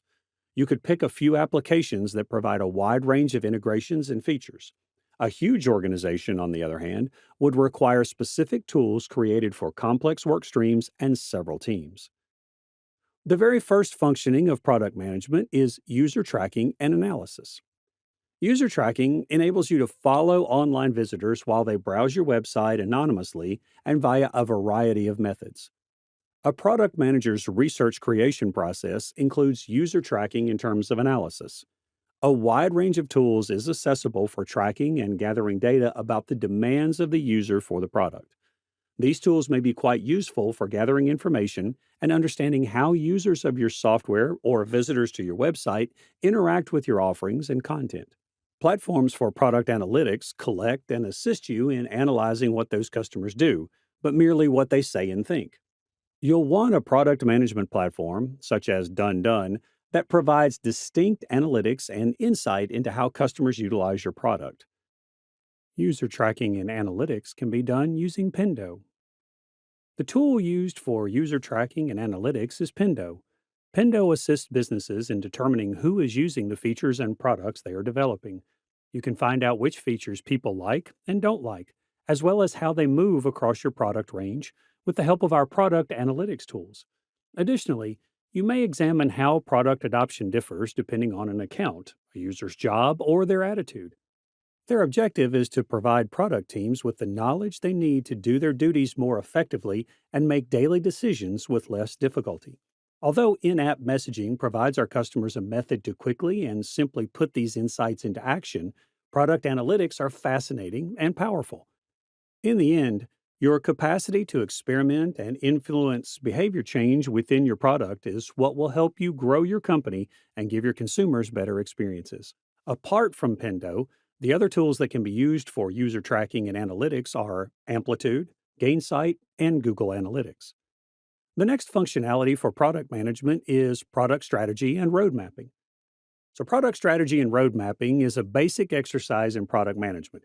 Even though PMs are renowned for their adaptability, mapping out your course reveals the type of stakeholder negotiating abilities and data-driven planning that make product management so successful. Our knowledge of PM's experiences indicates that Product Board goes toward the making things easier side. AHA is also practical and founded on reliable theoretical understandings of how product managers operate. When choosing your road mapping tool, remember that product managers are reportedly trusted by Airtable, Airfocus, and RoadMonk. The tool used for product strategy and road mapping is Product Board. Product Board is used to prioritize features, create roadmaps, collect customer input, and validate concepts. All the tools required to create a user-centered product. The road mapping capabilities of Product Board are noteworthy. Depending on how you operate, you can organize product features into release, sprint, period, or now, next, later buckets, and you may customize roadmaps for different audiences. For instance, you may develop roadmaps that are customer-centered or that are expressly geared for leadership. The other tools used for product strategy and roadmap development are Product Plan, RoadMonk, and Airfocus. Moving on to the next functionality of product management is flowcharting. Even while not all product managers utilize flowchart and diagram software, it is still an excellent approach to do a task that many PMs ignore but really shouldn't. You and your organization will benefit from having a greater understanding of the whole client experience with your business after creating a customer journey map. A correctly made journey map will display every interaction a person has with your business, from their initial visit to your website or their first phone contact from a sales representative through their eventual purchase and use of your product. The tool used for flowcharting is Microsoft Visio. Visio's flowcharting and diagramming capabilities can be useful for outlining any particular elements of a user's workflow or experience with your product. The flowcharts you generate using these tools may help you get insights into how to strategically prioritize your product roadmap, since they provide a visual representation of that workflow or experience rather than just a list of the stages your client will take. Apart from Microsoft Visio, OmniGraffle is the other good tool that can be used for flowcharting in product management. Now let's move ahead and know the other functionalities and tools for product management. The other functionality of product management is presentation. A key communication skill for a product manager is the ability to present. It is a component of conveying the product strategy to the company and the team developing the product. Additionally, it is a component of consumer communication. We frequently draw attention to the poor performance of roadmap presentation tools. However, this does not imply that Keynote or PowerPoint shouldn't occupy a significant position in your toolbox for product management. For distributing your high-level goals, ideas, and plans within your company and to external audiences like clients, presentation decks may be quite helpful. For instance, vision boards may be a potent tool for selling a group of executive stakeholders the vision of your product. Additionally, using presentations to teach salespeople or educate industry analysts about your product may be quite successful. The best tool for presentation is Microsoft PowerPoint. One of the most often used tools for presentations is PowerPoint. It is a component of the Microsoft Office package and is usable for domestic, commercial, and academic uses. PowerPoint dominated the presentation industry and was most well known for its templates and usability. This program enables anybody, from amateurs to experts, to create presentations utilizing text, graphics, video, audio, and data tables. You may deliver the presentation as you like by using a range of animations and transitions. Other than PowerPoint, Keynote, Google Slide, and SlideShare are tools that can also be used for presentations. Moving on to the next functionality of product management, it's prototyping and wireframing. Design teams experiment by turning their ideas into physical prototypes, which might range from paper to digital. To capture design concepts and user testing, teams create prototypes with varying levels of realism. You may improve and evaluate your ideas using prototypes, allowing your company to release the proper items. You must put a lot of effort into demonstrating that your product concept can be realized before bringing it to fruition. More technologies are emerging as a result of the growing significance of user design and easy consumer journeys. They also employ techniques to minimize discomfort and streamline the delivery process. The number of web-based apps available has increased due to this popularity. Some, nevertheless, are a little questionable in terms of usefulness. Most people are using multi-purpose applications that may be used for prototyping, designing, and whiteboarding. If you're searching for a versatile tool that is also great for prototyping, we may suggest Figma. The best tool used for prototyping and wireframing is Balsamiq. Balsamiq Wireframes is a quick, low-fidelity UI wireframing tool that simulates sketching on a whiteboard or notepad while using a computer. It effectively pushes you to put your attention on structure and substance rather than wasting time on early debates about colors and details. With wireframes, you may quickly produce new ideas, discard the subpar ones, and identify the best solutions. The alternatives of Balsamiq for prototyping and wireframing are Sketch, InVision, and Adobe XD. The next function of product management is product development. Product development involves bringing a new thing or item to market or enhancing already available goods to boost sales. A product is initially merely a sample. For a firm to become something that can be sold on the market, a lot of time and money must be invested. The idea, design, development, and marketing of newly developed or freshly renamed goods or services are all phases in the process known as product development, sometimes known as new product management. The entire process of creating a product, from conception through market launch, is referred to as product development. Product research makes the difference between a product's success and failure, both at launch and throughout the product lifecycle, by helping you understand the requirements and desires of your consumers and keeping an eye on the competitive landscape and environment of your product. The best tool used for product development is Rally. The foundation of value stream management is Rally. By enabling business leaders to address challenging issues like how to prioritize capabilities related to development, how capabilities relate to development outcomes, how to track capabilities progress from planning to delivery, and how to find opportunities to optimize flow, Rally's insight contributes to value stream management. Rally is used by value streams to make complicated processes transparent and enable swift business pivots based on data-driven choices. The alternative to Rally for product development is Azure. Moving on, we have project management as the next functionality of product management. A project manager oversees several projects that are necessary to achieve the various goals that a product manager sets for it in terms of vision, goals, and business trajectory. The project manager is therefore more of a man of action, whereas the product manager is more of a master strategist. Making a distinction between projects and products might be helpful. Though product management and project management are two different jobs, still there would be some interactive work. No product manager can operate without zero work support of a project manager. The tool used for project management is Jira. Jira brings teams together for everything from agile software development and customer service to startups and companies. Jira assists teams in planning, assigning, tracking, reporting, and managing work. Jira software, the top solution for agile teams, helps software teams develop better. A workflow is the first step in managing projects and tasks in project management software. Workflows outline your procedure and make task tracking possible for your team. Visualize your process so that your team is aware of the status of tasks and projects. Projects frequently contain checkpoints or milestones that must be met to maintain the overall project's direction. Versions are milestones in Jira Work Management. After creating versions, you may group work into several versions. Other than Jira, Pivotal, Monday.com, and Diagrams.net are the tools that are used for project management.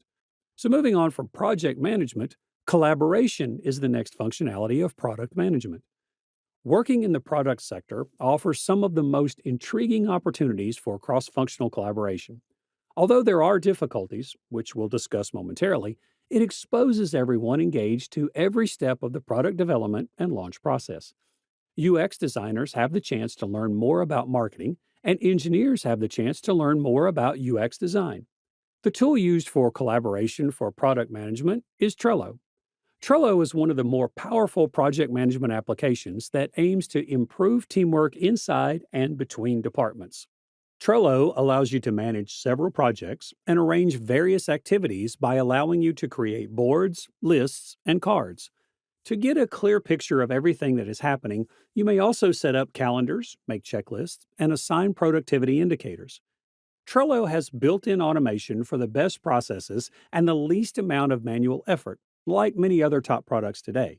Trello is an essential component of your product management stack since the job of the product manager involves coordinating a lot of various moving elements. The alternatives for Trello for collaboration are GoToMeeting, Dropbox, and Zoom. The next functionality of product management is user experience and testing. In the field of product management, the phrase user testing is frequently used. Usability testing is frequently used interchangeably with user testing.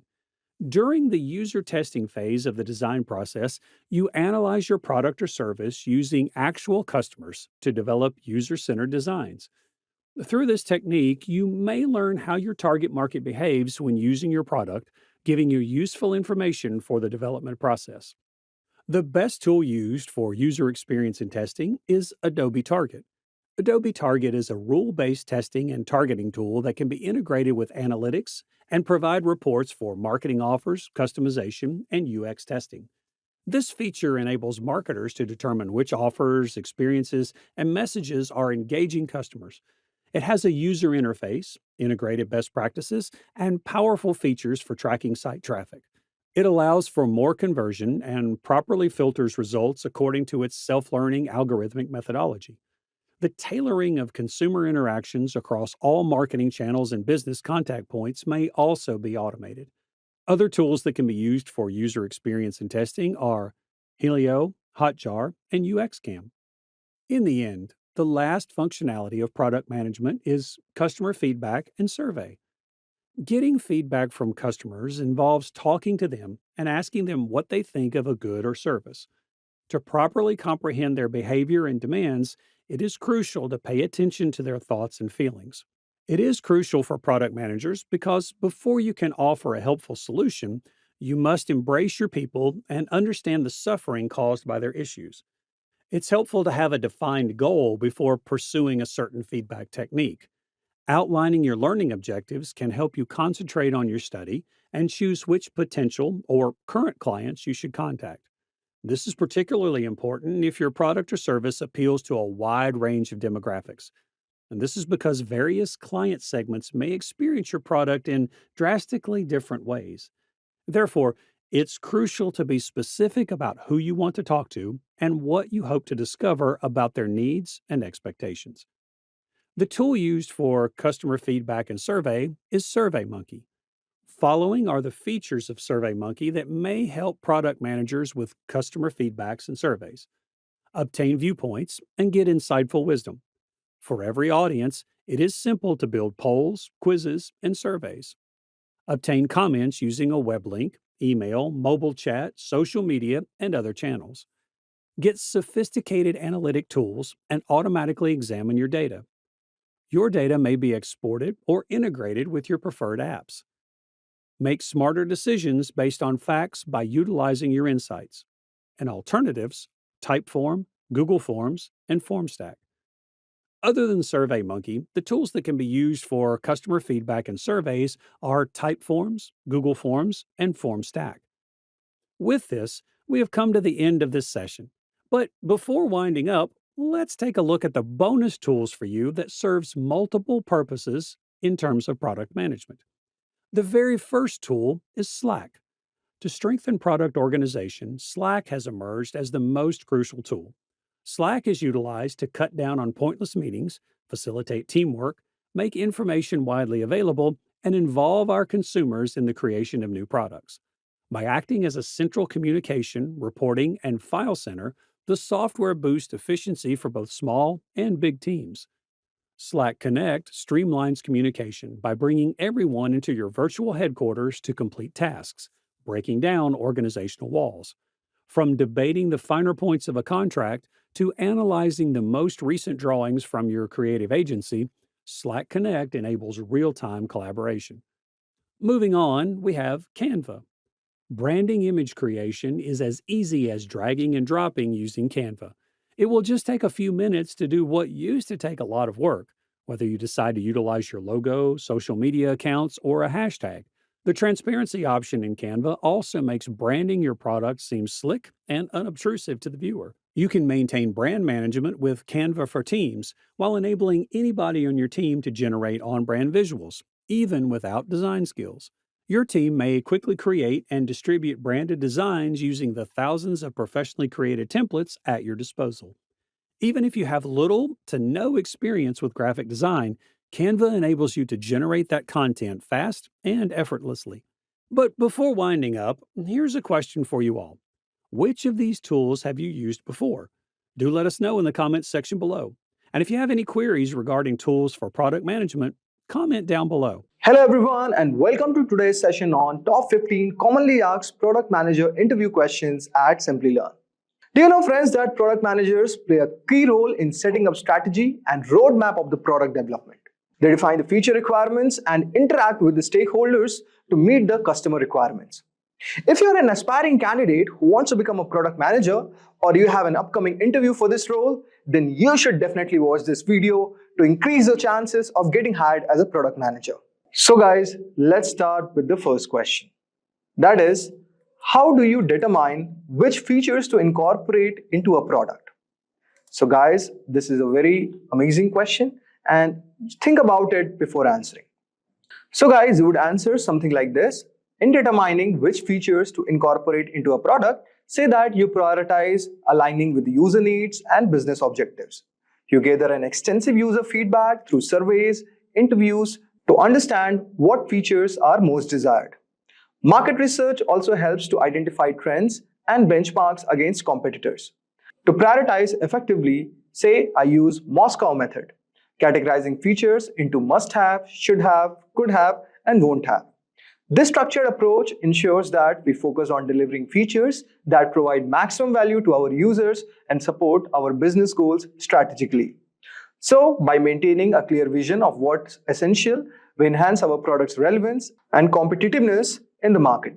So guys, this forms the answer of this question. So you can answer something like this. Now let us move on to our next question. That is, how do you strike a balance between qualitative and quantitative metrics? So guys, the solution is, say like striking a balance between qualitative and quantitative metrics is crucial for comprehensive understanding of the product's impact.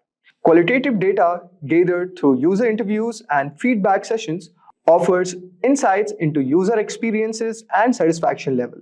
Quantitative data collected via analytical tools provides hard numbers on the usage patterns, engagement rates, and conversion metrics. Say that you employ A/B testing to compare different user experiences quantitatively, while also incorporating qualitative insights to understand why certain features perform better. This dual approach also ensures that your decisions are not only data-driven, but also deeply informed by actual user sentiments, leading to more user-centric product developments. So guys, this is the answer of this question. Now let us move to our third question. The third question is, can you explain your process of leading a product development team from initial concept to the launch? So guys, this is an experience-based question, so you can answer something like this. Say that leading a product development team from concept to launch involves several structured phases. Initially, say that you start with a concept validation phase where you brainstorm ideas, conduct market research, and gather initial feedback. Then you move into the design and prototyping phase, where you develop mock-ups and prototypes that are tested both internally and with a selected group of users. Development follows with an agile methodology, allowing for iterative testing and refinement based on ongoing feedback. Say that before launch, the product undergoes rigorous QA testing to ensure functionality and reliability. And post-launch, you monitor user feedback and performance metrics closely to prepare for the next iteration. Throughout this process, regular communication, stakeholder updates, and adaptive planning are key to navigating challenges and ensuring alignment with the project goals. Now let us move on to our next question. That is, how do you balance user feedback with business objectives during product development? So you can answer something like this, that balancing user feedback with business objective involves a careful assessment of how features align with our strategic goals while fulfilling user needs. During development process, say that you conduct a frequent user testing sessions to gather actionable insights. This feedback is analyzed in the context of our business objectives to determine feature prioritization. Then, regular alignment meetings with stakeholders also ensures that there is a clear understanding and agreement on the direction you are taking. Say that this process helps you to create a product that not only delights the users, but also drives the business forward, ensuring sustainability and growth. So guys, this is the answer for this question. I hope so you would have got a brief idea regarding this. Now let us move on to our fifth question. So guys, our fifth question is, interviewer can ask you about their product. Something like this, that what knowledge do you have about our products and how can you summarize the current state of our market? So say that based on my research, your product stands out due to their innovative approach in the specific industry like healthcare, finance, XYZ, you can add it. Then you can say about the current market that is experiencing, describe its trends with significant shifts that are driven by, you can mention any relevant technology or any consumer behavior changes. Talk about competitor analysis. Say about competitor A and competitor B, like how they are adapting and which keeps the market dynamic. Tell also that your product's unique features, like mention unique features, providing a competitive edge. So guys, understanding these dynamics would make a perfect answer of this question. Now let us move on to our next question. That is a behavioral question, and it is something like this. So if your interviewer asks it that have you ever encountered difficulties in securing buy-in from a stakeholder? So guys, this is also a scenario-based question. You can answer something like this. Say yes, securing stakeholder in buy-in can be pretty challenging, especially when proposals involve significant investment or change. So say one particular instance involved in persuading a stakeholder to approve a costly feature integration. Say that you address their concerns by representing a detailed ROI analysis, projecting long-term benefits against the initial cost. So by aligning the feature benefits with the strategic business goals and demonstrating the potential market expansion, say that you are able to secure their approval. So guys, in this way, you can answer this question. Now let us move on to our seventh question. That is, what strategies and tools do you use to prioritize features during product development? And how do you handle technical debt? So guys, you can answer this question something like this. Say that prioritizing features during product development is crucial for meeting delivery timelines and maximizing the product impact. Say that you employ the Moscow method to prioritize feature-based in their necessary and impact. Tools like you use Jira that helps to manage priorities effectively, ensuring transparency across the team. And in the technical depth, say that it is managed by dedicating a portion of each development sprint to refactoring and addressing the legacy issues. So this proactive approach prevents the accumulation of technical debt. And in this way, you can answer this question. Now let us move on to our next question. That is, how do you manage a conflicting technical requirement or priorities from different stakeholders? Say that managing conflicting technical requirement involves a balanced approach where communication and prioritization are the key. Say that in the stakeholder meetings, you encourage open discussions, to understand each perspective fully. Talk about use a weighted scoring model to assess the impact and necessity of each requirement. Say that it helps in making informed decisions that align with the project's strategic goals while accommodating stakeholders' concerns as much as possible. Talk about that regular updates and clear communication ensures stakeholders remain informed about the reason behind certain decisions and also fostering trust and collaboration. So this makes a perfect answer for this question. Now let us move on to our ninth question. So guys, our ninth question is, can you provide an example of a product that didn't meet initial performance expectations and how you optimized this? So guys, this is also a scenario-based question. If you have encountered anything like this, so you can talk about your experience. So here's a model answer for this question. Talk about that once you launch a product that didn't meet the expected performance metrics. Initial user feedback indicated issues with the user interface and overall responsiveness. Say that you quickly gathered a task force team to address these issues, using performance profiling tools to identify and resolve bottlenecks. Say that you also reevaluated the user interface based on specific feedback, making it more intuitive. So after optimizations, you conducted a relaunch campaign which significantly improved user engagement and satisfaction. So guys, this experience basically highlighted the importance of agility and responsiveness in product management. And it makes a perfect answer to this question.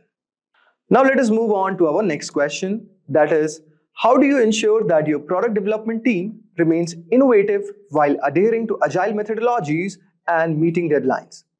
So guys, answer to this question is that fostering innovation within agile framework involves encouraging creative thinking and providing opportunities for experimentation. Say that you organize regular hackathons and dedicate sprints for exploring new ideas. So in this way, it motivates the team, but also leads to innovative solutions. So guys, this marks the perfect answer to this question. Now let us move on to our next question. That is, what specific tools or frameworks do you find most effective for tracking and managing product development progress, such as Jira or Trello?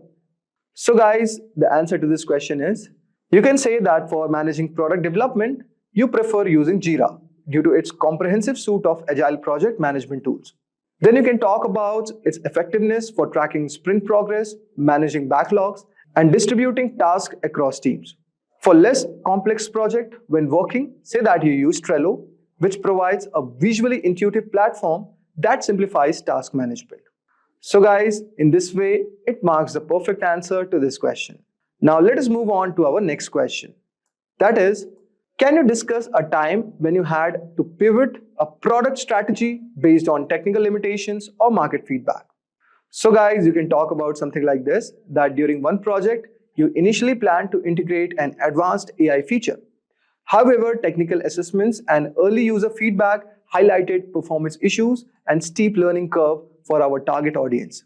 Realizing these challenges said that you decided to pivot the strategy. Instead of complex AI solution, you implemented a more user-friendly, rule-based automation feature that achieved similar result but with greater acceptance and less technical risk. So this strategic pivot not only addressed the technical limitation, but also aligned better with the market needs that ultimately enhanced the product success and user satisfaction. So you can tell your answer something like this. Now let us move on to our 13th question. So guys, our 13th question is, what methods do you use to validate product idea from technical perspective before the development begins, such as prototyping or user testing? So guys, you can answer this question something like this, that validating a product idea technically starts with prototyping, which allows us to visualize and test functionality of the core features. Say that you often employ tools like Sketch or Figma for UI UX prototypes, and then use platforms like InVision for interactive simulation. Following prototyping, you conduct feasibility studies and proof of concept tests to ensure the technical viability of the proposed solution. Then you do user testing, utilize both focus groups and A/B testing setups, which provides feedback on the user experience and interface. It is also very crucial for making iterative improvements before full-scale development begins. So guys, you can answer this question something like this. Now let us move on to our 14th question. That is, How do you maintain effective communication and collaboration with cross-functional teams, including developers and designers during product development? So guys, this is also an experience-based question.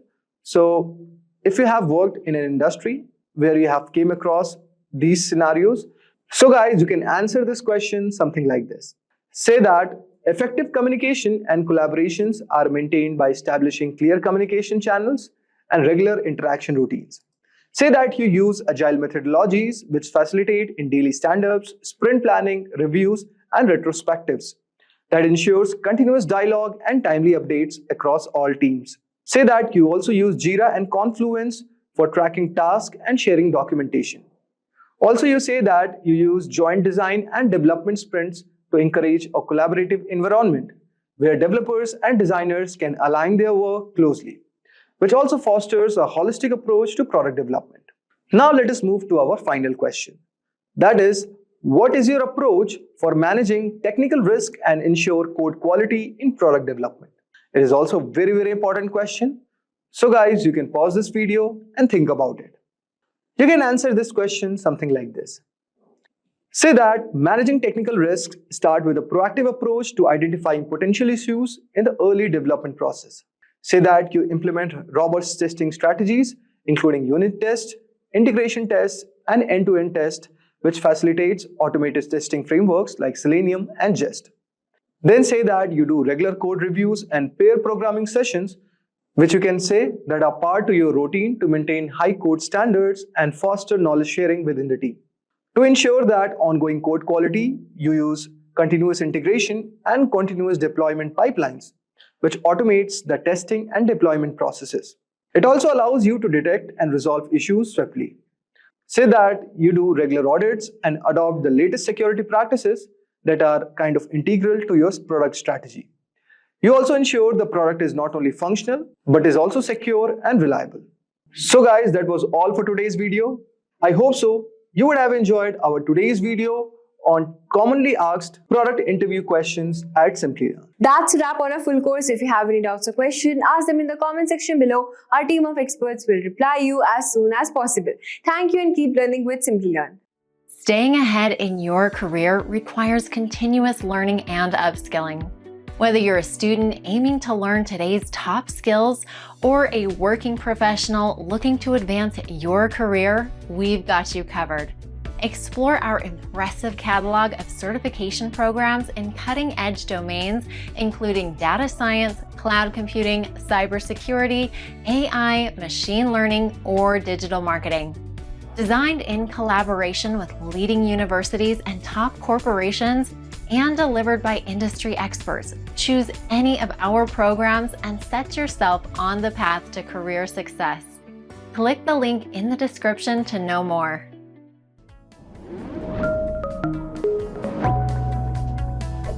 Hi there, if you like this video, subscribe to the Simplilearn YouTube channel and click here to watch similar videos. To nerd up and get certified, click here.